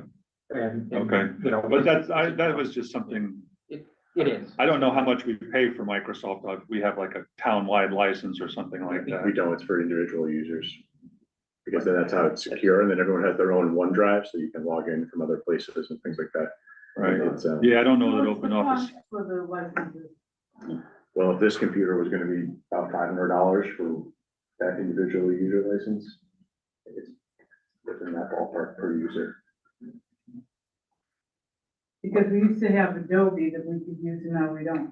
Adobe's another $22 a month per person. Well, I know it affected the office that I worked in. Yeah. 'Cause I couldn't use my computer outside of the building, ever since Guardian came on. Yeah. They could never get it going for me. Yeah. So I'm in favor of hiring somebody to come, be here to do the job. Yeah. Just for your reference, the BVA is at like 67%. Okay. For this year. That's not bad. 67% through February. No, this is 311. Oh, at 311. Okay, so February, a little bit of March. Sounds good. Yeah, yeah. The other lines here are, kind of reduced a few. In regards to other services, IT replacement of equipment, I think everyone's got pretty good working laptops, so said Guardian, so kind of just kept that number flat.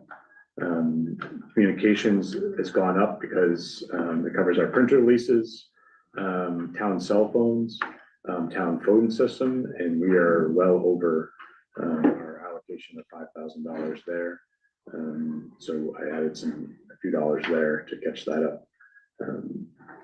So is that all printers within town hall, or is that just the big ones? The two big ones, okay, so other departments don't have.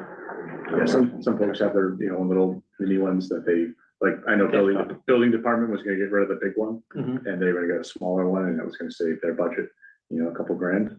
But he made that decision as a department on his own. Right. So, Xerox is someone that we have to negotiate with. That contract is a lot, and it's coming up for renewal. We have to make a decision. Where is that contract? Is that in? It's in the communications line there, I believe. The communications line? And that's the click charge one, or whatever you wanna call it, every time we make a copy.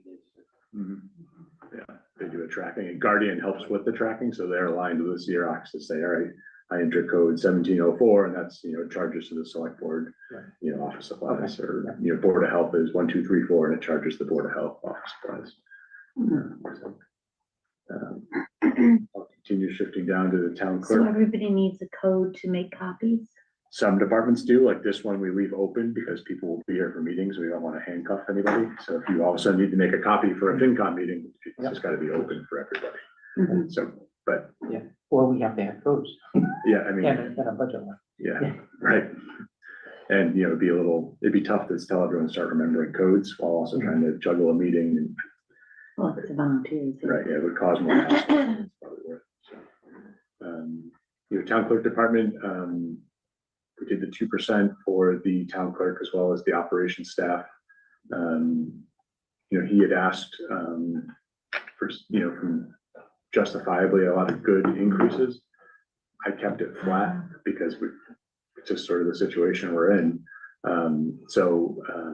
Not flat, 2%, right? Well, for his wages, but I mean, Yeah. for his expense items, maintenance, professional services, things of that nature. And he was really blunt with me, which was great because he said, hey, this may not be enough. I said, I hear you. Just trying to build a balanced budget. If postage is zero, how are they gonna send out the, voting and, census, how does that work? I wasn't sure, and I have to ask him like how that shakes out, or is it one of those year-end transfers to cover the costs? So. It was last year, zero last year also. Yeah, but the year before it was higher. It was written down last year to try to save money. Yeah. Yeah, it was $975. It depends on what you have for elections and how many ballots you send out. Yeah, and there's Because for three. April, you're gonna be sending out probably 1,000 ballots. Yeah. And that's not covered, that's not reimbursed by the state. Yeah. So. Mail-in votes? And half of them don't come back. But does that fall under elections though? Because there are funds under elections. There were But it's funds only on $1,000 under election. census wouldn't be elections, I don't believe. No, I don't believe census is elections. So. And Census. and it may have been reduced because this. But we also have drop notices too that go out in June. And that's generally around 1,500 that don't respond to the census. Yeah, so this, there's definitely ones in parts of this budget we're gonna be revisiting along the way, so. Oh, yeah, how about the police detail? You better revisit that, because don't we have an election coming? So he will have Next his, year? he'll have his special town meeting warrant article where he's asking for $35,000. And a lot of that will be covered here, that. And there's 8,000 in the existing special article. They become in. So there are funds. available. But they're not They're showing just up. They're not not showing up in here. the. There's an account you don't see here. This is the omnibus budget. there's several accounts that have been seeded with money, and we did one for elections several years ago when Eric was here, to try to make this budget flat year over year, and the difference is, you still have to pay for all elections, so you have to make sure there's money. So, but in order to keep the budget flatter, you put a warrant article that puts money into this other election budget that the clerk can move around I get it. into there. So it's money that's set aside for elections, but it's one of those things that's gonna be required because we have to pay for elections. What if it doesn't pass? Then we don't have money to pay for the elections, and so Oh, that's a mistake. yeah. They wouldn't be happy about that. There won't be people happy Do it about for that. free and you And better that's come why up we with have to be that very thing. clear that some of the money that is here, you're not seeing on the budget. If you want to see it in the budget, then the elections line is going to have to include that extra 35,000. But by doing it and putting it into that account, you make it a little more flexible for moving into where you need it for the elections. Because some years you're gonna have 4, some years you're gonna have 1, some years you have 2. Right, exactly. That was the idea of, let's put the base in the budget and the extra, anything that's above that. If you have a second election, it's kind of like, as we have with, the Prop 2.5 overrides, that's an extra election, so we have to be prepared for those potentials. Okay, so you got the postage covered, you got the police details, gonna be one article. Okay. As I roll down, you get the registrars, street listings. Those are pretty standard items. Oh, yeah, I had a question on conservation. Sure, we can go to conservation. Oh, yeah, the question is on professional services.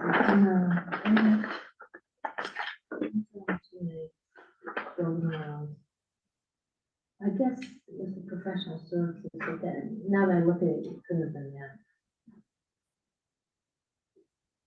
No, I guess I don't have a question. Okay. No, I did. but It may have been Professional dropped. services, Yeah. it says, but. Oh, it's $600 for professional services, you dropped down to $250, okay. It hasn't been touched yet this year, so be it. So professional services, that's like a catch-all, or does that define something? So that might be if the conservation agent determined they couldn't delineate wetlands the right way, or they had a question for like a review Oh, from so another. you call an engineer, So they okay. call, someone who has, Okay. who's, has a wetlands expert. I'm just kind of Mhm. shooting from the hip on that. Yeah, but, yeah, no, that makes sense. Yeah, we haven't spent Whether a it's lot true or there not, that recently, makes sense. I'll Yeah. go with that, yeah. But I did reduce all these significantly, so. Yeah. I'll keep scrolling down. We Now, get the MR. why is that MRPC, this is for you, Warren, why are why is that so expensive? So We get way back, we get a lot more in benefits than what we pay. Oh, we do? Oh, yeah. Oh, for sure. Oh, okay. This seems like a pretty The high- TLTA grant. So DLTA Just grants, alone. the Oh, rail okay. trail helps, they're pretty good. They help us with some planning. board Technical things. assistance. Yeah. Isn't it digital through them too? Yep. Digitized stuff. Oh, me too. TLTA community, that's a number you should have for the town meeting. How much we get Okay. from For MRPC. annual, well, not for special. Yeah, Yeah. maybe that should be in our report anyway, the TA report. For the annual report. Yeah. We'll revisit. I know you're Yeah. not thinking about that. Yeah, planning board, again, 2%, and then sort of nipped and tucked on some of their professional services. What's the tech service in planning board again? Is that like an engineering thing? Yep, so it'd be like an engineer giving them an opinion on a subdivision plan or something like that. Pretty standard dues and memberships, mileage. Planning board admin does utilize mileage because she will go and visit some sites in town, so you do need to have a little funding in there for that. $100 should be okay though. Zoning Board of Appeals, just a small wage increase here for that staff member. Shifting down the land use, Wages went down to 3,500, correct. or is it reduction? Oh, you wanted 15,000? I had 15,000 in there as a request because I thought it would be useful for that department to have a department head and for someone to help them be a, We don't have a department here in that, do we? you do not. It was me for a little while, and now it's me as the interim town administrator. Dotted line responsibility. Yeah, but that, you know, those departments have some really interesting projects going on, and it ends up, you know, requiring a lot of time, and sometimes legal counsel take to understand the bylaws and the zoning and impacts and things, so it's not. So those three line items, Mhm. the wages, the grant, the grant writers, so there's different people involved in that. But now it's all you? So I was both your land use coordinator, your housing and grant administrator, and Beth, your planning board admin, was an administrative assistant land use person. She does a couple hours a week for paper processing side of that. No, I understand that, yeah. Okay. And so that is going away. Basically goes away. Yeah.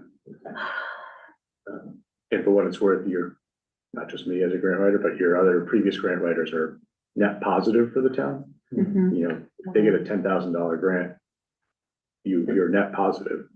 But, you know, I think in tough times, you know, grant work and the timeliness of putting all those things together is probably something to push aside.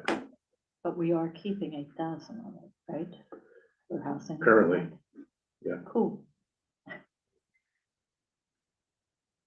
So I'll keep scrolling down, again, for some professional services, you know, reductions here. Oh, yeah, this got a little weird. So we have a maintenance, and then we have a custodian, and then we have an assistant. Facilities. I mean, facilities, I'm talking, I'm sorry.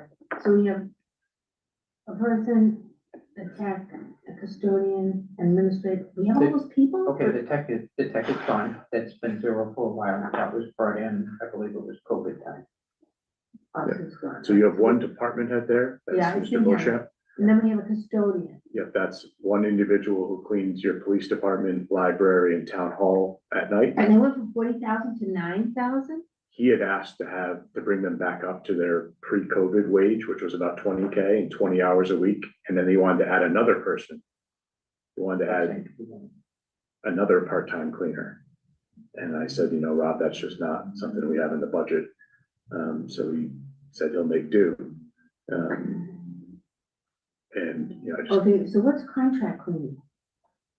contract cleaning might be specialized cleaning if it's, you know, steaming the carpets. But that doesn't go to Rob.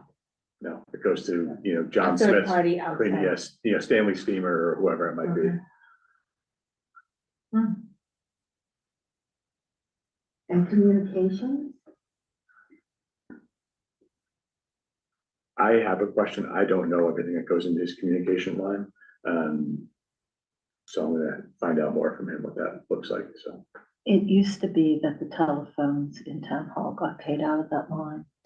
I have no idea Oh, that would what make sense. happened around the time of, when I left before. Okay, So I don't know, but that is what that used to be. I don't know what it's used for now. If at all. Does it have a BVA? Yep, I'm looking it up. Getting there. BBA patrol over here today. Yeah, we're at 54% for this year on it already. so that's probably, it's probably Probably Centric, it's probably what it comes Centricoms, yeah. Okay, so you're gonna find out. You know, other building supplies, pest maintenance, those are all pretty useful for how, you know, Rob, our facilities head operates. He is anticipating a significant increase in utilities. That's why he went from 125 to 135. He asked for 140 for electricity. I think we're gonna see that in almost every aspect of life right now. Like my national grid bill is wild. I'm sure Unitil's are crazy too. It's nuts. So I don't know what to do about that, but, Solar panels. yeah. Yes, that's exactly correct. Right out there in that Could the field. roof handle them though? Because that's where you need to put, that's where, Historic building. that's where you need to put them. The back field. Oh, the back, yeah. You got the back field. Yes. Anyway. No, but you don't want to put them in fields. That's a waste of. Or Yeah. you could do, parking lot. Mm. Yeah. Yeah, I was gonna say parking lot. To me, parking lots and buildings are the only place that solar panel makes sense. Well, yeah, I was gonna say, I my really mind's think going solar on, panels we should put be something used. up at the old landfill. Because it's not gonna get better. And we. And I think it's just pushing the can down the road here with This, utilities. this building needs a new roof anyway, so maybe we can, You can put, so fire people. this building needs a roof. came in, you know, messed up the Anchor to the rules. roof. Yeah. No, don't do it. No. As I continue moving on, we shift to the police. You have to find out what the rules Side are of for our things. landfill. You know, this number does include the hopeful override pass, a new contract for the police chief. And, you know, some other, you know, increases related to, you know, stipends, longevity, overtime, things like that, that are all part of that overtime, are all part of that override, increase. Wait a second. Do uniforms go up normally like that? The union agreement, so it also includes like ammo, Uniforms? it was what was negotiated. It's separate, okay. Yeah, Just a question, because they do need uniforms. I mean, I can see uniform for police from way before I can see it for accessory. yeah. Sorry, Vicky. Yeah. Okay. You know, the overtime number is a big increase, but that's just what's anticipated with the cost of doing business there. So if those new people are brought on board, that number would come down. I'm not saying we change it. I'm just saying. It may, but because we just got our fourth officer who's gonna resign before the end of the month, that number is likely to go up. Where's the BVA with overtime right now? Just out of curiosity, since you're the BVA person. One second. While she's doing that, it is worth noting with the increase in gas prices, all departments are sort of forewarning me that their fuel lines, police, fire, highway. Yeah. Yeah. It's gonna go through the roof. It's up, what, like 60 cents a gallon today? I don't know. Yeah. Can't we do it the old fashioned way and get a little tank outside the police station? We have. Can one you drive at it? the I would Highway love that. has one, and Oh, that's highway where, has one? oh, yeah. Oh, you meant like an actual gas tank. I thought you were like a military tank. I was like, oh, that'd be so fun. Can they get more, I mean, can they use the highway one instead, or is that what we do use? That's what we use. Yeah. Kind of like. They came, I don't know if that's 24/7 up there. There's still a cost to fill those Yeah. tanks. Well, no, I understand that, but you get a bulk rate. Yeah. And then you add on, you know, I mean, you go to Pittsburgh for $3.19 or Mr. Mike's for $3.79. Yeah. Police overtime right now is at 103.13%. Yeah, so we're over. You're likely to see that spike with the loss of another officer at the end. But so No, that's that's gonna be the same, right? Yeah, highway The overtime is not too. there? Yeah. I'll keep, Can you explain that to us? Right. yeah, Jay's got it down pat. He knows his stuff. so, Yeah.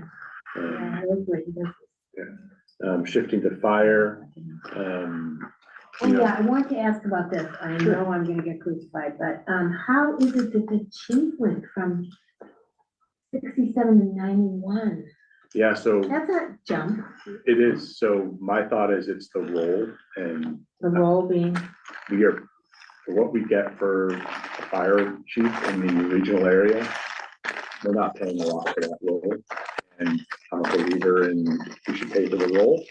And this would be getting a contract that says, you know, our fire chief's there 32 hours a week. It's 2.5% or 2% for the 3 years. So it solidifies the role because they're going to be coming up for negotiations this time next year. So we're trying to be proactive about it, get the number up so that it's more marketable. You know, similar to your TA and your so police then chief. next year it'll be 2% on the 91. Correct. Cheaper to do it now than it is next year. I was gonna say, you think that is enough?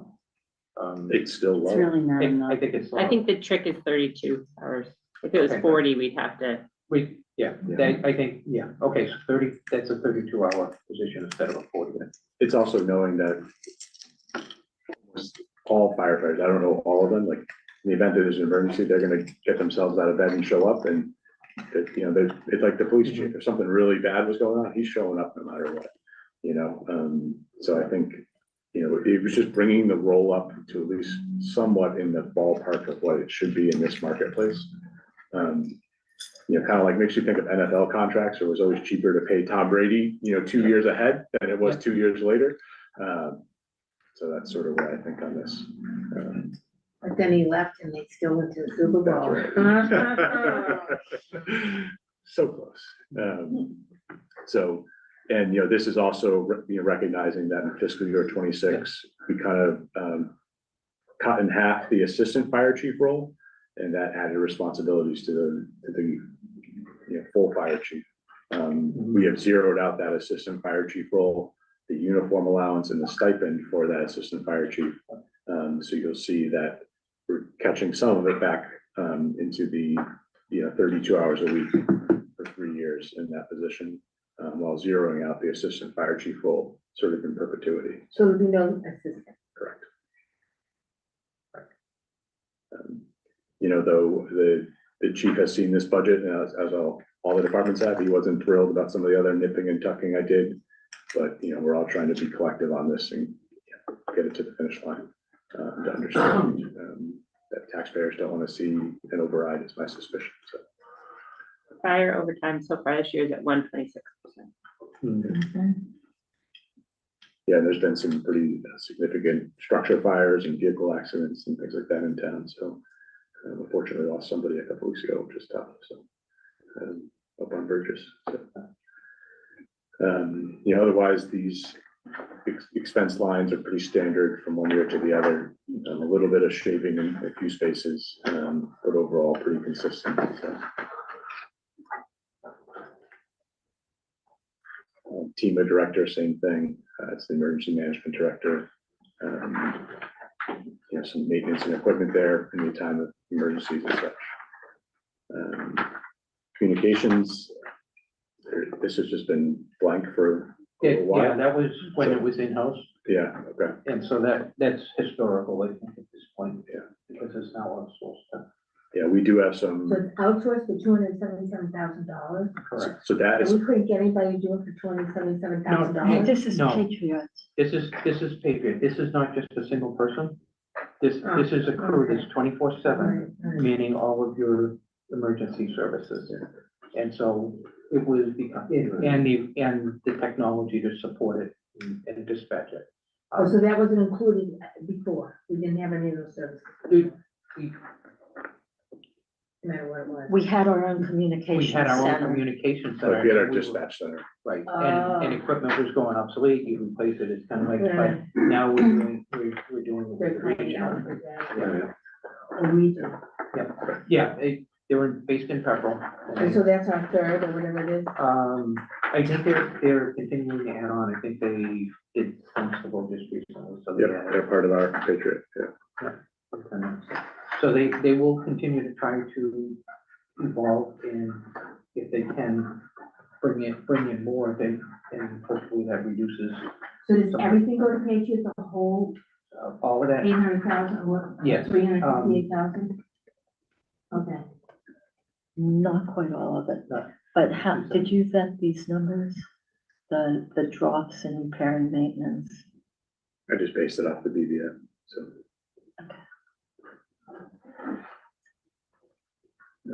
Shifting down the building, he recently had his admin retire, and he came to us with a solution last week for sort of bridging the gaps for the next handful of months to see how it goes.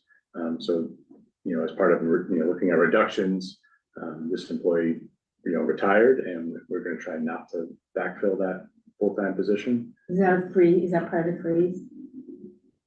So it went, okay. What about the alternate building inspector? That's down to 0.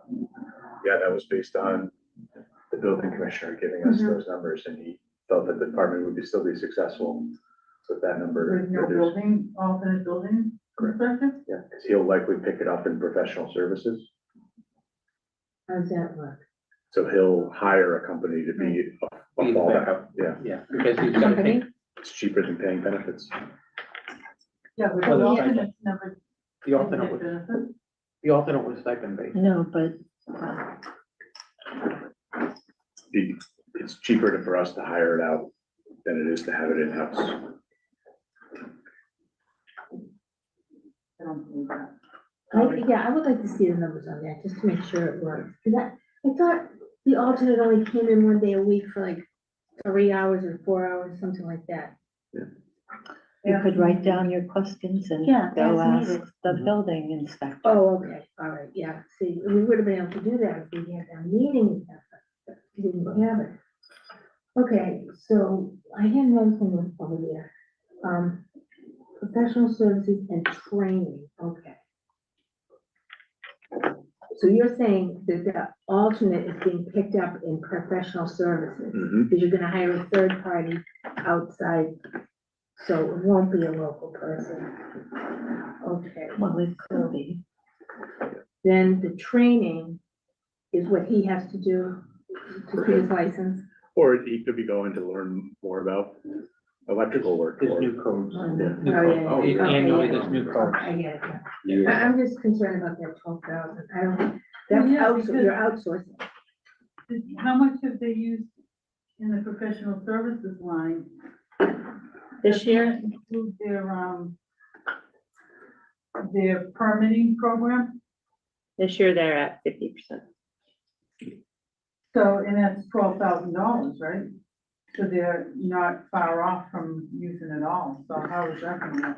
Permilinks is typically a pass-through, so if you pay to get an electrical permit on Permilinks, the consumer, so if someone was asking about Unipay and then you pay the service charge, you pay them and then the money goes out through that function, so, that's how we do it in my town, you pay Permilinks and then they take it and go from there and get the paperwork filed for you. So,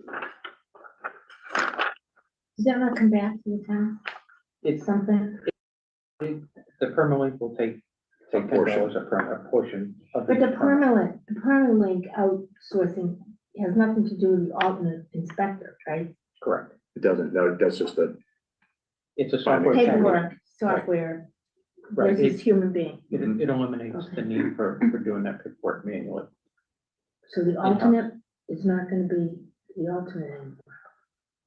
Right, when he needs help, I would assume he's gonna take vacations, Mhm. and he's gonna need coverage for that, so you need an alternate to cover when he's unavailable. Is he gonna be working more hours here then? Yeah, Bob put his hours down there and I shared it with all the departments. He was gonna be here, I think, 4 to 8 hours a week. And then available on cell phone and then, sort of take it from there, so. Yeah, He's posted that. he posted it downstairs on the town website, it was part of the blast. And downstairs. Yep, and downstairs. And if you watch our meeting from last week, Mhm. he was on and described what he was gonna do. Keep scrolling through the building sides here. Yeah, what, on this seals and weights, what supplies in those? Just, It's a building department. I know nothing about seals and weights. I know we have to have our measuring spaces. You have to have tags and stuff. Yeah, I don't know much about it. I was just curious, I mean, it's not a deal breaker by anyone's stretch, but. Yeah, well, I believe we're using the state program, and that's why there's no labor. Mhm. But for your town, you have to have the labels and things when you go to the guest. I see, to put on the elevators. Right, How many it's do kind you of like, have? well, I mean, there's the elevators, but. Also the gas pump. Yeah. It's all the scales in town. All the like scales in town. Hanford. Yeah. Even Depends on retail. all the gas stations. Anything where you're Measure. making a measurement with, especially with a. And there's the Consumer. VDA is at 0 for all those lines this year. Yeah, we're using a state program. We started doing that several years ago. It used to be, I can't remember his name. He lived on, Very yes, well. that's right. There we go. Excuse me, Jay has his hand up. Jay, did you want to say something? I did. If I could go back to communications a little bit. It's the first time I'm seeing those cuts. Just wanted to talk about that real quick if we could. Sure.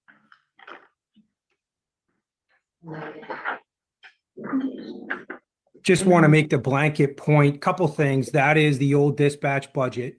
And right now, for the last 5 to 7 years or whatever it's been, it functions as our IT/communications line.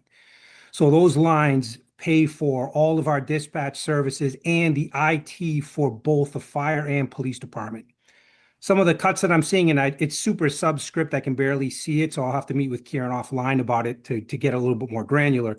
But suffice to say, some of those costs are contractual. Our IT services are contracted through one of those lines. The cuts that are represented there may not be able to take place in the manner in which they're suggested here. We pay a per head fee for our emails for both fire and police. There's a bunch of stuff that goes into those lines. That budget is super, super tight. And I know you guys are focused on the BVA, but I will say on the BVA, when it comes to comm lines, and this is also the case as it pertains to a bunch of my lines as well, is the budget versus actuals don't mean what you think it may mean, because we were given a mandate to stop spending relatively early last fiscal year. So what that did is it kicked a lot of our purchases to the following year, where we're being frugal about it clearly this year. But there are some equipment needs. I know the generator and one of the antennas just today, I was told was offline, and we may end up having to replace. So those cuts to those items, I'd have to look at a little closer to see what is plausible there. But that's a very lean budget that really costs are mostly contractual. Okay, thank you, Jay. You can get with Kieran. So addressing that, if he has an issue with his generator and he doesn't have the money, does that come out of finance reserve? There would be a request probably written to the reserve fund. Okay. We Yeah. probably And then asked we a would- question like, why wasn't this planned for such? Well, you can't plan for an emergency. Every department. Well, That's right. that becomes the thing. If every department puts, say, an extra $10,000 into maintenance, now you're blowing up your budget by every department putting in I know, $10,000. we have no money, And you're so I inflating get it, so it's kind of, so it becomes that kind of trade-off. You take the money from there instead of having it $10,000 in every budget and make it in the reserve fund, which can go across to any department. Right. So, again, the flexibility of where the money is and how you can transfer it out. I'm gonna be excusing myself. I have a hard stop tonight, so Thanks, Veronica, if you would take over. She's in charge. Thank you. Yeah. Thank you. All right. All right, so I'll jump back down to building department, which is where we were. We were at sealers and weights, electrical inspector. Again, these are the numbers from the building, commissioner himself. And he felt pretty confident in them. That leads us to animal inspector, animal control. Okay, sorry, the wages for electrical, did it go away? Just Only the for the alternate, for all of them, I believe. Mhm. Okay. He zeroed them all out, so. Yeah. Yeah, usually I'm used to seeing the lead first, and so when I saw the 0 on the top line, it caught my eye.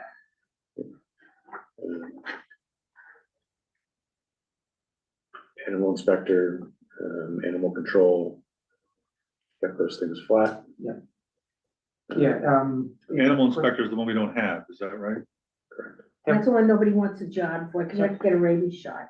No, I don't think it's, you have to, I think it's more, you have to deal with rabies.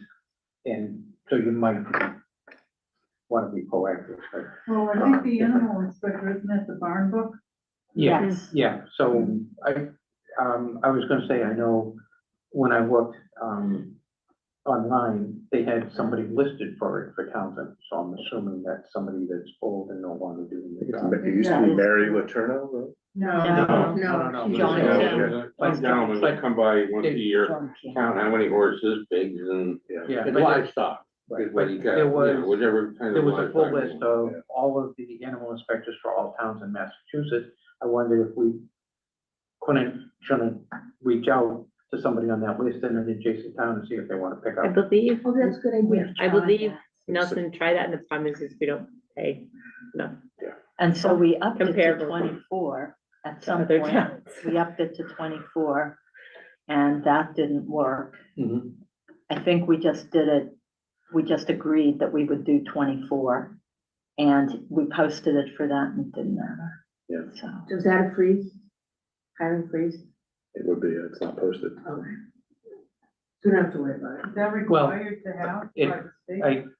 Yes, I Oh. believe. What do we need? sort of, we What haven't do had we- one in We 5 years. haven't had one, and they haven't asked, but it's So- kind of like, but Like an unfunded mandate. They love that. What do we actually need the animal inspector for? It's not the same as the animal control, the person you call when you got a problem, too many dogs on the street or something, whatever it is. I'd call her tomorrow. But I don't understand why this guy has to come around and count my horses. That's a good question for the state. It's 1823, 1923, I can understand. Wait, But didn't change from 2023, there are, basically speaking, check the amount of real livestock farms in Townsend. And even $1,200 seems like a waste of money. Well, do they do it, Sam, maybe because of disease? I think that would be a key. I mean, if you have. We're not much of a farming unit anymore. No, Comparatively speaking. But if there's Like cows, we have cow farms, but they're small. You Yeah, know, so if there's bird flu and people have chickens in their backyard, it's kind of like, they know who you are. they know who you are. It's kind of like you can. They come and get you. Or your bird. Yeah, having been in England, there's not cow disease. Yeah, I mean. I'm kidding, yeah, it's kind of, but that could be why you need this book, so that you know where your livestock is and.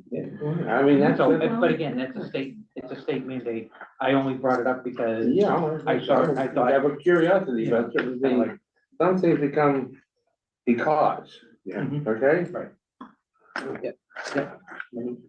I'll keep going down here from animal control to tree warden. That little bit of money? I get paid more than at Walmart if I wanna be a greeter. This is one that. And now I don't wanna be a greeter. I reduced the equipment rental on this. Like Don, I think it's Mr. Mizuko, Don Mizuko, right? Yeah. Nice guy. He kind of shrugged his shoulders. He's like, I'll do the best I can, real Right. salt of the earth But- guy, so. Right, yeah, but again, if there's a big need, and they need to rent the equipment, Mhm. kind of like the rule of that. We also find that highway chips in quite a bit there too, Okay. with some of their own equipment. And water. And water's been pretty resourceful for that group to help out when the time arises, so. We sort of have a collaborative effort there, which is nice. I'll keep scrolling down, burial agent, parking clerk. Those were pretty standard, just the 2% there. The big one is our schools. These numbers are confirmed from the school side of things. There's not for what it's worth, speaking broadly as from the macro state level, your regional school did a fantastic job of really reining that budget in. It's a significant budget, but the lack thereof of growth is impressive. The tech school did add 5 Townsend kiddos to their enrollment, so you saw the enrollment shift there and transportation and such. But your regional school district deserves a round of applause for the hard work they did, so. Very Did they get more, did they wind up squeezing a little more money out of the state? Is that? what- No, No, actually, no. they've been taking a fine tooth comb to their Yeah, budget. They are hopeful for some Yeah. additional supplemental funding in the fall. Right, So I'm just, taking this number now and just, yeah, all right, you put the number they gave you, that's for. Well, we all should grab our pitchforks and walk on Beacon Hill as far as the school district is concerned. yeah. Jumping down the highway. Was Kim Craven on the board? The new one. 2% here for the majority of their folks, a little bit of nipping and tucking here and there, some extra uniform allowance for the mechanic. The superintendent wasn't thrilled that I pinched a little money from here and there and a variety of things, overtime, things like that. But just tried to, keep the budget as flat as possible and reduce where spending sort of I historically think- allowed. I think something that might be helpful is if we knew how many positions. So operating staff, how many is it? 1, 2, 3, 4, 15? For police, Jay does that. We get a report on that. So for highway, it's 6. We don't, but I just think it'd be helpful for the people in the audience to know, oh, this is 6. Right. We have 6 people. Okay. It's Yeah. in there. And the Yeah, same for department fire. breakdown. Yeah. We don't really know how many Mhm. captains or what, because you look at that and it's like, well, how could we? Yeah, say how many in more each than position? But it could Yeah, I be think that would 2 or be very 3 helpful to the Mhm. taxpayer, Yep, little summary. the person who's paying. So like Patrick, you know, Yeah, just a little something. I just think it would be helpful. blurb. To know, yeah, to Agreed. know. I think that's a great idea, Jeff. Well, I just like the way Jay did his, because you knew how many lieutenants. Oh, he sergeants, gives you everything right down to the patrolmen. nanosecond. Yeah, So we can add that in for some additional budget context. Again, Maybe you could train I know. all these Yeah, training. you interested in doing a training? Training session. So I'll keep scrolling down through here. Jump in the snow and ice. I know it's everyone's But we favorite used to topic. go with snow and ice, that's gonna be horrible. No, What are they up to now? We've just We looked just at said, it we before. just said it was like 126? Well, so it's everybody like 500 for Oh, the. 500, of course. Yeah, it's like 482 so far. Right, For the total? for the total, so that'd be, I mean, Kieran said he's shooting for 300 from free cash, hopefully to balance it. For next year's budget, I did add in, and I'll happily explain some of the reasoning. We are very reliant on cemetery and parks shoveling and clearing sidewalks throughout the town, so that's why temporary help went up. Operation stipend went up. Overtime is for our highway superintendent and the other folks that help plow, extra hours during those real heavy storms. Equipment rental is another catch or another name for the private plow people we pay in town. So, Veronica's Plow Company, if you had a plow company and you were hired by the town as a 1099, it'd be equipment rental. And then we would pay Veronica's Plow Company to go out and plow roads for us with their own pickup trucks and such. We are well below the state rate that's set for that. And we have heard from our private plow folks that they're not interested in working for Townsend anymore. They're getting more money in Ashby, Pepperell, Lunenburg, Groton, Dunstable, Tingsboro. So that saves on the budget, doesn't it? It does. There's an answer. Well, I keep saying, leave my snow alone. It saves on the budget, but then our overtime goes up. Because those guys, like Jim Smith, still gotta plow the road. And then it's so So how much do you pay them now? the private plow guys, Yeah. $80 an hour. And the state rate's 100. And that includes the equipment. So it's $20 we're talking about here. $20 an hour per. So are you saying that by changing that number from 38 to 49, you think you'll get some of those people to stay? Hopeful. I mean, if Ashby says, oh, Townsend's going up, all right, we're gonna go up another $5. They're gonna go with the money goes. They're gonna be fighting it.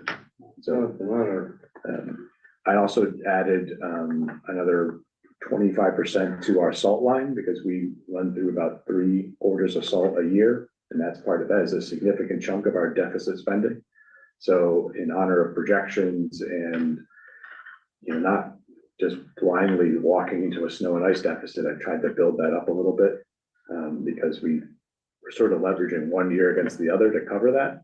It's not the best practice. Well, regardless, everything's gonna be more expensive this coming year than it was last year. Yeah. Because it's oil's going up, everything's going up, or the salt line. Diesel fuel this week? You're 92, yeah, I know, $5 a gallon is what I'm planning. But yeah, it's it goes up, what, 36, roughly 35 to change. So, those are some areas that I increased the spending. I got, I'm appreciative of Kim Smith's hard work. Yeah. You know, I was concerned hearing that we're the lowest rate in the region. You know, this is based on his research, because he's talking to the guys and he's seeing what the state rate is, and he's like, we're low. And these guys are telling me, we're not, you're low on the priority list in a storm, because you can go to Ashby and get a better rate. You can't blame them, you know? You're gonna be working at 3 o'clock in the morning, you get $20 more down there per hour. Yeah, I'd do it by the You morning. probably, I don't mind. you're probably going down there, we all would, right? No, I've seen the changeover in trucks and who's plowing my street this year. Yeah. Yeah. So, you know, other things were pretty, you know, streetlights standard, you know, landfill. You know, we have some different costs here. It's occurred to us, late this afternoon that solid waste curb pickup probably needs to be $10,000, because that includes the trash hauling from the town hall, which we had not factored in. I definitely had not factored in, and we have a bill for it. Oh, whoops. So So you're gonna put 10,000 in that other column? Oh. Right, yeah, that's for the pickup of the. Yeah, no. um, Yep. so that'll be a fun one. Yeah, it says town hall, but I mean, it's I town know. hall, fire, Yeah. police. Yeah, we knew that. We didn't know what the number was, but we knew that. Yeah, the number ends up being about 8,600, so 10K will be, that may go up with fuel surcharge. I don't know if there's a fuel surcharge in that contract, but I could probably just baseline it. So that'll be a 10K in there, so take our number and add 10K. I'll keep scrolling down, call out any questions on cemetery and parks. You know, they sort of work their own budget. You know, I made it 2%. With his summer help, is he gonna need exemptions for the hiring freeze? He No, may have some of those guys already, because no, of he already said. the plowing and the shoveling they did all fall. Ah, okay. Already in the roster. So it's not seasonal like for He recreation? has a fund. Yeah. Right, yeah, the cemetery. Housing authority, I cut in half.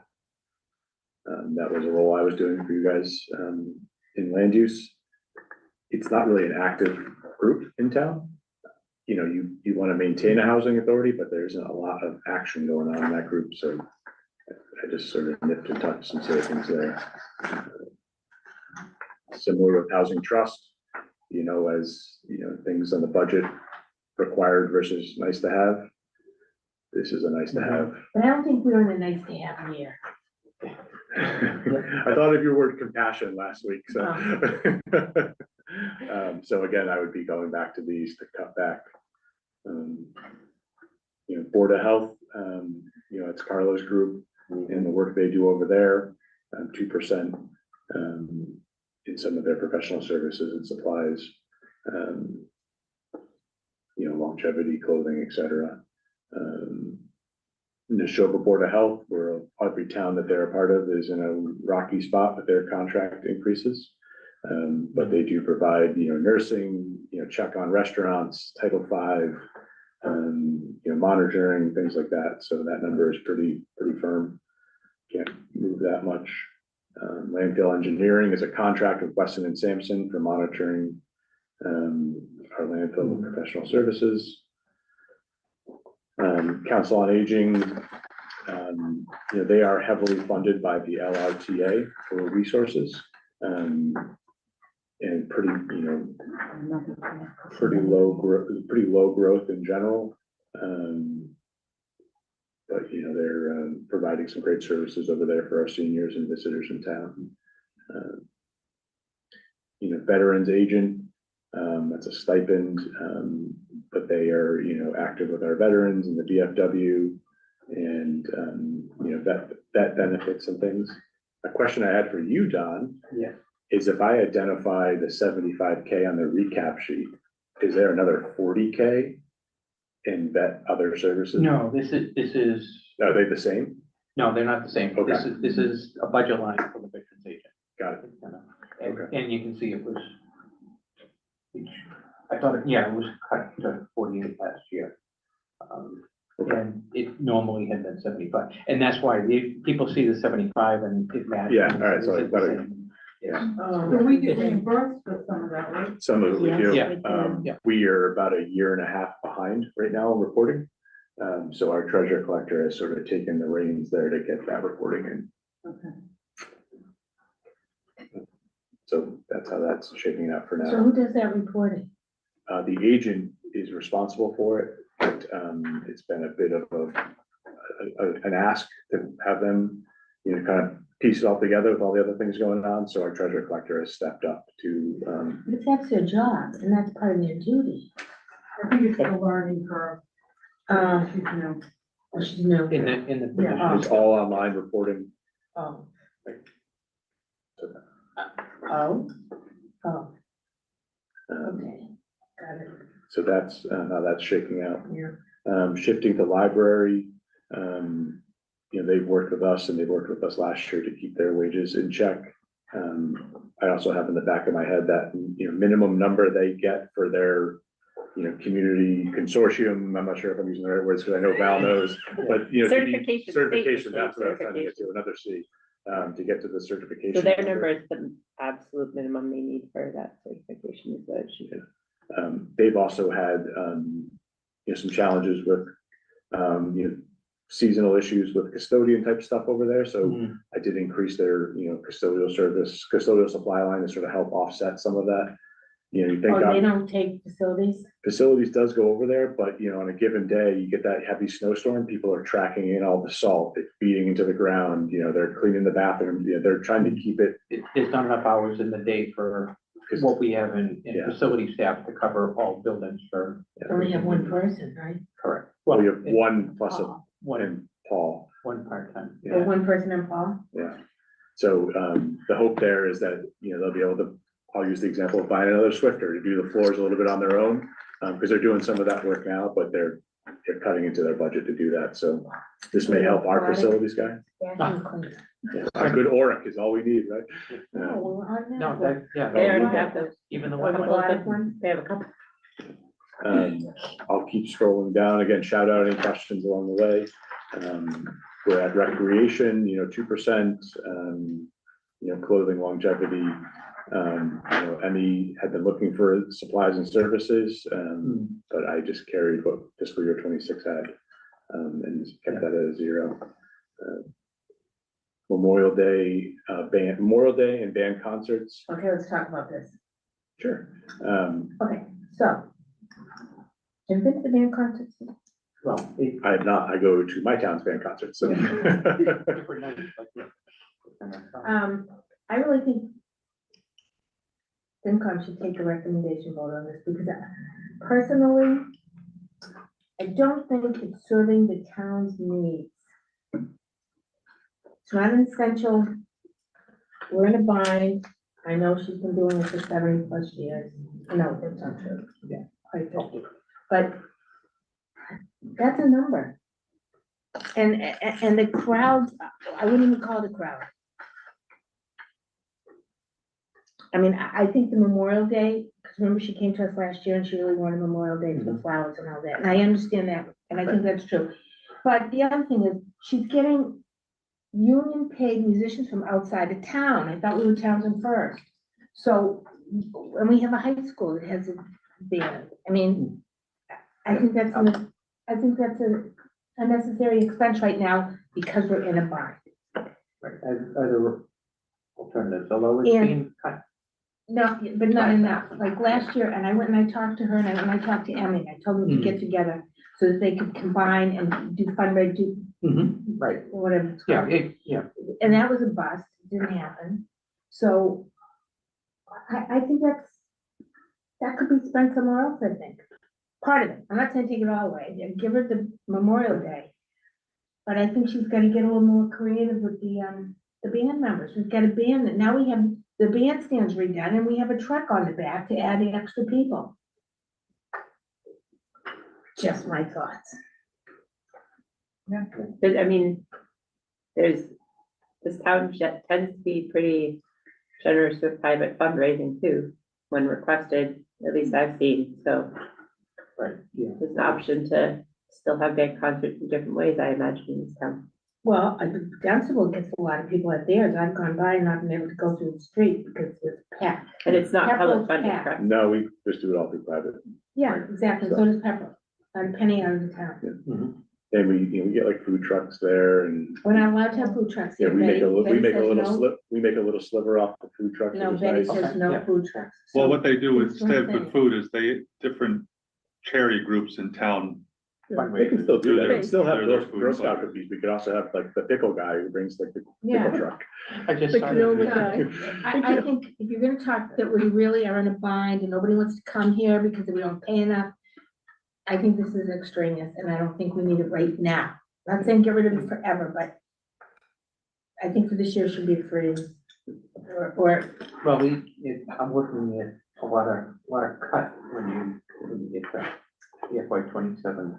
This might be one of those ones that, because we have some time. $14,000. Yeah, we have some time, is maybe invite those folks to come in and sit with you guys at a meeting in between now and April, because this is, I'm not looking for you to iron stamp this budget, but I No, I want to understand. present it. I think this Yeah, is yeah, something yeah. you say, hey, like, can we reduce you by 2/3?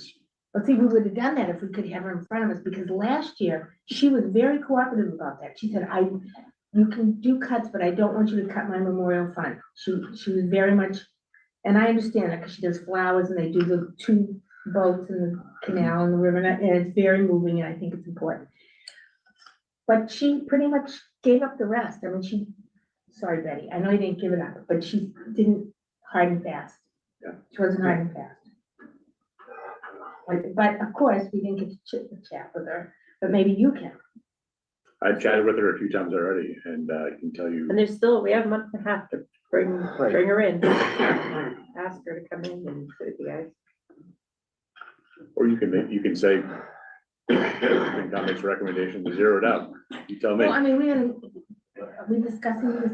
Are you all right? Yeah, I'll live. Sorry about that. Sorry about the living part. It's like very deep. Yeah, okay, so I guess I said my piece on that, but I think 14,000 is a lot. Well, that was the ask for the department and No, that's Well- just in the band services. Right, no, we cut that down to 9,000 already. Right. so the ask was 14,000 and the TA is saying 9,000, so there's a 5,000.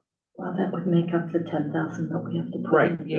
You think I got a $10,000 hole There in you my head? go, there you go. See, And I've already got it. But the question is, who is going to do the fundraising for this? Where does Well, that you know- happen? How do other towns do it? Where, Well, who does it? Pepperell's done through their Business small business association. association. What's Dunstable? Recreation.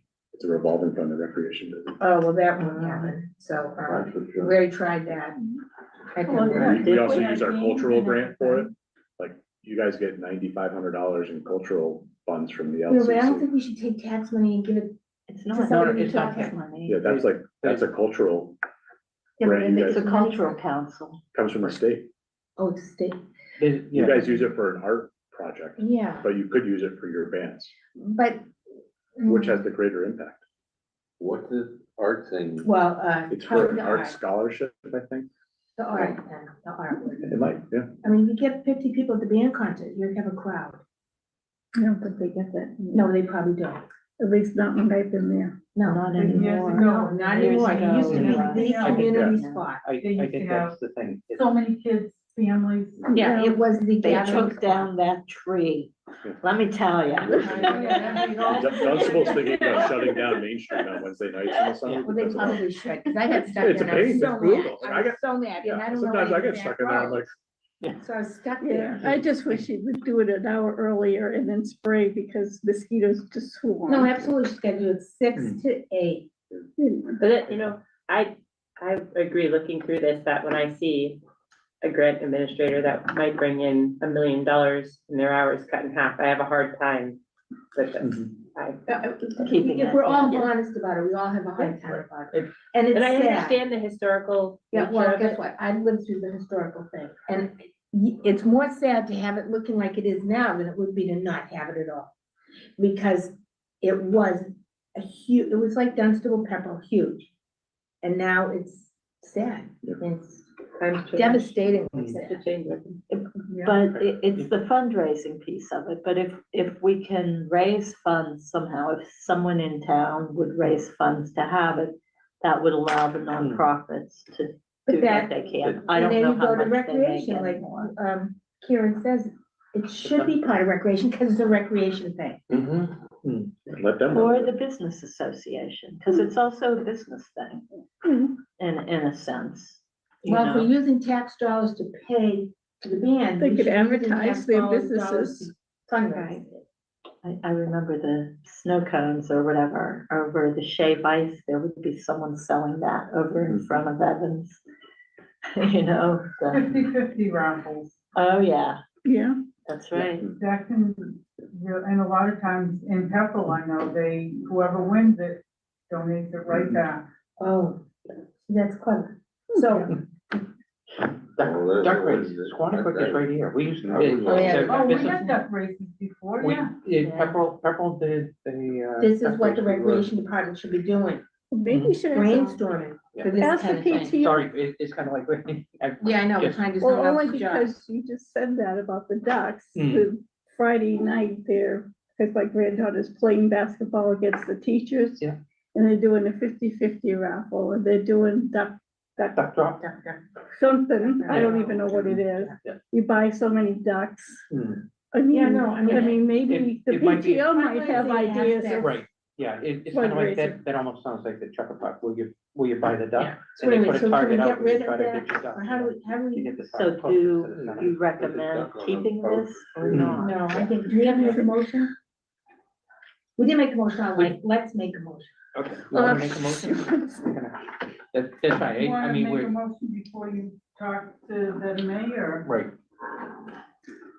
Or is the motion to talk to Betty May and see? Okay, all right, Yeah, make the what- motion to talk to Betty May and see if we can come to some kind of a collaboration. Who runs the Townsend Business Association? I don't have a clue. Last I knew it was Kathy. Kim. It was Kim Kim Craven, Craven. yeah. Is it still Kim? I don't know, Yeah, that was a couple years ago. but I think she did the, ceremony, the tree lighting, didn't she? Kim did a tree light. What's that got to do? It's business That association. was, That's- Oh, it wasn't TEO. no, No, that's business association, does the Yeah. tree lighting. All right, we'll talk to Kim. She's so busy. Is Okay. she the only Yeah, one on the it's business Kim. association? No, I don't know, that's a good question. It's, right now, it's Kim, Marcia, Ronald, Wanda Pero, Kath, there's a bunch of people. Really? I was gonna say is, Do they all own businesses? Rebecca Hill. How many are there? I think there's 4 1, 2, officers and a 3, board of 4, 5, directors. 6, 7, 8 members right now. 8 times $100 each, I think her bucks right there. 8 board members. Times 6, is what? 48. I'll go, so you've got $5 right now. 2 minutes. All right. They were also. It can be done, donated. make a motion that we need to.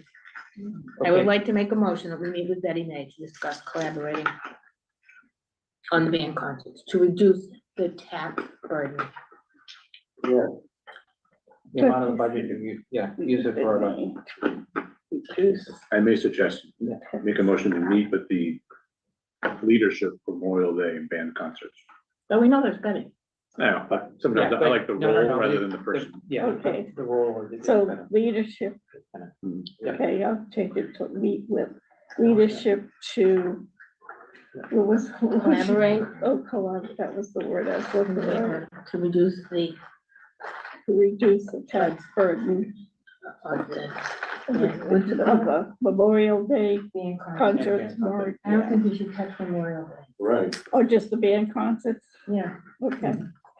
I mean, I get it, she's gotta have the buses for the people, she needs the yeah, flowers. but I was just gonna say, the buses, couldn't that be touched? Discuss it first. Yeah, I would Could be. just talk to her about all of them. all right. Okay, so I'll second the motion. Okay, so we had a motion and a second. Any further discussion or questions? None being heard. Roll call vote. Yeah, Grant, aye. Mary Jane Churchwell, yes. Carol Hofstas, yes. David Walker, yeah. Kathleen Crawford, yes. So when we, Unanimous. Well, we have to set our next meeting, it's kind of like that. Okay. One of the last things. So I guess that's something we want to add to the, try to add to the Agenda. next To the meeting's agenda. agenda and see if we can, if she'll come in. She'll be cooperative. I'm not saying she won't be, but she might be busy that night. We can do a road trip and, yeah, I did, put ice cream back. looking at flag committee, I did take about $200 from them, so that's about a 15%. What do they actually do? I'm not sure, but. Do they do spent- I think they're the one, are they the They- flags at the the cemeteries and No, stuff? they put up the flags Oh, along. the flags along the street. Wall posts? And they have to replace the flags if When they they fall go apart or whatever. The people who put the flags at the cemeteries are volunteers. Okay, So what For did you pers- For do? personal experience, I know we just made every other poll in town rather than every poll. Or what did you We made it every other poll rather than do? We don't every have that poll. many polls. Yeah, we So don't have, maybe one every 4. no, No. no, because we don't have too We many have this polls. much space. Or shorten the distance. The distance is from the. You're only talking a blocks. short distance. It's 2 blocks. Did they spend the money in FY Yeah, twenty-five? It's not like it goes from the Well, I harbor have to. up to date today, Ashby. it's 0. Okay, let me see. Okay. Oh, well, there you go. but I think they, but I But think they that's something that usually probably do it at the happens end in the of the Memorial Day time. Right. Yeah, and then So when if the we can flags find get, June the- 12th. and then when the flags get all Tattered. ripped. Well, I bet the tattered. flags are expensive.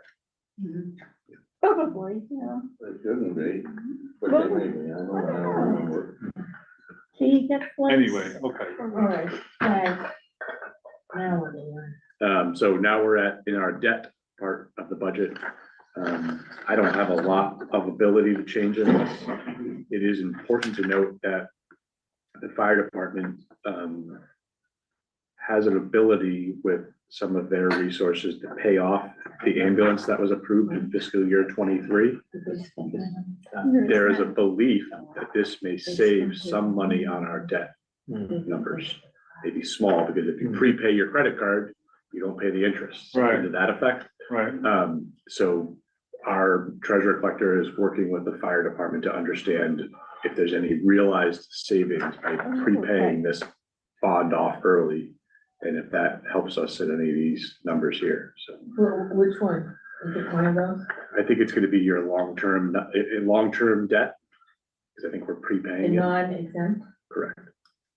the 43,000? And this is where our treasurer collector will report back up and share any changes. It's not anticipated to be a big change, might be a few thousand, if we're lucky, maybe 10, or it could be 0, but I'm just sort of hopeful it may help us a little bit, so. Okay. So you'll get that too. But that one, if that succeeds, then that may say that'll be. That may cover the trash. Well, but it also would save, it'll save this year, it'll save next year, it'll save the year after, or whatever, however long that term is. Correct. We would be getting rid of, so. Correct. It helps our credit, helps our Moody's rating, bond rating. Right, it helps, that would be a help, even if we only save 5,000 this year, but we save 10,000 next year. Mhm. And, or whatever, that would be worth doing. I'll keep scrolling down into the retirement insurance section. County retirement system, I don't have a lot of control over that. That's a pretty standard increase. Unemployment insurance, the rule of thumb is about $12,500 per employee. Sometimes an employee may be let go for performance reasons. You still have to pay unemployment. Perhaps a funding resource dried out, you still have to pay unemployment. So I sort of. How long do you have to pay now in Massachusetts? Oh, it's a while, like you can end up paying for 2 years usually. Yeah, but we're so. I thought standard was 26. Yeah, yes, we are. We're- Gonna cover that. I was just basing it off 2 employees. Yeah, but you lose 2 employees, you're gonna be paying more than 25,000. Well, you only We're pay a self-insured, I portion, mean, Yeah, you pay a Is portion it- of the insurance. and it's not the based whole. on how many We don't hours have- in the balance. insurance for that, do we? But you still pay a fixed rate. No, we don't have insurance for it. You're right, we're self-funded. Yeah, but it's a fixed rate that you pay off. Correct. Based on their salary, so. Isn't it like 60% or something? No, it's can- based on number of hours and. I Yeah, have but- this somewhere. This is a number I got from our consulting TA, and he's like, well, unless you were gonna lay off a bunch of people, because if you were laying off 8 employees, that should be 150. But Well, I mean, we should really plan for the worst. Well, but I But mean, we're we're so not, right now, close we're to a not balance. planning anybody off, we're just not hiring people. correct. But that's step one. Right, well, but I'm saying, yeah, that seems okay. I can increase it. Is there a But fund then money available? has Is to there, come is there, from a- somewhere is there a else. kitty If you- somewhere? I mean, like, No. well, your free No. cash. That's how we have to pay, because we don't have. Well, but, no, but we're not planning on laying anybody off. So, Yeah. Well, I was things gonna- like this don't carry over from year to year. Yeah. It reverts back to free cash if you don't use it. right, You There don't was a- have a kitty for that. Our town accountant doesn't- did say you can create an unemployment trust Yeah, that's what we don't have. or stabilization. That's what I would think that one would have, would be a trust, yeah, or some fund. Maybe that's something that we should look into, so that if it's not used, it goes into something for future years. Mhm. Yeah, definitely. Then we get back on our Because I don't feet. think we're gonna be back, you know, doing On our really feet. great next year. Yeah, no, you got a few years, I think, of, I'll put it on my long Put it on your list. consideration list. Top I of mean, the chalkboard. I think that's being prepared, Right. and I think it would be a good move to be prepared right now. so, okay, so then after, for the retirement and the health insurance, are those numbers including the fact that we have the hiring freeze, or do those numbers anticipate filling the open positions that we currently have? filling the open positions we currently have. Okay, So your so, police and things like that. right, but like the town accountant and positions like that. It does, so, okay, so these numbers take into account the hiring freeze, Mhm. and then obviously the exemptions to the hiring freeze would also have to be accounted. Correct, yeah. So, but if an employee were to fall off as of July 1, and they were me, I'm only one person, and I don't have any family on the plan, that would save you about $15,000 ballpark for the year. So, Oh, wait a minute, so we pay the family plan, the full quote, Well, if, yeah. No, I mean, the you- full amount? no, So no, you no, pick, the town picks up 70%, I think it is. It's of 75. 75, which is incredibly generous, of the health insurance costs. Of the entire family? Well, if you have a. Well, if you're on a family right, plan. Yeah, depends how many you are. 25,000 or whatever, the town pays 75%. The employee pays 25%. It's one of your main reasons why the town retains people. Yeah. No, I'm just trying to understand it, you know, just because I asked you a question doesn't mean I'm against it. Let's Yeah. like clear the board on that. All right, so have we looked at our plan? I mean, are we in the A gold plan? Are we in the silver plan? Are we in the, Wrong. Like the bronze, the like, participation Good. trophy Mm. plan. we're good? Not great, because it's still pretty expensive. And the Oh, co look, you're talking to the choir here because I think the whole thing's It's a ruse. horrendous. Yeah. But You know what, and I wouldn't mind if you got great healthcare. Yeah, and it doesn't matter what your insurance is, right, the healthcare. Hmm. is So going way how down. can this be in any way mitigated to not be so expensive? Because it's only gonna get more expensive. Can't, well, there's what you're seeing happen in like Pepperell, Dunstable, is it Ayer maybe? They're gonna try to, pardon the term, bribe employees off the town insurance. Oh, no. So like, we figured out in Dunstable that if we were to offer everyone $200 a paycheck, they may sign off the town sponsored and health insurance plan. Companies I work for would do that too. If you don't right, sign on to your spouses, or, you know, if they're available. If the private Your schools time. nearby do that, they offer about 4 $500 years. a paycheck for you not to be on Yeah, the that's tough. I know we had a town administrator that once, I think he got $2,000 a year, Mhm, because he was covered under his wife's. mhm. So, Because it's so, like, again, you guys cover my health insurance, I'll throw myself under the bus. I contribute I think it's about $90 a pay period towards it. The $200 a month. $200, $400 a month. Thank you. Yeah. pay period Oh, is pay 2 weeks. period. Oh. And that's only 25% of the actual cost. the town picks up the rest. So That's very generous of us. it is, it's incredibly generous. It might be over the top generous. Well, but he's Please saying don't that's, crucify me, that's one of the Townsend, reasons but- that people haven't. Yeah, been well, see, we're also not at the same pay rate as a lot of the other towns are, as we've heard tonight. Oh, you're So saying that- that's the golden handcuff. Everything's in It's, there. Yeah, so it's that- why, That's helpful. And, But somewhere, and we we've had to make, other administrations have had to make that, the employees aware of that when they were kind of like, how can we, make this much less when we did the whole. well, maybe we should revisit the look with somebody who really knows what they're looking at would it be more advantageous to raise the salary and drop the, Well, you know what I mean, change the. but then people leave. Let me ask a No. different question. Is our health insurance costs, is the town in a pool by itself?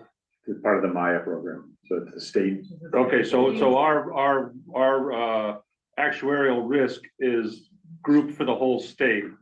So Whoever's a participant within the Maya program, yeah, whatever. The majority of it. Okay, so at least we're not like a Blue Cross Blue 100, Shield, well, yeah. no, but I mean, we're not like 100-person company going out and getting insurance for 100 people, because if we were doing that, this rate would probably double. Yeah, so other communities that are, I think it's called GIC, which is, I don't know what the acronym stands. General Insurance Corporation or something like Yeah, that. some of those towns are going up 25, 30% this year. But it's gonna go up next year, and it's gonna keep going up. Mhm. So at some point, can't we talk to them? Because I know there are some people who are working for insurance. I understand that demographic. But is there a way that you can balance? Yeah, Well, and Not what he's like saying it's is tonight, if we not offer tonight, if but- we offer a stipend Yeah, that says if you decline, because they're saying right now, if you were on your wife's insurance instead, Mhm. you wouldn't be paying the $200 a paycheck, but you also wouldn't be getting anything extra. Right, so what's the incentive for me to be off? right, so there's no incentive for him to say, well, I'm gonna get on my wife, unless his wife's insurance only cost them $100 a paycheck, then that would be the incentive for him to get off. But assuming that's not the case, what he's saying is, because my previous company would do this, I was on my wife's insurance. And so I might, like $100 or $200 for a paycheck. I got added back basically as a stipend for declining the health insurance. yeah, no, that's what I mean. And when you get the family plan, because you're one person, Mhm. but you'd be a family plan. So if you take the one person and you subtract out the family plan and only pay a portion, I don't even know what I'm saying. Yeah, I don't know. Well, there's- You Yeah. can have The 1 other plus thing is 2. They don't have a 2+2 plan. Or 1+1. One plus Yeah. one. Oh, it's either or? It's family or single, yeah. Right, And so, the 1+1 would save a lot of money. Oh, so you don't So have why that can't- choice with the one place Because I one? was paying like $370. Why don't we have a 1+1? Is that not offered in this program? Sure. Can we find out? Yeah, we're likely to see some changes in that neck of the woods, in general. So, if you remember the top part of our budget, we talked about HR. But, because a lot of the state And programs. then you don't want to pay TA? You're Well, starting to see the no. whole story here. Yeah, I now. know, well, Like this- why hasn't that been done? I mean, why, we talked about this last year. we did. Before you Yeah. came, we talked about Right. this. And we were told, what were we told? We were told, oh my God, you know how horrible that would be? You know how hard it would be? Well, you know what? Sorry, I think that's some kind of study that should be done somehow, some way. And you also have to have your unions approve it. Right, If you make a that's change the big- in health insurance benefits, the unions have to approve it. If If you're, it's negotiating your contract. are you There saying? you go, my negotiator. Are you saying that if we offered, say, a stipend for declining the insurance, that would have to be negotiated? Or are you just saying if we, Everything would have to be that negotiated. would have to be negotiated? Yeah. I'll tell you what I live in fear of about this whole tax thing, that these union wages are gonna keep increasing. And to the point where even if we did have an override of $1 million, that it still wouldn't be enough. And the services would not be escalating, it getting better. It would just be paying salaries and their 4% or whatever. I mean, I can see that escalate, it already has, which I think is part of our problem right now. Yeah, level services not being able to have enough money in a budget to increase services or anything offered. So This is all right now, trying to maintain the current level services. Well, like you said last week, these are not required, they're recommended, so let's get rid of them. Bang, bang, bang, you check them off. So no job is better than X, What do you mean? no salary is better than, losing your job is better than Paying more for insurance. lower insurance benefits, lower salary. Yeah, you could, I mean, what your comment is, you're asking just to identify the required positions in the town? Well, no, but yeah, I'm not asking you to do that right now, but you had listed them out at the last meeting, the ones that were not required. Correct. So if we would talk to those people, To the non-required employees yeah, who are both protected by union personnel policy well, procedures. so the Yeah. union says you can't get rid of people, you can't get rid of the job.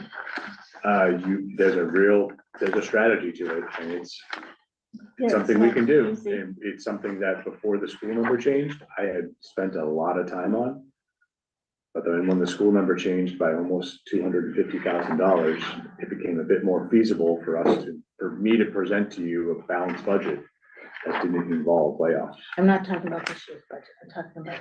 Years to moving come. forward. Yeah, I'm talking about, What I would say is, to Val's earlier point, with a town administrator that's locked in for 3 years, earning enough to live in this part of Massachusetts, and is willing to stay and go through those processes, that would be worth a lion's share of money, because it would create a plan for the town, not just, I'll throw Nelson under the bus in case he's listening. You just kind of jumped ship and realized that wasn't for him. And if he had been here for 3 years, maybe he would have come up with a plan for some restructuring within the building and some efficiencies here and there, and The a select new board insurance plan. The select board had tasked him with that last July. But so something like that, just for context, if we restructure anything to a certain degree, the select board has some tools that we can use, but as a restructuring requires special town meeting vote. So that has to be planned out in the summer, and special town meeting in the fall, winter, so then you can budget for it for the next cycle. So I think all these things are gonna be on the table come FY 28.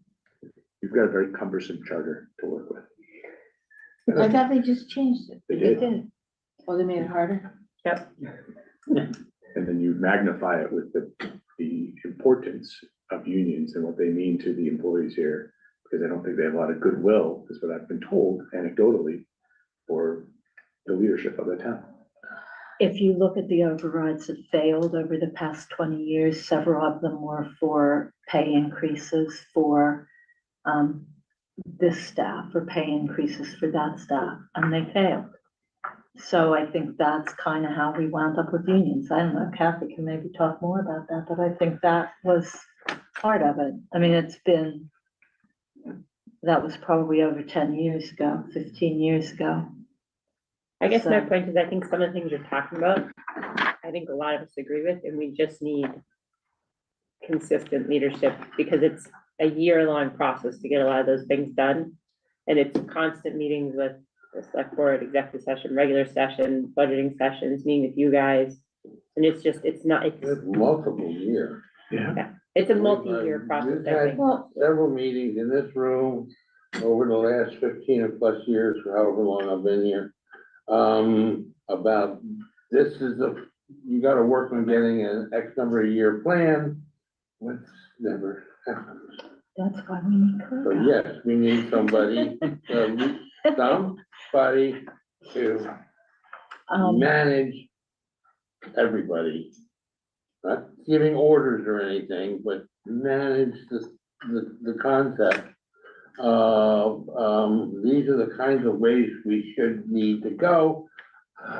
You all think about it, and bring it together, and get a consensus to move on to the next particular problem. But yeah, I mean, you said the other day, town trash is not necessary, it is necessary. But it depends on who, you say, but who? Right. No, I mean necessary. It's part of what I moved into. It's, the town has worked out a way to handle the problem. But everybody's gotta get rid of their trash. I mean, you have no problem coming out and going over my septic system.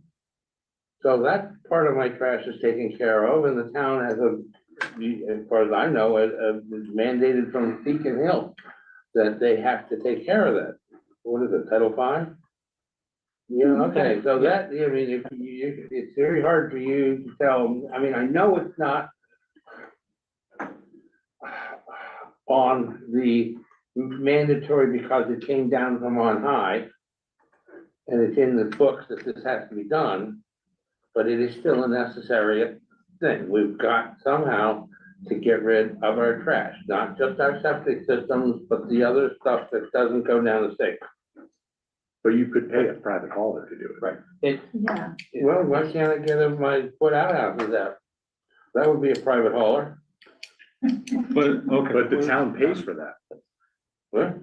Like, if you don't use the town services for trash, you're subsidizing it because your tax dollars go into the landfill engineering and into the, look up at the budget, into the board of health admin salary.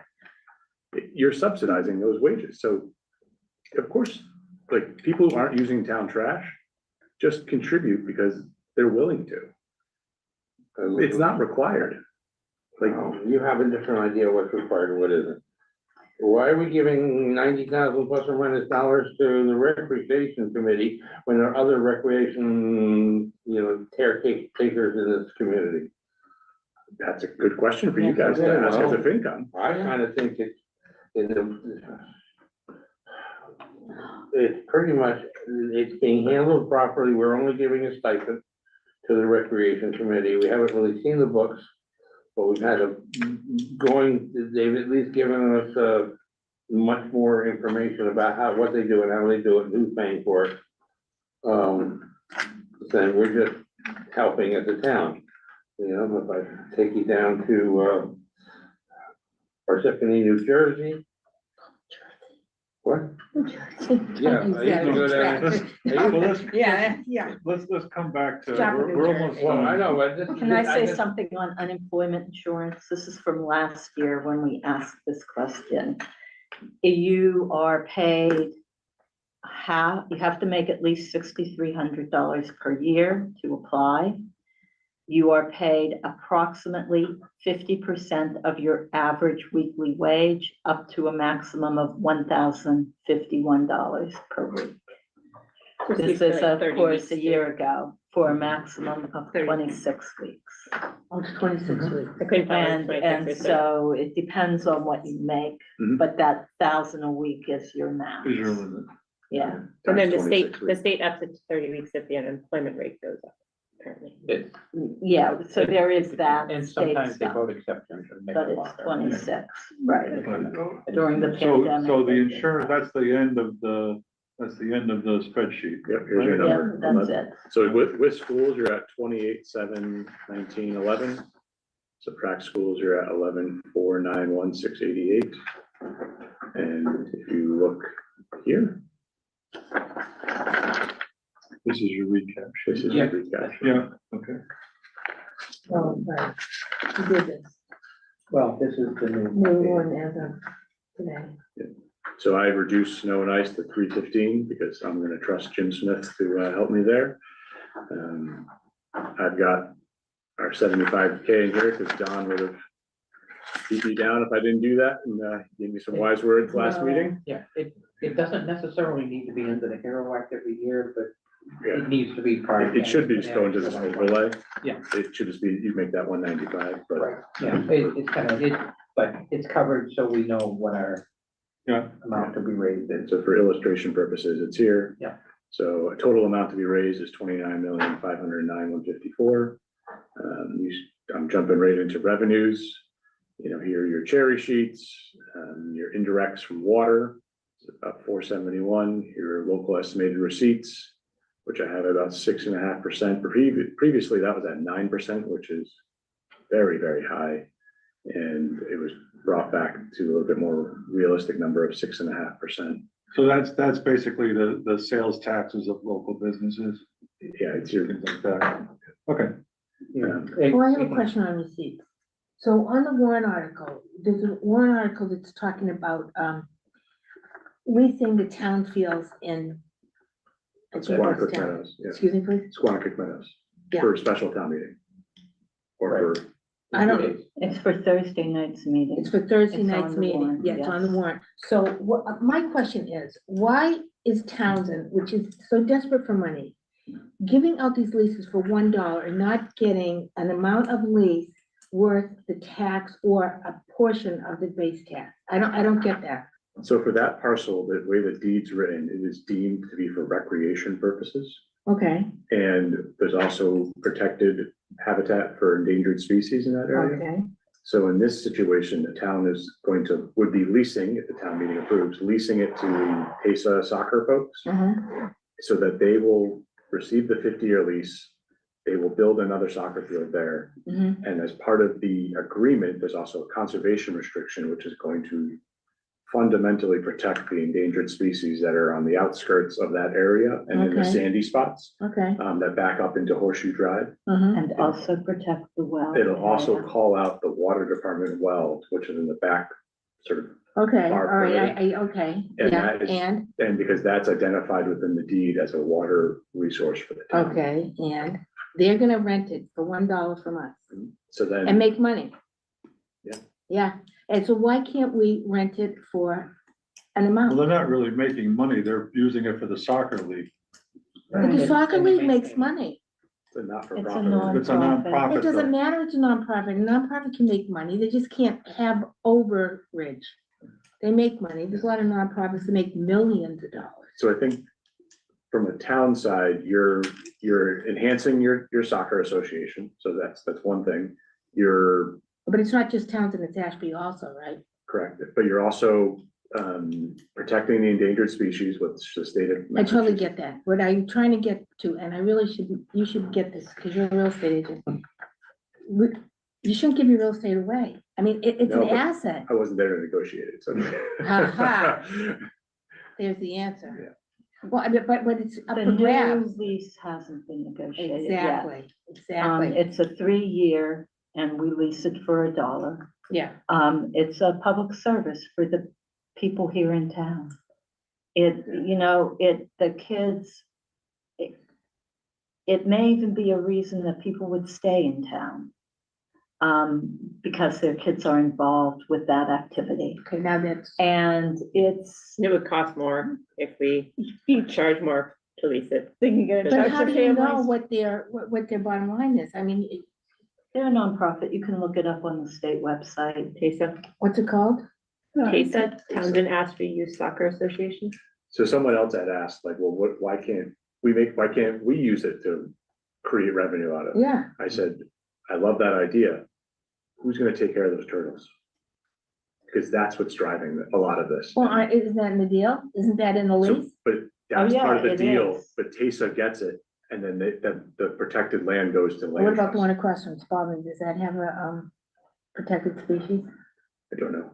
One across from, which one across from Small? I mean, Softball at field, Spalding, not across. Oh, you're talking about the baseball field? Kids country and the baseball The field. baseball fields. I think I don't even know that there's a lease on those baseball fields Well, at that's this a school. point. And I think School property. it is Don't school believe so. property, but I don't think they Oh, have that's an not town agreement. property? Does it deal? I don't think it's- Kids Yeah. Country is, No, not talking and about. nobody's trying to make money off Kids Country as far as I know.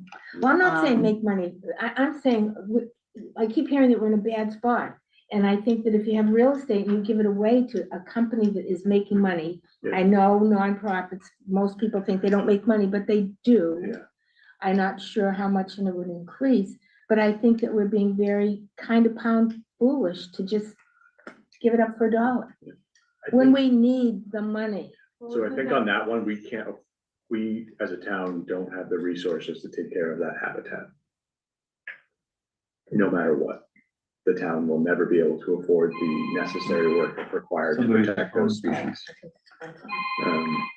And so is that part of the whoever deal? They're uses gonna that take for care of it? recreation Okay. may or may Yeah. not get, may or may not get, the permit to use that area as recreation. Because the whole thing is priority habitat, except the part where they're putting the new parking lot. Well, what about the Harbor Fire Station? Isn't that just for, how much is that lease? That's $1 a year. So why isn't that more? Don't know. The Harbor Fire Station. The The museum, old Harbor Fire Station. so that's the museum, that's like a public Enough money benefit, just to get the- like a recreation. But are space. they Probably gonna wouldn't have been charge done if it hadn't been $1 a year. to go in? Is that No, I don't the think Historical so. No. Society? As far as I Isn't know, it? they The aren't. Historical Society Does not own it. Own that. The No, town the owns town, it. Townsend And owns it's it. the, Fire EMS Relief Association, I believe, that, is leasing it. And they're keeping, their lease is to upkeep to the building. I mean, they have to keep that building up. They can't let it fall down. I think there's a balance here too, like, if you look at some of the other properties that we put up RFPs for lease on, and going into leasing, saying like the Hart Library, the amount of money someone's gonna have to spend on it. So is there a balancing here where we risk a building going into nothing because someone can't maintain it? And if, and I'm not saying this is happened with that library, and I don't know all the past history, if someone's gonna maintain a building that the town can't afford to maintain, and we can't get someone to lease it, because they'd have to do so much improvement on it. Is it worth, is it worth having that build? I don't know. I don't know the answer to your question. Prior to the lease that is currently on that building, that was leased to DCR for no money. And their deal, no, the Fire old Harbor Fire Station. Oh, And they could keep a truck in there for, maintenance, fire maintenance or whatever on the state forests, the DCR land in town. And the deal was that they were supposed to keep the building up. Yeah. But being the state, they didn't keep the building up.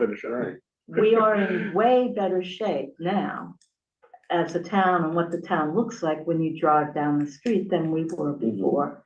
And that's how I see it. We've done a lot of great work on that. Well, So- that's got nothing to do with my question. My question is, why are we not making money with our real estate? And every time I talk to someone, they say, well, they maintain it. Well, yes, they do maintain it because they're using it for their financial benefit. Of course, they're gonna maintain it. That argument doesn't work for me. So I don't understand why we wouldn't ask a stipend amount. I'm not saying do market value of $10,000 a month. I'm saying No. take what the base tax may have been and somehow work it, just a suggestion for a town that's crying poor all the time and they don't know how to get money. I don't understand letting your real estate not work for you. People might come to play soccer and see Townsend and say, hey, this is a really great town. I think I'll settle here. I mean, you don't know. I think that there are some things you do for community purposes. And I think this is one of them.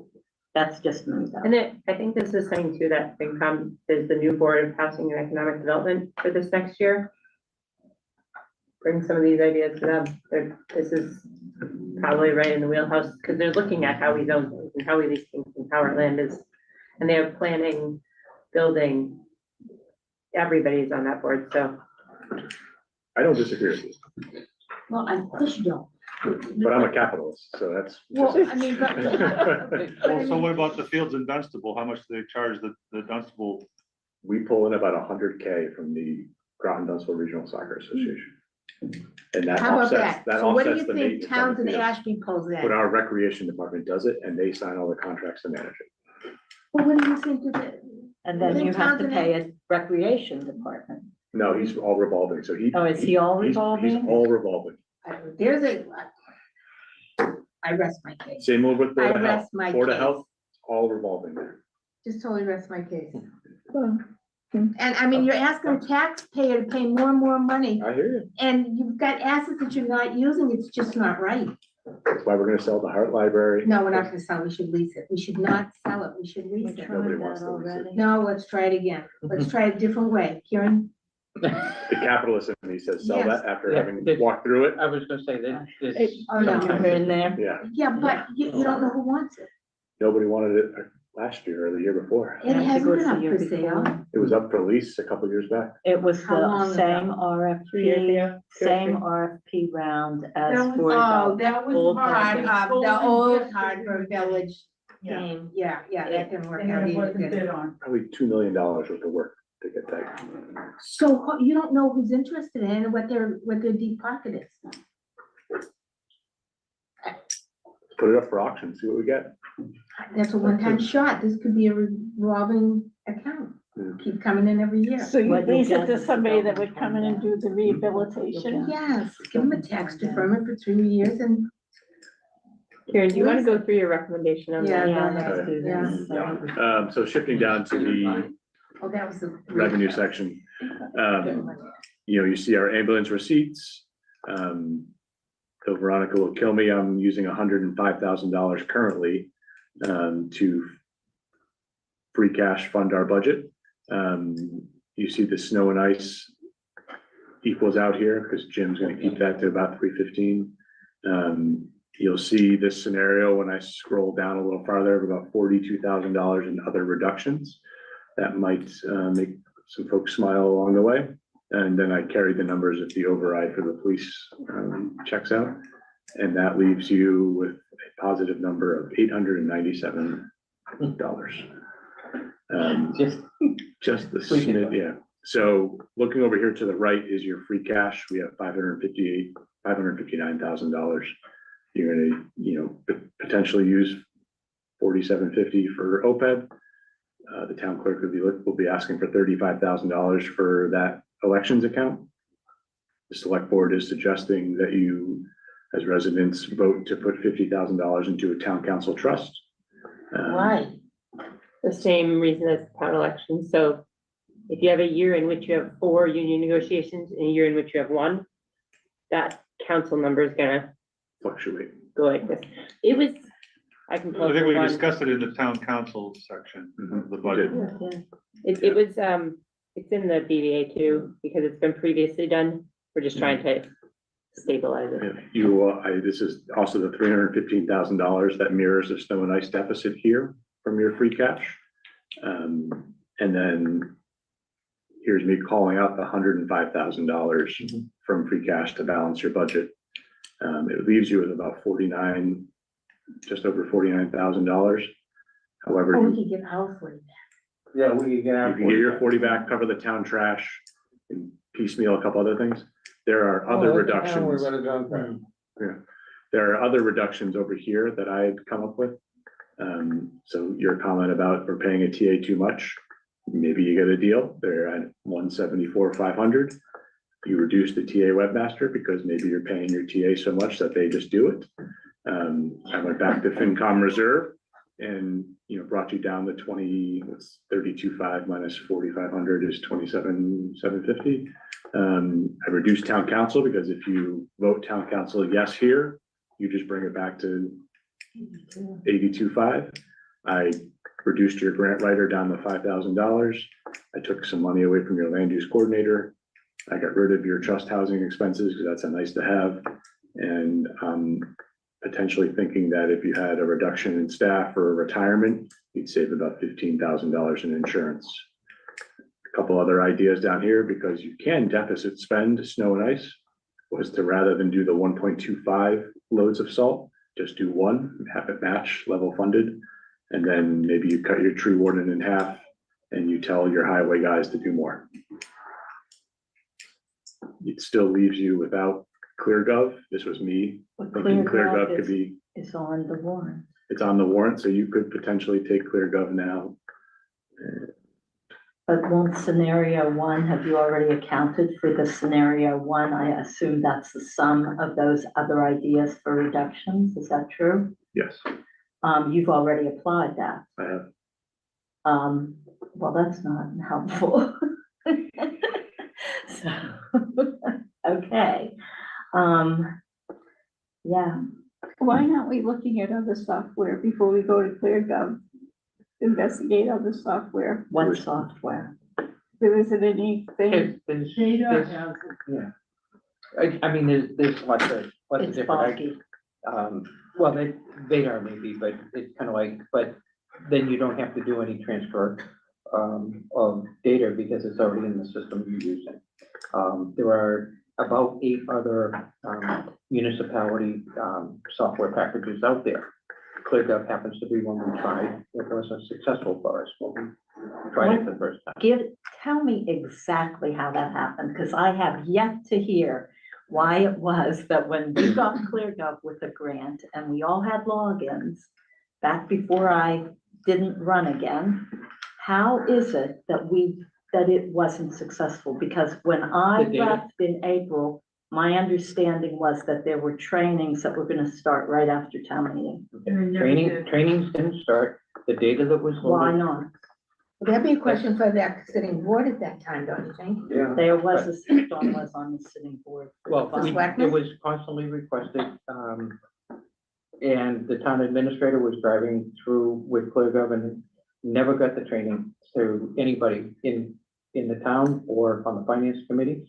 The data that was loaded, we ran reports, we couldn't equate the numbers that were being generated by the reports to the town numbers that were in the reports. So without a one-to-one correlation, the data wasn't ever validated that you could use that software to show what the town. So it means that the town had to adjust them. I don't think you'll ever get a one-to-one correspondence. Well, you should be able to put in data if it's supposed to be the data that was loaded in your last year's numbers, you should be able to generate a report department by department and do the validation of this is how much matching, let's say to the BDA, how much was in each department. That never happened. You couldn't, and they never got to the point of being able to explain why there was a difference between the numbers. So just a data validation thing. It never got sounds passed. like it wasn't really, it was work that people didn't expect to have to do. And so the effort to do it without the training, I mean, that is something I would have thought would go to ClearGov as a question and see what they would come back with. We were not interfacing with ClearGov. We There were was no interfacing interface with ClearGov. We were not, the town administrator was the person in the interface Okay. with ClearGov. We never had direct contact with anybody from ClearGov. Well, we also just voted earlier for recommendation that we had after the sales pitch, that we wanted 2 other Right. companies to give us some kind of. Two plus it, and the recommendation was even Vader, even. Oh, yeah, I because, think there was one. You know, so there were two plus Vader. Right, right. Just to see what it was, because here, and again, if the Vader contract is up this year, what's the full picture look like for our IT? You know, it's kind of like, ClearGov also has modules where you can do your online permitting. So we're gonna have pieces of software here and there that are patchwork, that you have the ability to put things. Really well trained town admin. And it could be as simple as that, but You're gonna take patch. out permanently. Well, I'm not saying take it out. I'm saying there needs to be a clear solution and picture of the total IT infrastructure within Townsend. Because if you could do one software package, that would take care of a multitude of tasks. Right. So you're working with one. Including some of the unibus. It can do the licensing for dog licenses within there. So Somebody doesn't instead of need to having have 4 or 5 or 6 different software packages that need to be Somebody interfaced and tied together,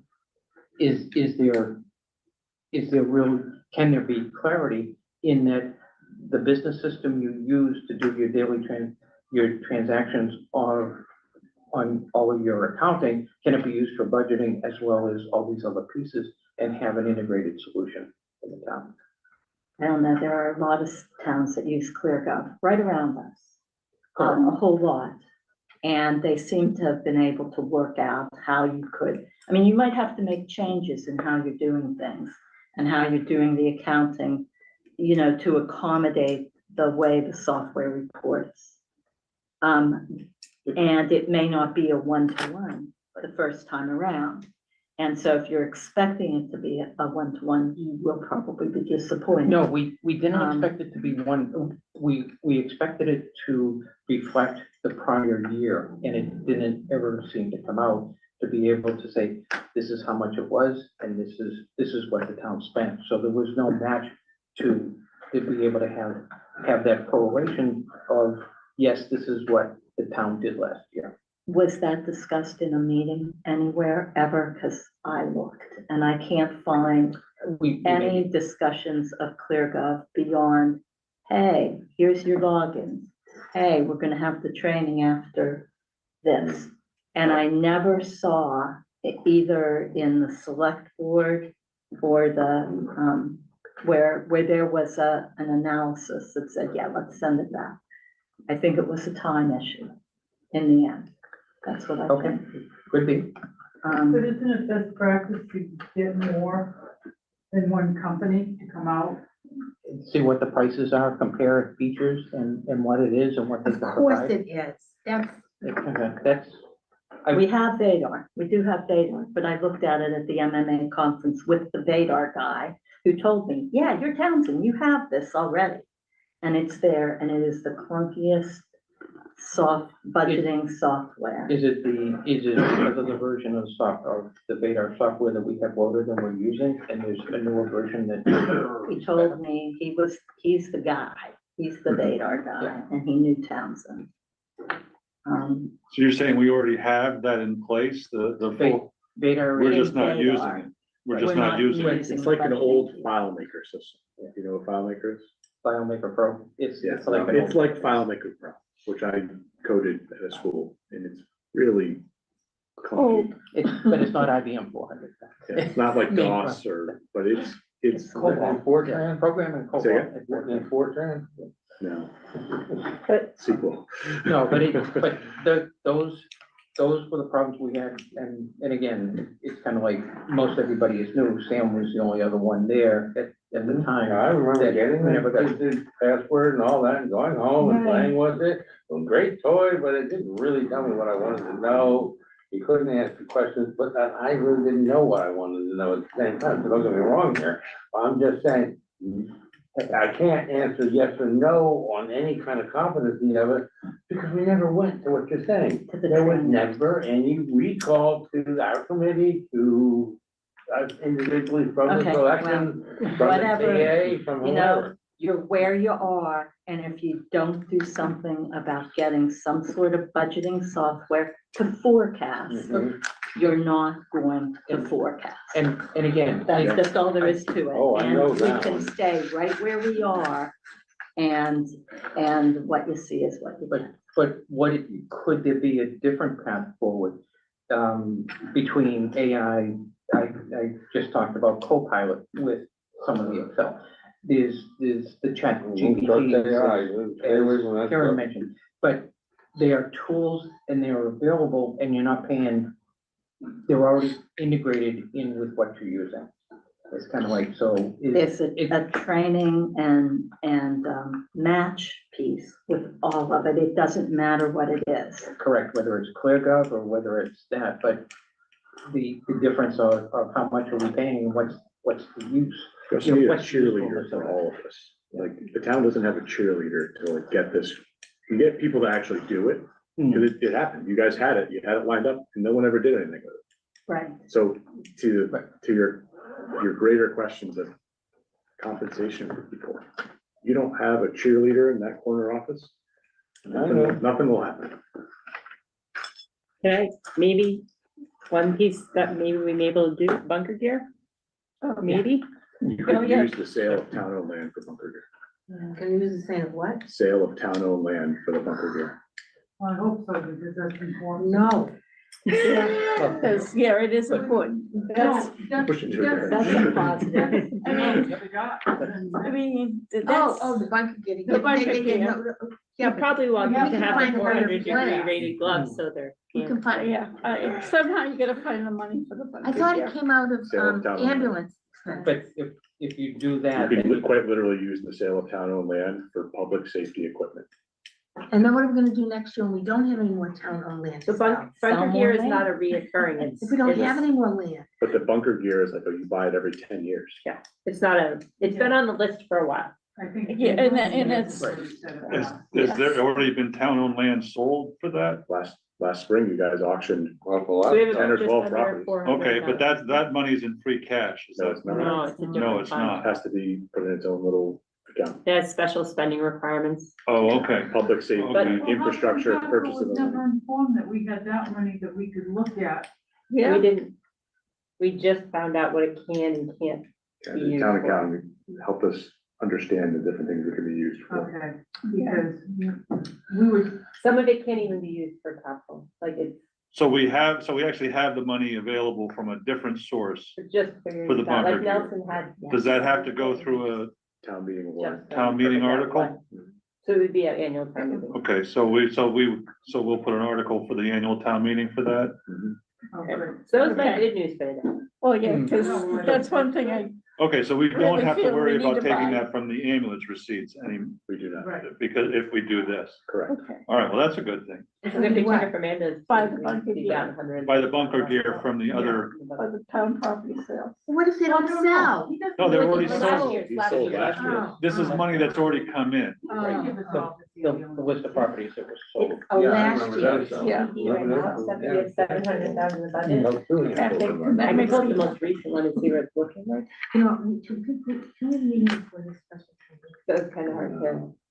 I don't, That night or that day, like. Where we're too close to it. It's kind of like, You unless gotta it was. the agenda, you can't. Okay, so are we, We gotta think close we're- out. I think we've about exhausted ourselves Yeah, here. it's kind of like we're talking after this, just, if I, We have. no, to see. We need a motion to I'll adjourn. make a motion to adjourn the select board meeting at 9:01 PM. Veronica, second? And that's the joint. That's So our the, part. our part. Sure. I'll make a motion to Well, we adjourn need the to vote. finance committee. I'll second that. Meeting, Oh, we are voting. 9:01. Well, you gotta wait. Value to shy, Veronica Cal, aye. That is the joint meeting, and then we'll have to make a motion to wait adjourn. till the- they adjourn, and then we'll. I Okay. made my motion to adjourn. Sam seconded. Aye. Profit, yes. All in favor? Yes, aye. All right. Motion to adjourn the select board meeting. 9:02 PM. Veronica Cal, second. All those in favor? Value to shy. Veronica Cal, aye. Thank you, TK. Have a good night. The recording has stopped. Okay.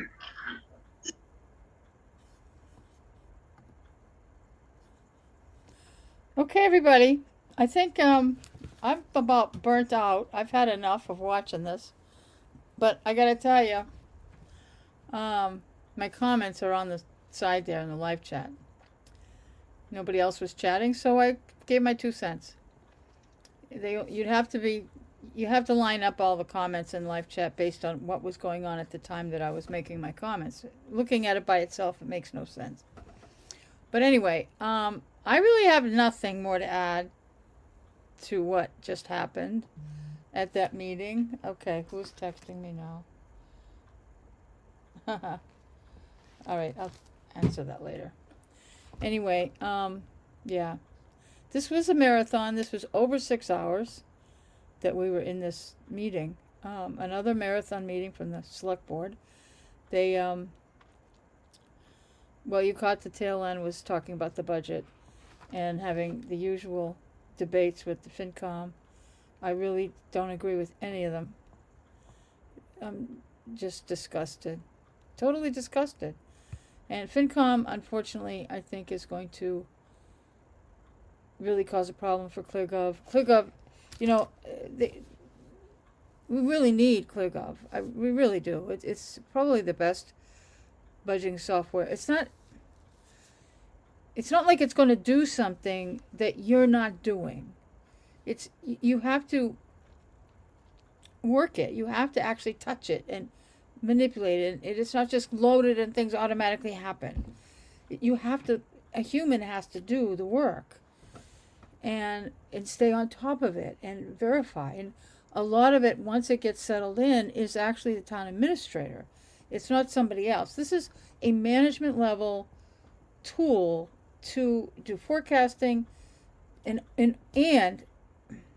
to be able to look at where the money is, where it's going, where it came from, and once it's in use. I have to say in use. It's like, no, you load the data and you're done. No, it's got to be in use because you're constantly going to be making changes that's going to cover a number of bases, and then you're using it to assess where you're at. And also to do forecasting, say, where have we been? Where are we going? And what is the trend? And it does, when you have to ask it the right way, like, has anybody used AI? I mean, I don't think using AI is a good comparison, but AI is only going to answer a question you asked. And if you've spoken to one of these AI programs, you've learned that, oh, I gotta rephrase that. I gotta tweak that because it gave me what I asked for. It answered my question. It developed whatever I needed to develop, but I guess I needed to be a little bit more clear. And you have to keep tweaking. You don't do once in a while you're a brilliant rocket scientist. You ask exactly the right question. You describe what you're looking for, and it spits it back out at you one try. That doesn't happen very often. But when you're dealing with something like ClearGov, even your Excel spreadsheet, then Excel is not going to just magically do things for you. And ClearGov isn't either. It's garbage in, garbage out. And that sounds like that's what they did last year, and they just dropped it because Eric and the other board, Eric Slagle, our town administrator a year ago, didn't want anything to do with this. Or maybe 2 years. It's probably 2 years now. Eric didn't want anything to do with it. Chaz didn't want anything to do with it. And forget Joe. I mean, Veronica was probably the only one interested in this. And she railroaded everybody. But never was able to negotiate or really, well, as Kieran was referring to it, is cheerleading for it. She wasn't able to get anybody else interested but her and kind of touting the magical solution. It's not a magical solution. It certainly looks like one when you're looking at the end product or the ongoing product. And for anybody, if you're in Townsend and you're trying to figure out what I'm talking about, go to Pepperell's website. Pepperell has been using ClearGov probably for 2 or 3 years. Maybe not, I don't know, but they got ClearGov on their website with their financial data. And that's the other big part that's necessary, is that the public can go onto the website and see what the hell's going on. Right now we have to do a public records request, do an appeal, do another appeal, do another appeal, do another appeal, and still not get your friggin' document. And then you're just getting spreadsheets. If you don't know how to do a financial analysis, then the spreadsheets aren't going to do you any good either. They just go, what's this? And you're just dissecting it like our FinCom is doing now. Getting nowhere. But ClearGov, when you use the program and you're entering your data and you're asking for the right things, and it's got standardized reports in there. So if your data is in there right and you ask for the standardized report, it's going to give you what you're expecting. And if it's not what you're expecting, maybe we're doing something wrong. Not necessarily the program did anything wrong. You are. It gives you these problems. We have to find the solution. It doesn't fix your problem, except for the problem of communication and being able to look at your data and interpret it into anything. But ClearGov provides that interpretation. But you have somebody in town hall, multiple people have to work with this information. And it's really, we really need it. We really need it. And it's a tool that everybody benefits from. And the way they were talking, well, we already have the software. Why don't we just use that? Oh my God. And the comparisons they were making in the chat, I was mentioning, okay. But the comparison I was making, I mean, I was trying to demonstrate a comparison. It's like, okay, they were saying, like, why don't we just have one software program for everything? It's like, okay, get rid of Excel and let's just use PowerPoint. We'll put all of our financial information into PowerPoint. We'll just use PowerPoint for our budgeting, and we'll replace Word. Also, we'll just get rid of the whole Microsoft package and only use PowerPoint. We use PowerPoint for everything. In fact, we won't use PDF either. We won't use Adobe. We'll just, instead of having these different software programs that do specific tasks, you can't replace, it's ridiculous what I'm saying, because you can't, PowerPoint does presentations. Excel is a spreadsheet with columns and rows, and you enter your data. You can do a lot with Excel if you're really good at it, but you can't replace PowerPoint. PowerPoint and Excel are not interchangeable. Word and this Office thing that I forgot his name was talking about early in the evening. The Word is the gold standard. And when you're in business or in government, you don't want to use it with some off-the-wall alternative, because you're not going to be interacting with anybody else. And you're not going to get anything accomplished. PDF files. We're not putting enough money into PDF. We need to have more subscriptions for that. I mean, a lot of people are doing things at home because I have Adobe Pro at home. And I mean, I'm not working at town hall, but but you can put Word into PDF, etc. and so on, but you can't, and you can do tables in Word, but it's not the same as what Excel can do. You can take things that you've done in Excel and copy and paste the data and do a table. It just as a part of a Word. I can't think of what I'm trying to describe, but if you're doing a report and you're going to include a table that comes from your Excel spreadsheets, then that's what you can do. But you can't replace everything. Let's get rid of using all this financial software. Everybody's talking like they understand what the financial software that we're dealing with here. Let's just get rid of all the accounting software. Let's get rid of all the treasury software, and we're just going to use one. Let's just use PowerPoint. That's as much sense as these people were making tonight. And you can't. Vadar does what Vadar does. Vadar does not do what ClearGov does. ClearGov does not do what Excel does. Excel does not do what ClearGov does. They don't. They do different things. ClearGov does put things together, but it does what ClearGov does. It's not replacing any other software program. And you can't go to Pepperell's website and you'll see what they do. All right. That's my speech. I wanted to end this sooner than this. But anyway, I mean, this meeting, I mean, actually, it's as terrible as this meeting was, the joint meeting between the select board and FinCom, it was probably, it was a disaster. They accomplished nothing. They got nowhere, although they did hear from each other. I'll say that. It was the most productive meeting I've seen with these people, these particular people. I've seen FinComs and select board work better together than these people are even capable of. But these guys, for these particular persons that were there, who have been sitting on our FinCom and our select board, this is the most productive I've ever seen. They were not getting anywhere. They did not come up with any solutions. They came up with a bunch of wild ass ideas but the only thing they did accomplish, which is not zero, they accomplished listening to each other. You didn't have people yelling at each other.